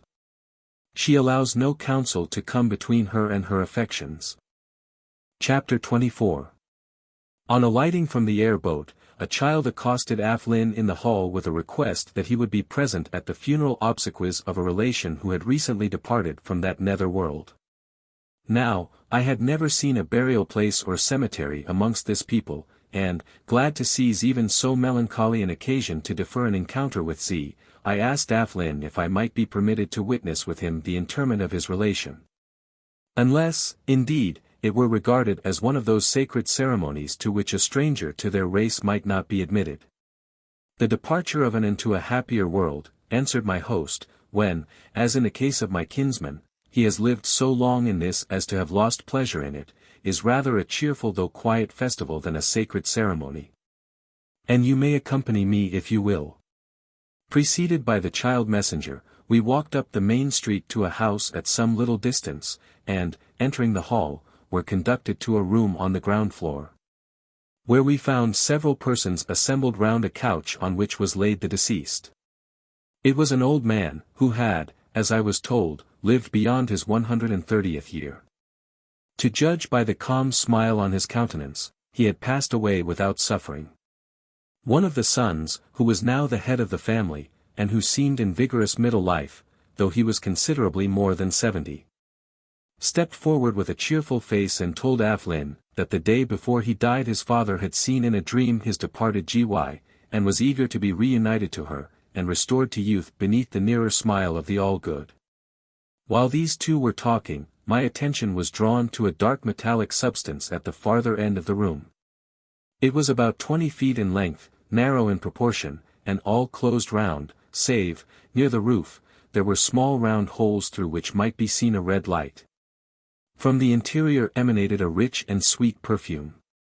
And while I was conjecturing what purpose this machine was to serve, all the timepieces in the town struck the hour with their solemn musical chime. And as that sound ceased, music of a more joyous character, but still of a joy subdued and tranquil, rang throughout the chamber, and from the walls beyond, in a choral peal. Symphonious with the melody, those present lifted their voice in chant. The words of this hymn were simple. They expressed no regret, no farewell, but rather a greeting to the new world whither the deceased had preceded the living. Indeed, in their language, the funeral hymn is called the birth song. Then the corpse, covered by a long cerement, was tenderly lifted up by 6 of the nearest kinsfolk and borne towards the dark thing I have described. I pressed forward to see what happened. A sliding door or panel at one end was lifted up, the body deposited within. On a shelf the door reclosed, a spring at the side touched, a sudden wishing, sighing sound heard from within, and lo! At the other end of the machine the lid fell down, and a small handful of smoldering dust dropped into a patera placed to receive it. The son took up the patera and said, in what I understood afterwards was the usual form of words, "Behold how great is the Maker. To this little dust he gave form and life and soul. It needs not this little dust for him to renew form and life and soul to the beloved one we shall soon see again." Each present bowed his head and pressed his hand to his heart. Then a young female child opened a small door within the wall, and I perceived, in the recess, shelves on which were placed many paterae like that which the son held, save that they all had covers. With such a cover a Gy now approached the son, and placed it over the cup, on which it closed with a spring. On the lid were engraven the name of the deceased, and these words, lent to us, here the date of birth. Recalled from us, here the date of death. The closed door shut with a musical sound, and all was over. Chapter 25. And this, said I, with my mind full of what I had witnessed, this, I presume, is your usual form of burial? Our invariable form, answered Athlin. What is it amongst your people? We inter the body whole within the earth. What?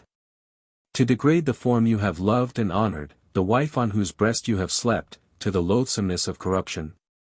But if the soul lives again, can it matter whether the body waste within the earth or is reduced by that awful mechanism, worked, no doubt by the agency of Vril, into a pinch of dust?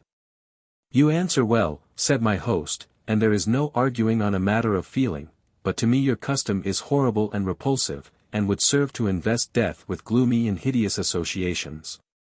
It is something, too, to my mind, to be able to preserve the token of what has been our kinsman or friend within the abode in which we live. We thus feel more sensibly that he still lives, though not visibly so to us. But our sentiments in this, as in all things, are created by custom. Custom is not to be changed by a wizen, any more than it is changed by a wise community, without the gravest deliberation, followed by the most earnest conviction. It is only thus that change ceases to be changeability, and once made is made for good. When we regained the house, Athlin summoned some of the children in his service and sent them round to several of his friends, requesting their attendance that day, during the easy hours, to a festival in honor of his kinsman's recall to the all-good. This was the largest and gayest assembly I ever witnessed during my stay among the Ana, and was prolonged far into the silent hours. The banquet was spread in a vast chamber reserved especially for grand occasions. This differed from our entertainments, and was not without a certain resemblance to those we read of in the luxurious age of the Roman Empire. There was not one great table set out, but numerous small tables, each appropriated to 8 guests. It is considered that beyond that number conversation languishes and friendship cools. The Ana never laugh loud, as I have before observed, but the cheerful ring of their voices at the various tables betokened gaiety of intercourse. As they have no stimulant drinks and are temperate in food, though so choice and dainty, the banquet itself did not last long. The tables sank through the floor, and then came musical entertainments for those who liked them. Many, however, wandered away, some of the younger ascended on their wings, for the hall was roofless, forming aerial dances.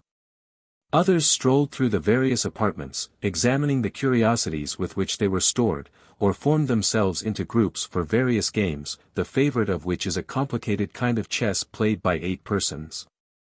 I mixed with the crowd, but was prevented joining in their conversation by the constant companionship of one or the other of my host's sons, appointed to keep me from obtrusive questionings. The guests, however, noticed me but slightly. They had grown accustomed to my appearance, seeing me so often in the streets, and I had ceased to excite much curiosity. To my great delight Z avoided me, and evidently sought to excite my jealousy by marked attentions to a very handsome young'un, who, though, as is the modest custom of the males when addressed by females, He answered with downcast eyes and blushing cheeks, and was demure and shy as young ladies new to the world are in most civilized countries, except England and America, was evidently much charmed by the tall G.Y. and ready to falter a bashful yes if she had actually proposed. Fervently hoping that she would, and more averse to the idea of reduction to a cinder after I had seen the rapidity with which a human body can be hurried into a pinch of dust. I amused myself by watching the manners of the other young people. I had the satisfaction of observing that Z was no singular assertor of a female's most valued rights. Wherever I turned my eyes, or lent my ears, it seemed to me that the G.Y. was the wooing party, and the coy and reluctant one. The pretty innocent airs which an gave himself on being thus courted, the dexterity with which he evaded direct answer to professions of attachment, or turned into jest the flattering compliments addressed to him, would have done honor to the most accomplished coquette. Both my male chaperones were subjected greatly to these seductive influences, and both acquitted themselves with wonderful honor to their tact and self-control. I said to the elder son, who preferred mechanical employments to the management of a great property, and who was of an eminently philosophical temperament, I find it difficult to conceive how at your age, and with all the intoxicating effects on the senses, of music and lights and perfumes, you can be so cold to that impassioned G.Y. who has just left you with tears in her eyes at your cruelty.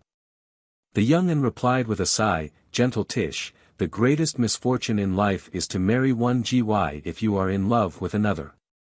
Oh! You are in love with another? Alas! Yes. And she does not return your love? I don't know. Sometimes a look, a tone, makes me hope so, but she has never plainly told me that she loves me. Have you not whispered in her own ear that you love her? Fie! What are you thinking of? What world do you come from? Could I so betray the dignity of my sex? Could I be so unknowingly so lost to shame, as to own love to a G.Y. who has not first owned hers to me? Pardon, I was not quite aware that you pushed the modesty of your sex so far.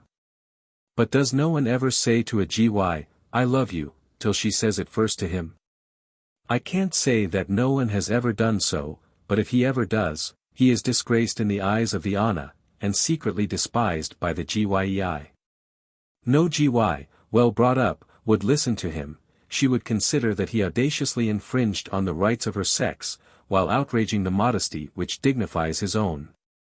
It is very provoking, continued the Inn, for she whom I love has certainly courted no one else, and I cannot but think she likes me. Sometimes I suspect that she does not court me because she fears I would ask some unreasonable settlement as to the surrender of her rights. But if so, she cannot really love me, for where a Gy really loves she foregoes all rights. Is this young Gy present? Oh yes. She sits yonder talking to my mother. I looked in the direction to which my eyes were thus guided, and saw a Gy dressed in robes of bright red, which among this people is a sign that a Gy as yet prefers a single state. She wears grey, a neutral tint, to indicate that she is looking about for a spouse, dark purple if she wishes to intimate that she has made a choice, purple and orange when she is betrothed or married. Light blue when she is divorced or a widow and would marry again. Light blue is of course seldom seen. Among a people where all are of so high a type of beauty, it is difficult to single out one as peculiarly handsome. My young friend's choice seemed to me to possess the average of good looks, but there was an expression in her face that pleased me more than did the faces of the young Gyei generally, because it looked less bold, less conscious of female rights. I observed that, while she talked to Bra, she glanced, from time to time, sidelong at my young friend. Courage, said I, that young Gy loves you. Aye, but if she will not say so, how am I the better for her love? Your mother is aware of your attachment. Perhaps so. I never owned it to her. It would be unmanly to confide such weakness to a mother. I have told my father, he may have told it again to his wife. Will you permit me to quit you for a moment and glide behind your mother and your beloved? I am sure they are talking about you. Do not hesitate. I promise that I will not allow myself to be questioned till I rejoin you. The young pressed his hand on his heart, touched me lightly on the head, and allowed me to quit his side. I stole unobserved behind his mother and his beloved. I overheard their talk. Bra was speaking. Said she, "There can be no doubt of this, either my son, who is of marriageable age, will be decoyed into marriage with one of his many suitors, or he will join those who emigrate to a distance and we shall see him no more. If you really care for him, my dear Lo, you should propose." "I do care for him, Bra, but I doubt if I could really ever win his affections. He is fond of his inventions and timepieces. And I am not like Z, but so dull that I fear I could not enter into his favorite pursuits, and then he would get tired of me, and at the end of 3 years divorce me, and I could never marry another never. It is not necessary to know about timepieces to know how to be so necessary to the happiness of an who cares for timepieces, that he would rather give up the timepieces than divorce his GY. You see, my dear Lo, continued Bra, that precisely because we are the stronger sex, we rule the other, provided we never show our strength. If you were superior to my son in making timepieces and automata, you should, as his wife, always let him suppose you thought him superior in that art to yourself. The tacitly allows the preeminence of the GY in all except his own special pursuit. But if she either excels him in that, or affects not to admire him for his proficiency in it, he will not love her very long, perhaps he may even divorce her. But where a GY really loves, she soon learns to love all that the does. The young GY made no answer to this address. She looked down musingly, then a smile crept over her lips, and she rose, still silent, and went through the crowd till she paused by the young who loved her. I followed her steps, but discreetly stood at a little distance while I watched them. Somewhat to my surprise, till I recollected the coy tactics among the Ana, the lover seemed to receive her advances with an air of indifference.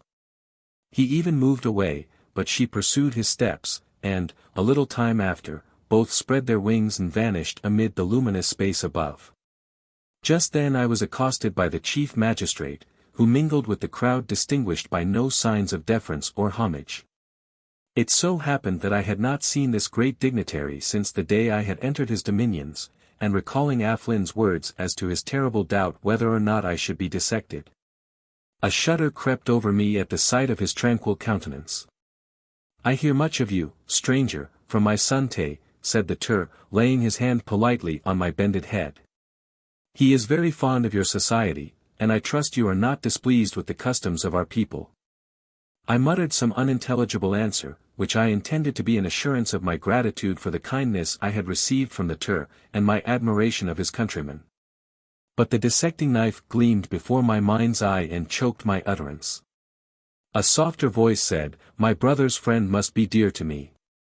And looking up I saw a young GY, who might be 16 years old, standing beside the magistrate and gazing at me with a very benignant countenance. She had not come to her full growth, and was scarcely taller than myself, viz., about 5 feet 10 inches, and, thanks to that comparatively diminutive stature, I thought her the loveliest GY I had hitherto seen. I suppose something in my eyes revealed that impression, for her countenance grew yet more benignant. "Te tells me," she said, "that you have not yet learned to accustom yourself to wings. That grieves me, for I should have liked to fly with you." "Alas!" I replied, "I can never hope to enjoy that happiness. I am assured by Z that the safe use of wings is a hereditary gift, and it would take generations before one of my race could poise himself in the air like a bird."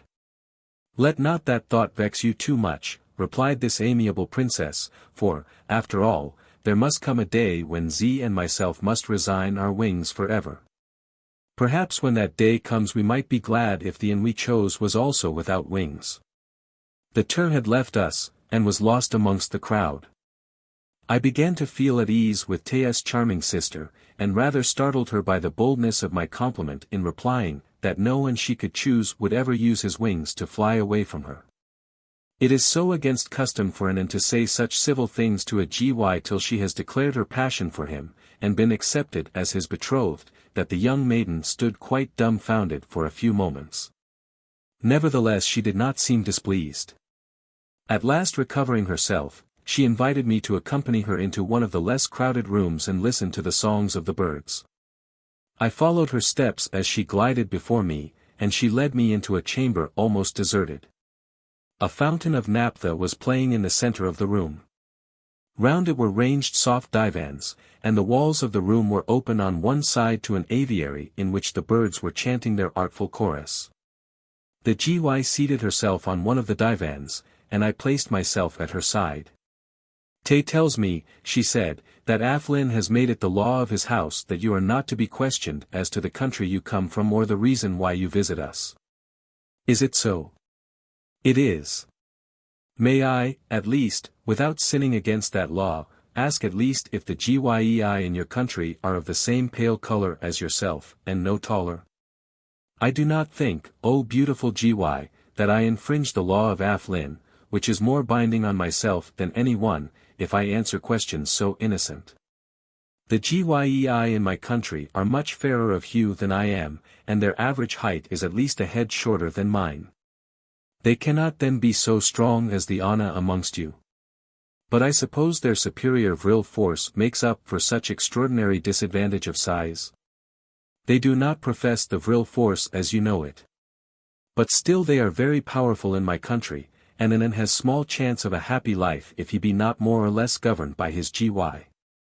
"You speak feelingly," said Taya's sister, in a tone of voice half sad, half petulant. "You are married, of course?" "No, certainly not." "Nor betrothed?" "Nor betrothed." "Is it possible that no GY has proposed to you?" "In my country the GY does not propose, the An speaks first." "What a strange reversal of the laws of nature," said the maiden, "and what want of modesty in your sex. But have you never proposed, never loved one GY more than another?" I felt embarrassed by these ingenuous questionings, and said, "Pardon me, but I think we are beginning to infringe upon Aflin's injunction. Thus much only will I say in answer, and then, I implore you, ask no more. I did once feel the preference you speak of, I did propose, and the GY would willingly have accepted me, but her parents refused their consent." "Parents? Do you mean seriously to tell me that parents can interfere with the choice of their daughters?" "Indeed they can, and do very often." "I should not like to live in that country," said the GY, simply, "but I hope you will never go back to it." I bowed my head in silence. The GY gently raised my face with her right hand, and looked into it tenderly. "Stay with us," she said, "stay with us, and be loved." What I might have answered, what dangers of becoming a cinder I might have encountered, I still tremble to think, when the light of the naphtha fountain was obscured by the shadow of wings, and Z, flying through the open roof, alighted beside us. She said not a word, but, taking my arm with her mighty hand, she drew me away, as a mother draws a naughty child, and led me through the apartments to one of the corridors, on which, by the mechanism they generally prefer to stairs. We ascended to my own room. This gained, Z breathed on my forehead, touched my breast with her staff, and I was instantly plunged into a profound sleep. When I awoke some hours later, and heard the song of the birds in the adjoining aviary, the remembrance of Taya's sister, her gentle looks and caressing words, vividly returned to me. And so impossible is it for one born and reared in our upper world state of society to divest himself of ideas dictated by vanity and ambition, that I found myself instinctively building proud castles in the air. Tish though I be, thus ran my meditations, Tish though I be, it is then clear that Z is not the only GY whom my appearance can captivate. Evidently I am loved by a princess, the first maiden of this land, the daughter of the absolute monarch whose autocracy they so idly seek to disguise by the republican title of chief magistrate. But for the sudden swoop of that horrible Z, this royal lady would have formally proposed to me. And though it may be very well for Aflin, who is only a subordinate minister, a mere commissioner of light, to threaten me with destruction if I accept his daughter's hand, yet a sovereign, whose word is law, could compel the community to abrogate any custom that forbids intermarriage with one of a strange race and which in itself is a contradiction to their boasted equality of ranks. It is not to be supposed that his daughter, who spoke with such incredulous scorn of the interference of parents, would not have sufficient influence with her royal father to save me from the combustion to which Athlin would condemn my form. And if I were exalted by such an alliance, who knows but what the monarch might elect me as his successor? Why not? Few among this indolent race of philosophers like the burden of such greatness. All might be pleased to see the supreme power lodged in the hands of an accomplished stranger who has experience of other and livelier forms of existence, and, once chosen, what reforms I would institute. What additions to the really pleasant but too monotonous life of this realm my familiarity with the civilized nations above ground would effect. I am fond of the sports of the field. Next to war, is not the chase a king's pastime? In what varieties of strange game does this nether world abound? How interesting to strike down creatures that were known above ground before the deluge. But how? By that terrible vril, in which, from want of hereditary transmission, I could never be a proficient. No, but by a civilized handy breech-loader, which these ingenious mechanicians could not only make, but no doubt improve. Nay, surely I saw one in the museum. Indeed, as absolute king, I should discountenance Vril altogether, except in cases of war. Apropos of war, it is perfectly absurd to stint a people so intelligent, so rich, so well armed, to a petty limit of territory sufficing for 10,000 or 12,000 families. Is not this restriction a mere philosophical crotchet, at variance with the aspiring element in human nature, such as has been partially, and with complete failure, tried in the upper world by the late Mr. Robert Owen? Of course one would not go to war with neighboring nations as well armed as one's own subjects. But then, what of those regions inhabited by races unacquainted with Vril, and apparently resembling, in their democratic institutions, my American countrymen?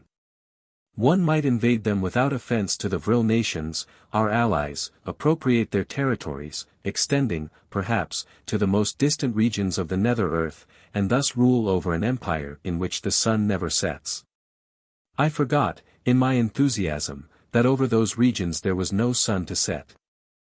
As for the fantastical notion against conceding fame or renown to an eminent individual, because, forsooth, bestowal of honors ensures contest in the pursuit of them, stimulates angry passions, and mars the felicity of peace, it is opposed to the very elements, not only of the human but the brute creation, which are all, if tameable, participators in the sentiment of praise and emulation. What renown would be given to a king who thus extended his empire? I should be deemed a demigod.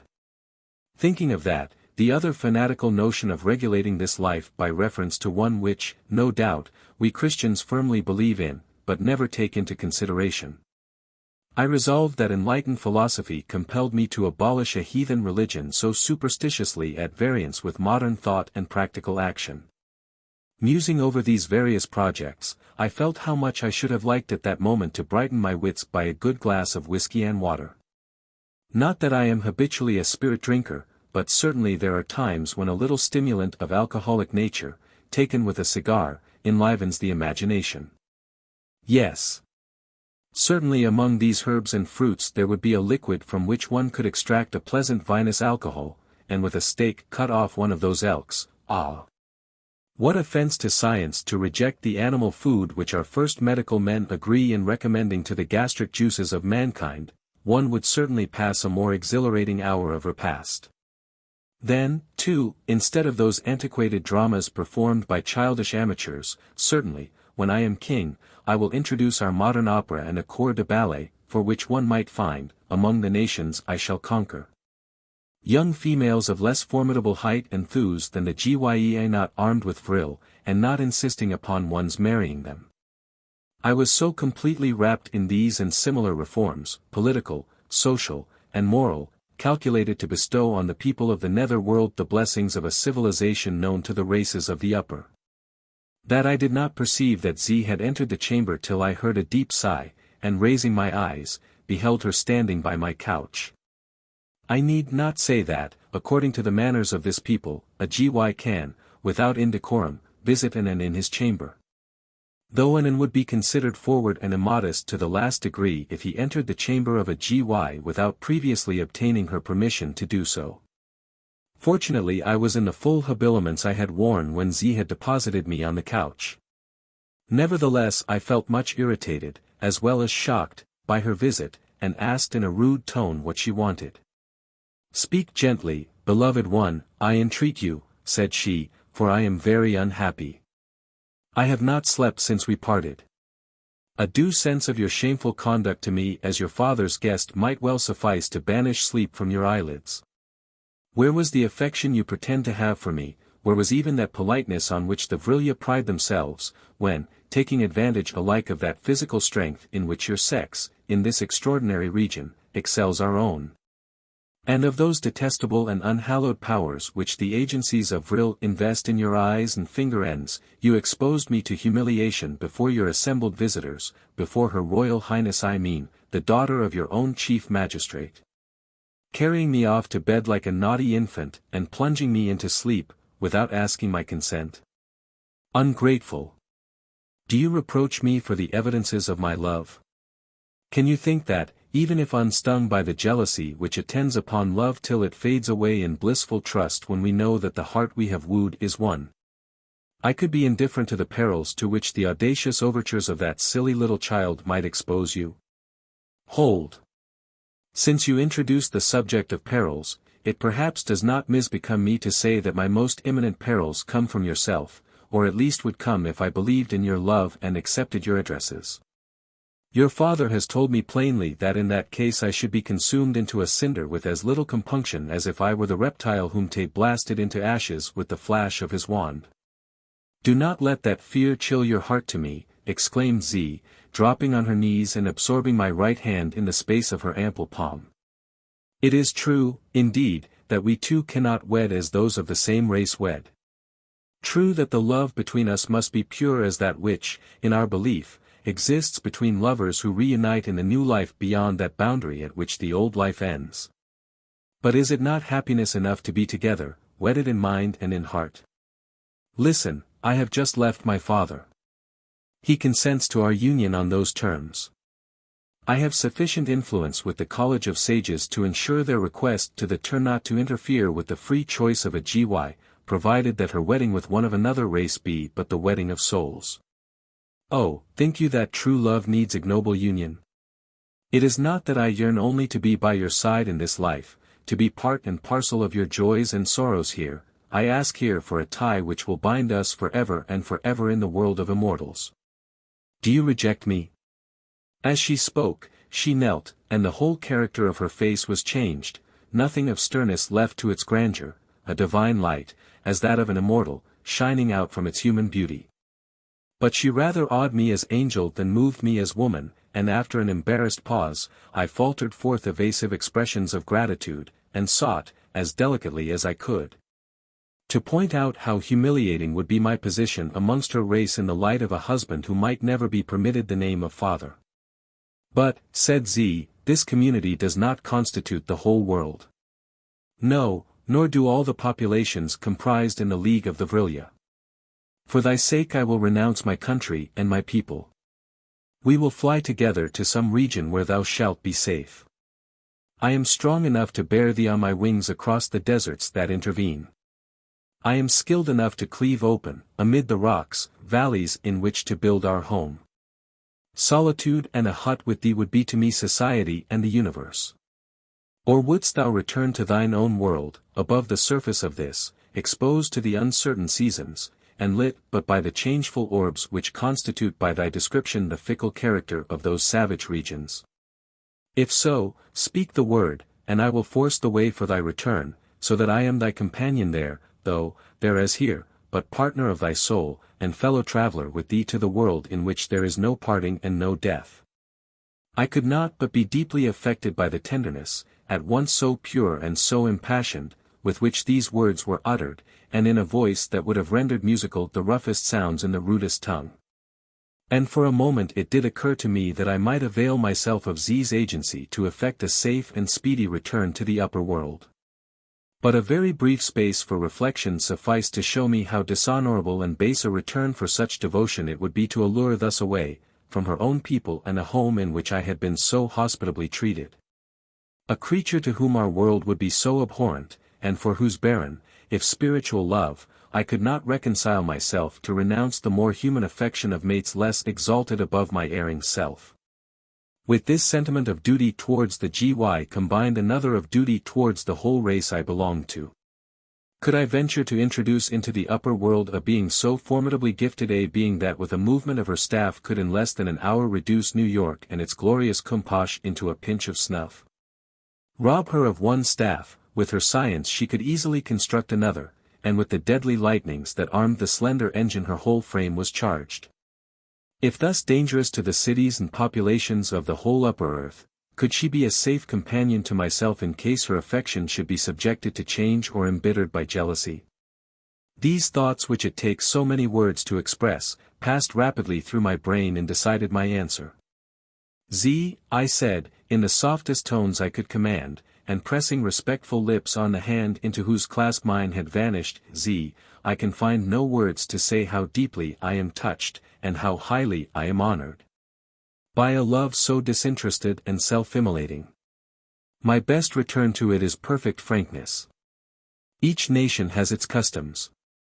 The customs of yours do not allow you to wed me, the customs of mine are equally opposed to such a union between those of races so widely differing. On the other hand, though not deficient in courage among my own people, or amid dangers with which I am familiar, I cannot, without a shudder of horror, think of constructing a bridal home in the heart of some dismal chaos. With all the elements of nature, fire and water and mephitic gases, at war with each other, and with the probability that at some moment, while you were busied in cleaving rocks or conveying Vril into lamps, I should be devoured by a crek which your operations disturbed from its hiding place. I, a mere Tish, do not deserve the love of a GY, so brilliant, so learned, so potent as yourself. Yes, I do not deserve that love, for I cannot return it. Z released my hand, rose to her feet, and turned her face away to hide her emotions. Then she glided noiselessly along the room, and paused at the threshold. Suddenly, impelled as by a new thought, she returned to my side and said, in a whispered tone, "You told me you would speak with perfect frankness. With perfect frankness, then, answer me this question. If you cannot love me, do you love another?" "Certainly, I do not." "You do not love Taya's sister?" "I never saw her before last night." "That is no answer. Love is swifter than Vril. You hesitate to tell me. Do not think it is only jealousy that prompts me to caution you. If the Tur's daughter should declare love to you, if in her ignorance she confides to her father any preference that may justify his belief that she will woo you, he will have no option but to request your immediate destruction. As he is specially charged with the duty of consulting the good of the community, which could not allow a daughter of the Vril-ya to wed a son of the Tishe, in that sense of marriage which does not confine itself to union of the souls. Alas! There would then be for you no escape. She has no strength of wing to uphold you through the air, she has no science wherewith to make a home in the wilderness. Believe that here my friendship speaks, and that my jealousy is silent." With those words he left me. And recalling those words, I thought no more of succeeding to the throne of the Vril-ya, or of the political, social, and moral reforms I should institute in the capacity of absolute sovereign. Chapter 26. After the conversation with Z just recorded, I fell into a profound melancholy. The curious interest with which I had hitherto examined the life and habits of this marvelous community was at an end. I could not banish from my mind the consciousness that I was among a people who, however kind and courteous, could destroy me at any moment without scruple or compunction. The virtuous and peaceful life of the people which, while new to me, had seemed so wholly a contrast to the contentions, the passions, the vices of the upper world, now began to oppress me with a sense of dullness and monotony. Even the serene tranquility of the lustrous air preyed on my spirits. I longed for a change, even to winter, or storm, or darkness. I began to feel that, whatever our dreams of perfectibility, our restless aspirations towards a better, and higher, and calmer sphere of being, we, the mortals of the upper world, are not trained or fitted to enjoy for long the very happiness of which we dream or to which we aspire. Now, in this social state of the Vril-ya, it was singular to mark how it contrived to unite and to harmonize into one system nearly all the objects which the various philosophers of the upper world have placed before human hopes as the ideals of a utopian future. It was a state in which war, with all its calamities, was deemed impossible, a state in which the freedom of all and each was secured to the uttermost degree. Without one of those animosities which make freedom in the upper world depend on the perpetual strife of hostile parties. Here the corruption which debases democracies was as unknown as the discontents which undermine the thrones of monarchies. Equality here was not a name, it was a reality. Riches were not persecuted, because they were not envied. Here those problems connected with the labors of a working class, hitherto insoluble above ground, and above ground conducing to such bitterness between classes, were solved by a process the simplest. A distinct and separate working class was dispensed with altogether. Mechanical inventions, constructed on principles that baffled my research to ascertain, worked by an agency infinitely more powerful and infinitely more easy of management than aught we have yet extracted from electricity or steam. With the aid of children whose strength was never overtasked, but who loved their employment as sport and pastime, sufficed to create a public wealth so devoted to the general use that not a grumbler was ever heard of. The vices that wrought our cities, here had no footing. Amusements abounded, but they were all innocent. No merrymakings conduced to intoxication, to riot, to disease. Love existed, and was ardent in pursuit, but its object, once secured, was faithful. The adulterer, the profligate, the harlot, were phenomena so unknown in this commonwealth, that even to find the words by which they were designated one would have had to search throughout an obsolete literature composed thousands of years before. They who have been students of theoretical philosophies above ground, know that all these strange departures from civilized life do but realize ideas which have been broached, canvassed, ridiculed, contested for. Sometimes partially tried, and still put forth in fantastic books, but have never come to practical result. Nor were these all the steps towards theoretical perfectibility which this community had made. It had been the sober belief of Descartes that the life of man could be prolonged, not, indeed, on this earth, to eternal duration, but to what he called the ape of the patriarchs, and modestly defined to be from 100 to 150 years average length. Well, even this dream of sages was here fulfilled, nay, more than fulfilled, for the vigor of middle life was preserved even after the term of a century was past. With this longevity was combined a greater blessing than itself, that of continuous health. Such diseases as befell the race were removed with ease by scientific applications of that agency life-giving as life-destroying which is inherent in Vril. Even this idea is not unknown above ground, though it has generally been confined to enthusiasts or charlatans, and emanates from confused notions about mesmerism, odic force, and passing by such trivial contrivances as wings, which every schoolboy knows has been tried and found wanting. From the mythical or prehistorical period, I proceed to that very delicate question. Urged of late as essential to the perfect happiness of our human species by the two most disturbing and potential influences on upper-ground society, womankind and philosophy. I mean, the rights of women. Now, it is allowed by jurisprudists that it is idle to talk of rights where there are not corresponding powers to enforce them. And above ground, for some reason or other, man, in his physical force, in the use of weapons offensive and defensive, when it comes to positive personal contest, can, as a rule of general application, master women. But among this people there can be no doubt about the rights of women, because, as I have before said, the GY, physically speaking, is bigger and stronger than the in. And her will being also more resolute than his, and will being essential to the direction of the Vril force, she can bring to bear upon him, more potently than he on herself. The mystical agency which art can extract from the occult properties of nature. Therefore all that our female philosophers above ground contend for as to rights of women, is conceded as a matter of course in this happy commonwealth.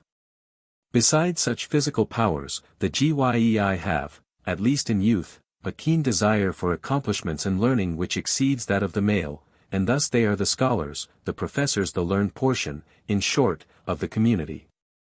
Of course, in this state of society the female establishes, as I have shown, her most valued privilege, that of choosing and courting her wedding partner. Without that privilege she would despise all the others. Now, above ground, we should not unreasonably apprehend that a female, thus potent and thus privileged, when she had fairly hunted us down and married us, would be very imperious and tyrannical. Not so with the Gyei, once married, the wings once suspended, and more amiable, complacent, docile mates, more sympathetic, more sinking their loftier capacities into the study of their husbands' comparatively frivolous tastes and whims. No poet could conceive in his visions of conjugal bliss. Lastly, among the more important characteristics of the Vril-ya, as distinguished from our mankind lastly, and most important on the bearings of their life and the peace of their commonwealths, is their universal agreement in the existence of a merciful beneficent deity, and of a future world to the duration of which a century or two are moments too brief to waste upon thoughts of fame and power and avarice. While with that agreement is combined another viz. Since they can know nothing as to the nature of that deity beyond the fact of his supreme goodness, nor of that future world beyond the fact of its felicitous existence, so their reason forbids all angry disputes on insoluble questions. Thus they secure for that state in the bowels of the earth what no community ever secured under the light of the stars, all the blessings and consolations of a religion without any of the evils and calamities which are engendered by strife between one religion and another. It would be, then, utterly impossible to deny that the state of existence among the Vril-ya is thus, as a whole, immeasurably more felicitous than that of superterrestrial races, and, realizing the dreams of our most sanguine philanthropists, almost approaches to a poet's conception of some angelical order. And yet, if you would take 1,000 of the best and most philosophical of human beings you could find in London, Paris, Berlin, New York, or even Boston, and place them as citizens in this beatified community, my belief is that in less than a year they would either die of ennui, or attempt some revolution by which they would militate against the good of the community, and be burnt into cinders at the request of the Tur. Certainly I have no desire to insinuate, through the medium of this narrative, any ignorant disparagement of the race to which I belong. I have, on the contrary, endeavored to make it clear that the principles which regulate the social system of the Vril-ya forbid them to produce those individual examples of human greatness which adorn the annals of the upper world. Where there are no wars there can be no Hannibal, no Washington, no Jackson, no Sheridan. Where states are so happy that they fear no danger and desire no change, they cannot give birth to a Demosthenes, a Webster, a Sumner, a Wendell Holmes, or a Butler. And where a society attains to a moral standard, in which there are no crimes and no sorrows from which tragedy can extract its aliment of pity and sorrow, no salient vices or follies on which comedy can lavish its mirthful satire, it has lost the chance of producing a Shakespeare, or a Molière, or a Mrs. Beecher Stowe. But if I have no desire to disparage my fellow men above ground in showing how much the motives that impel the energies and ambition of individuals in a society of contest and struggle become dormant or annulled in a society which aims at securing for the aggregate the calm and innocent felicity which we presume to be the lot of beatified immortals. Neither, on the other hand, have I the wish to represent the commonwealths of the Vril-ya as an ideal form of political society, to the attainment of which our own efforts of reform should be directed. On the contrary, it is because we have so combined, throughout the series of ages, the elements which compose human character, that it would be utterly impossible for us to adopt the modes of life, or to reconcile our passions to the modes of thought, among the Vril-ya, that I arrived at the conviction that this people, though originally not only of our human race, but, as seems to me clear by the roots of their language, descended from the same ancestors as the great Aryan family, from which in varied streams has flowed the dominant civilization of the world, and having, according to their myths and their history, passed through phases of society familiar to ourselves, had yet now developed into a distinct species with which it was impossible that any community in the upper world could amalgamate, and that if they ever emerged from these nether recesses into the light of day, they would, according to their own traditional persuasions of their ultimate destiny, destroy and replace our existent varieties of man.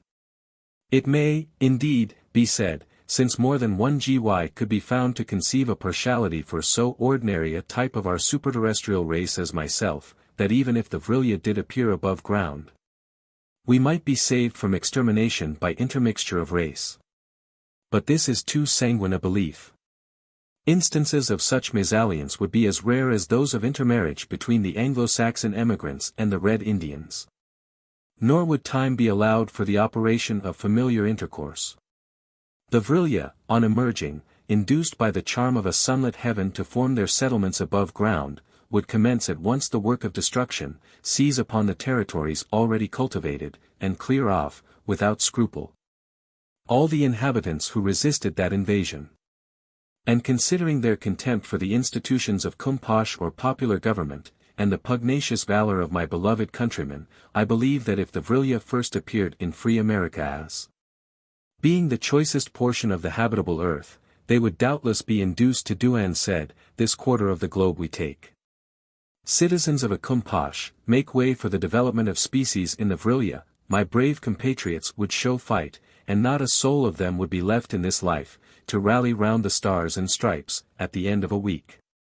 I now saw but little of Z, save at meals, when the family assembled, and she was then reserved and silent. My apprehensions of danger from an affection I had so little encouraged or deserved, therefore, now faded away, but my dejection continued to increase. I pined for escape to the upper world, but I racked my brains in vain for any means to effect it. I was never permitted to wander forth alone, so that I could not even visit the spot on which I had alighted, and see if it were possible to reascend to the mine. Nor even in the silent hours, when the household was locked in sleep, could I have let myself down from the lofty floor in which my apartment was placed. I knew not how to command the automata who stood mockingly at my beck beside the wall, nor could I ascertain the springs by which were set in movement the platforms that supplied the place of stairs. The knowledge how to avail myself of these contrivances had been purposely withheld from me. Oh, that I could but have learned the use of wings, so freely here at the service of every infant, then I might have escaped from the casement, regained the rocks, and buoyed myself aloft through the chasm of which the perpendicular sides forbade place for human footing. Chapter 27. One day, as I sat alone and brooding in my chamber, Tay flew in at the open window and alighted on the couch beside me. I was always pleased with the visits of a child, in whose society, if humbled, I was less eclipsed than in that of Anna who had completed their education and matured their understanding. And as I was permitted to wander forth with him for my companion, and as I longed to revisit the spot in which I had descended into the nether world, I hastened to ask him if he were at leisure for a stroll beyond the streets of the city. His countenance seemed to me graver than usual as he replied, I came hither on purpose to invite you forth. We soon found ourselves in the street, and had not got far from the house when we encountered 5 or 6 young Gyei, who were returning from the fields with baskets full of flowers, and chanting a song in chorus as they walked. A young GY sings more often than she talks. They stopped on seeing us, accosting Tay with familiar kindness, and me with the courteous gallantry which distinguishes the Gyei in their manner towards our weaker sex. And here I may observe that, though a virgin GY is so frank in her courtship to the individual she favors, there is nothing that approaches to that general breadth and loudness of manner which those young ladies of the Anglo-Saxon race, to whom the distinguished epithet of fast is accorded, exhibit towards young gentlemen whom they do not profess to love. No, the bearing of the Gyei towards males in ordinary is very much that of high-bred men in the gallant societies of the upper world towards ladies whom they respect but do not woo. Deferential, complimentary, exquisitely polished, what we should call chivalrous. Certainly I was a little put out by the number of civil things addressed to my amour propre, which were said to me by these courteous young Gyei. In the world I came from, a man would have thought himself aggrieved, treated with irony, chaffed, if so vulgar a slang word may be allowed on the authority of the popular novelists who use it so freely. When one fair GY complimented me on the freshness of my complexion, another on the choice of colors in my dress, a third, with a sly smile, on the conquests I had made at Aflin's entertainment. But I knew already that all such language was what the French call banal, and did but express in the female mouth, below earth, that sort of desire to pass for amiable with the opposite sex which, above earth, arbitrary custom and hereditary transmission demonstrate by the mouth of the male. And just as a high-bred young lady, above earth, habituated to such compliments, feels that she cannot, without impropriety, return them, nor evince any great satisfaction at receiving them, so I, who had learned polite manners at the house of so wealthy and dignified a minister of that nation, could but smile and try to look pretty in bashfully disclaiming the compliments showered upon me. While we were thus talking, Tea's sister, it seems, had seen us from the upper rooms of the royal palace at the entrance of the town, and, precipitating herself on her wings, alighted in the midst of the group. Singling me out, she said, though still with the inimitable deference of manner which I have called chivalrous, yet not without a certain abruptness of tone which, as addressed to the weaker sex, Sir Philip Sidney might have termed rustic. "Why do you never come to see us?" While I was deliberating on the right answer to give to this unlooked-for question, Tay said quickly and sternly, "Sister, you forget the stranger is of my sex. It is not for persons of my sex, having due regard for reputation and modesty, to lower themselves by running after the society of yours." This speech was received with evident approval by the young Gyei in general. But Taya's sister looked greatly abashed. Poor thing, and a princess too. Just at this moment a shadow fell on the space between me and the group. And, turning round, I beheld the chief magistrate coming close upon us, with the silent and stately pace peculiar to the Vril-ya. At the sight of his countenance, the same terror which had seized me when I first beheld it returned. On that brow, in those eyes, there was that same indefinable something which marked the being of a race fatal to our own, that strange expression of serene exemption from our common cares and passions, of conscious superior power. Compassionate and inflexible as that of a judge who pronounces doom. I shivered, and, inclining low, pressed the arm of my child friend, and drew him onward silently. The Tur placed himself before our path, regarded me for a moment without speaking, then turned his eye quietly on his daughter's face, and, with a grave salutation to her and the other Gyei, went through the midst of the group. Still without a word. Chapter 28. When Tay and I found ourselves alone on the broad road that lay between the city and the chasm through which I had descended into this region beneath the light of the stars and sun, I said under my breath, "Child and friend, there is a look in your father's face which appalls me. I feel as if, in its awful tranquility, I gazed upon death." Tay did not immediately reply. He seemed agitated, and as if debating with himself by what words to soften some unwelcome intelligence. At last he said, "None of the Vril-ya fear death, do you? The dread of death is implanted in the breasts of the race to which I belong. We can conquer it at the call of duty, of honor, of love. We can die for a truth, for a native land, for those who are dearer to us than ourselves. But if death do really threaten me now and here, where are such counteractions to the natural instinct which invests with awe and terror the contemplation of severance between soul and body?" Tay looked surprised, but there was great tenderness in his voice as he replied, "I will tell my father what you say. I will entreat him to spare your life." "He has, then, already decreed to destroy it?" "'Tis my sister's fault or folly," said Tay, with some petulance. "But she spoke this morning to my father. And, after she had spoken, he summoned me, as a chief among the children who are commissioned to destroy such lives as threaten the community, and he said to me, 'Take thy Vril staff, and seek the stranger who has made himself dear to thee. Be his end painless and prompt.' And, I faltered, recoiling from the child, 'And it is, then, for my murder that thus treacherously thou hast invited me forth? No, I cannot believe it. I cannot think thee guilty of such a crime. It is no crime to slay those who threaten the good of the community, it would be a crime to slay the smallest insect that cannot harm us. If you mean that I threaten the good of the community because your sister honors me with the sort of preference which a child may feel for a strange plaything, it is not necessary to kill me. Let me return to the people I have left, and by the chasm through which I descended. With a slight help from you, I might do so now. You, by the aid of your wings, could fasten to the rocky ledge within the chasm the cord that you found, and have no doubt preserved. Do but that. Assist me but to the spot from which I alighted, and I vanish from your world forever, and as surely as if I were among the dead. The chasm through which you descended. Look round, we stand now on the very place where it yawned. What see you? Only solid rock. The chasm was closed, by the orders of Athlin, as soon as communication between him and yourself was established in your trance, and he learned from your own lips the nature of the world from which you came. Do you not remember when Z bade me not question you as to yourself or your race? On quitting you that day, Athlin accosted me, and said, no path between the stranger's home and ours should be left unclosed, or the sorrow and evil of his home may descend to ours. Take with thee the children of thy band, smite the sides of the cavern with your vril staves till the fall of their fragments fills up every chink through which a gleam of our lamps could force its way.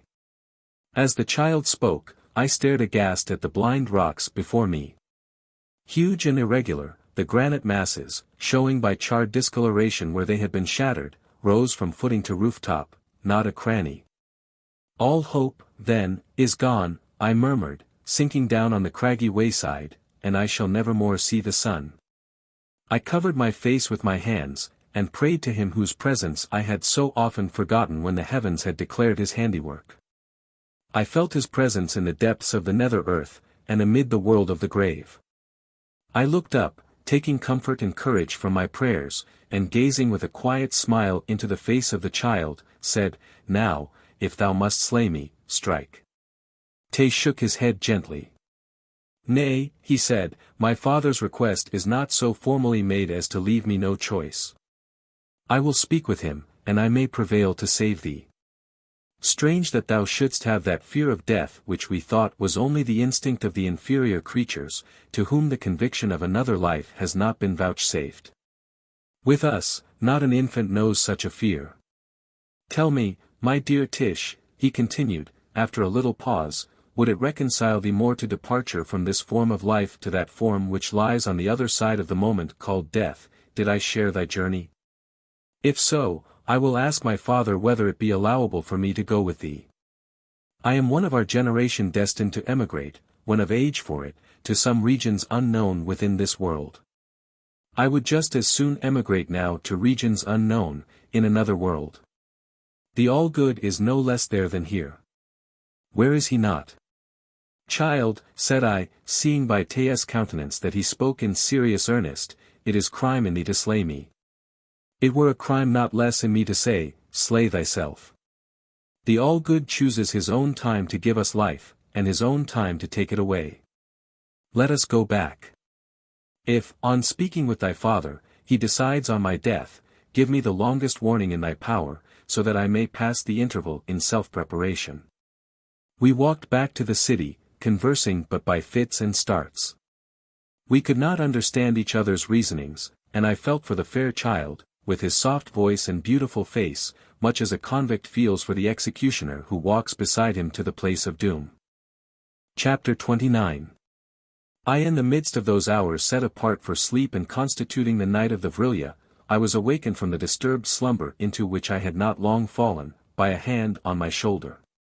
I started, and beheld Z standing beside me.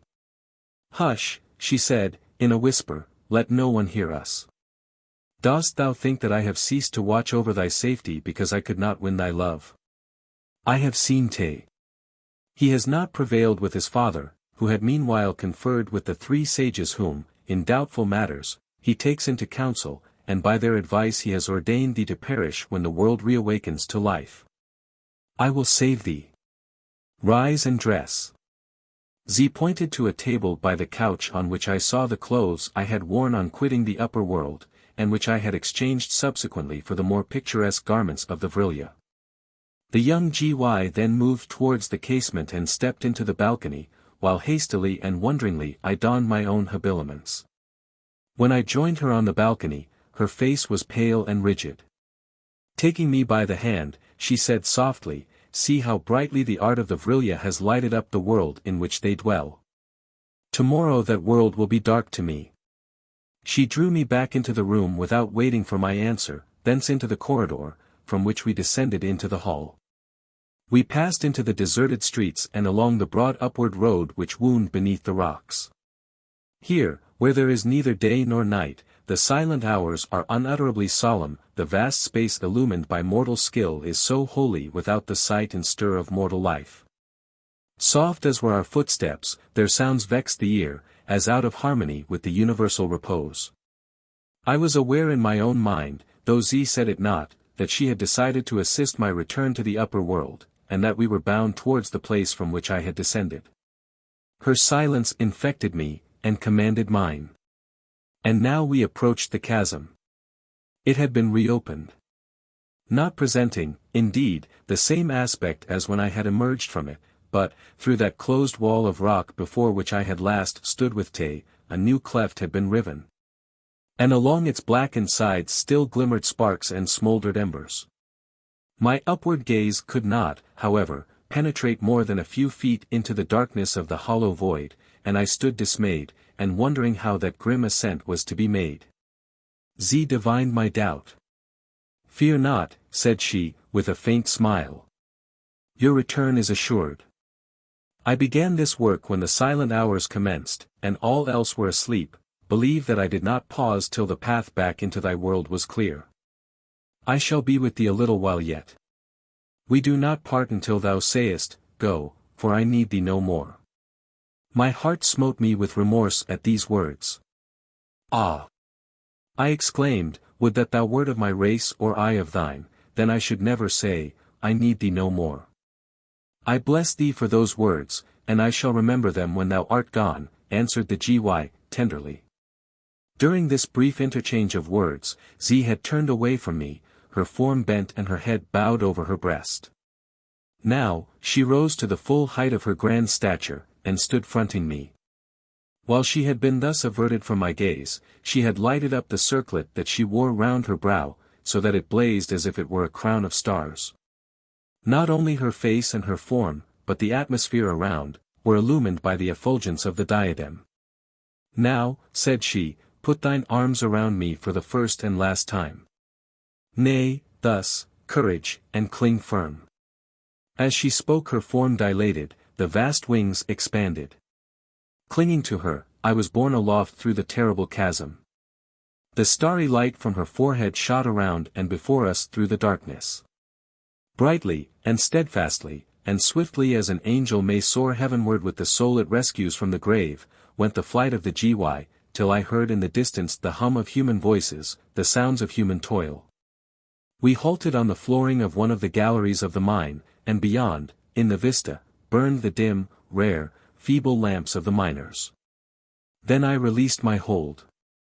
The GY kissed me on my forehead passionately, but as with a mother's passion, and said, as the tears gushed from her eyes, "Farewell forever. Thou wilt not let me go into thy world, thou canst never return to mine. Ere our household shake off slumber, the rocks will have again closed over the chasm, not to be reopened by me, nor perhaps by others, for ages yet unguessed. Think of me sometimes, and with kindness. When I reach the life that lies beyond this speck in time, I shall look round for thee. Even there, the world consigned to thyself and thy people may have rocks and gulfs which divide it from that in which I rejoin those of my race that have gone before, and I may be powerless to cleave way to regain thee as I have cloven way to lose." Her voice ceased. I heard the swan-like sough of her wings, and saw the rays of her starry diadem receding far and farther through the gloom. I sate myself down for some time, musing sorrowfully. Then I rose and took my way with slow footsteps towards the place in which I heard the sounds of men. The miners I encountered were strange to me, of another nation than my own. They turned to look at me with some surprise, but finding that I could not answer their brief questions in their own language, they returned to their work and suffered me to pass on unmolested. In fine, I regained the mouth of the mine, little troubled by other interrogatories, save those of a friendly official to whom I was known, and luckily he was too busy to talk much with me. I took care not to return to my former lodging, but hastened that very day to quit a neighborhood where I could not long have escaped inquiries to which I could have given no satisfactory answers. I regained in safety my own country, in which I have been long peacefully settled, and engaged in practical business, till I retired, on a competent fortune, 3 years ago. I have been little invited and little tempted to talk of the rovings and adventures of my youth. Somewhat disappointed, as most men are, in matters connected with household love and domestic life, I often think of the young G.Y. as I sit alone at night, and wonder how I could have rejected such a love, no matter what dangers attended it, or by what conditions it was restricted. Only, the more I think of a people calmly developing, in regions excluded from our sight and deemed uninhabitable by our sages, powers surpassing our most disciplined modes of force, and virtues to which our life, social and political, becomes antagonistic in proportion as our civilization advances, the more devoutly I pray that ages may yet elapse before there emerge into sunlight our inevitable destroyers. Being, however, frankly told by my physician that I am afflicted by a complaint which, though it gives little pain and no perceptible notice of its encroachments, may at any moment be fatal, I have thought it my duty to my fellow men to place on record these forewarnings of the coming race.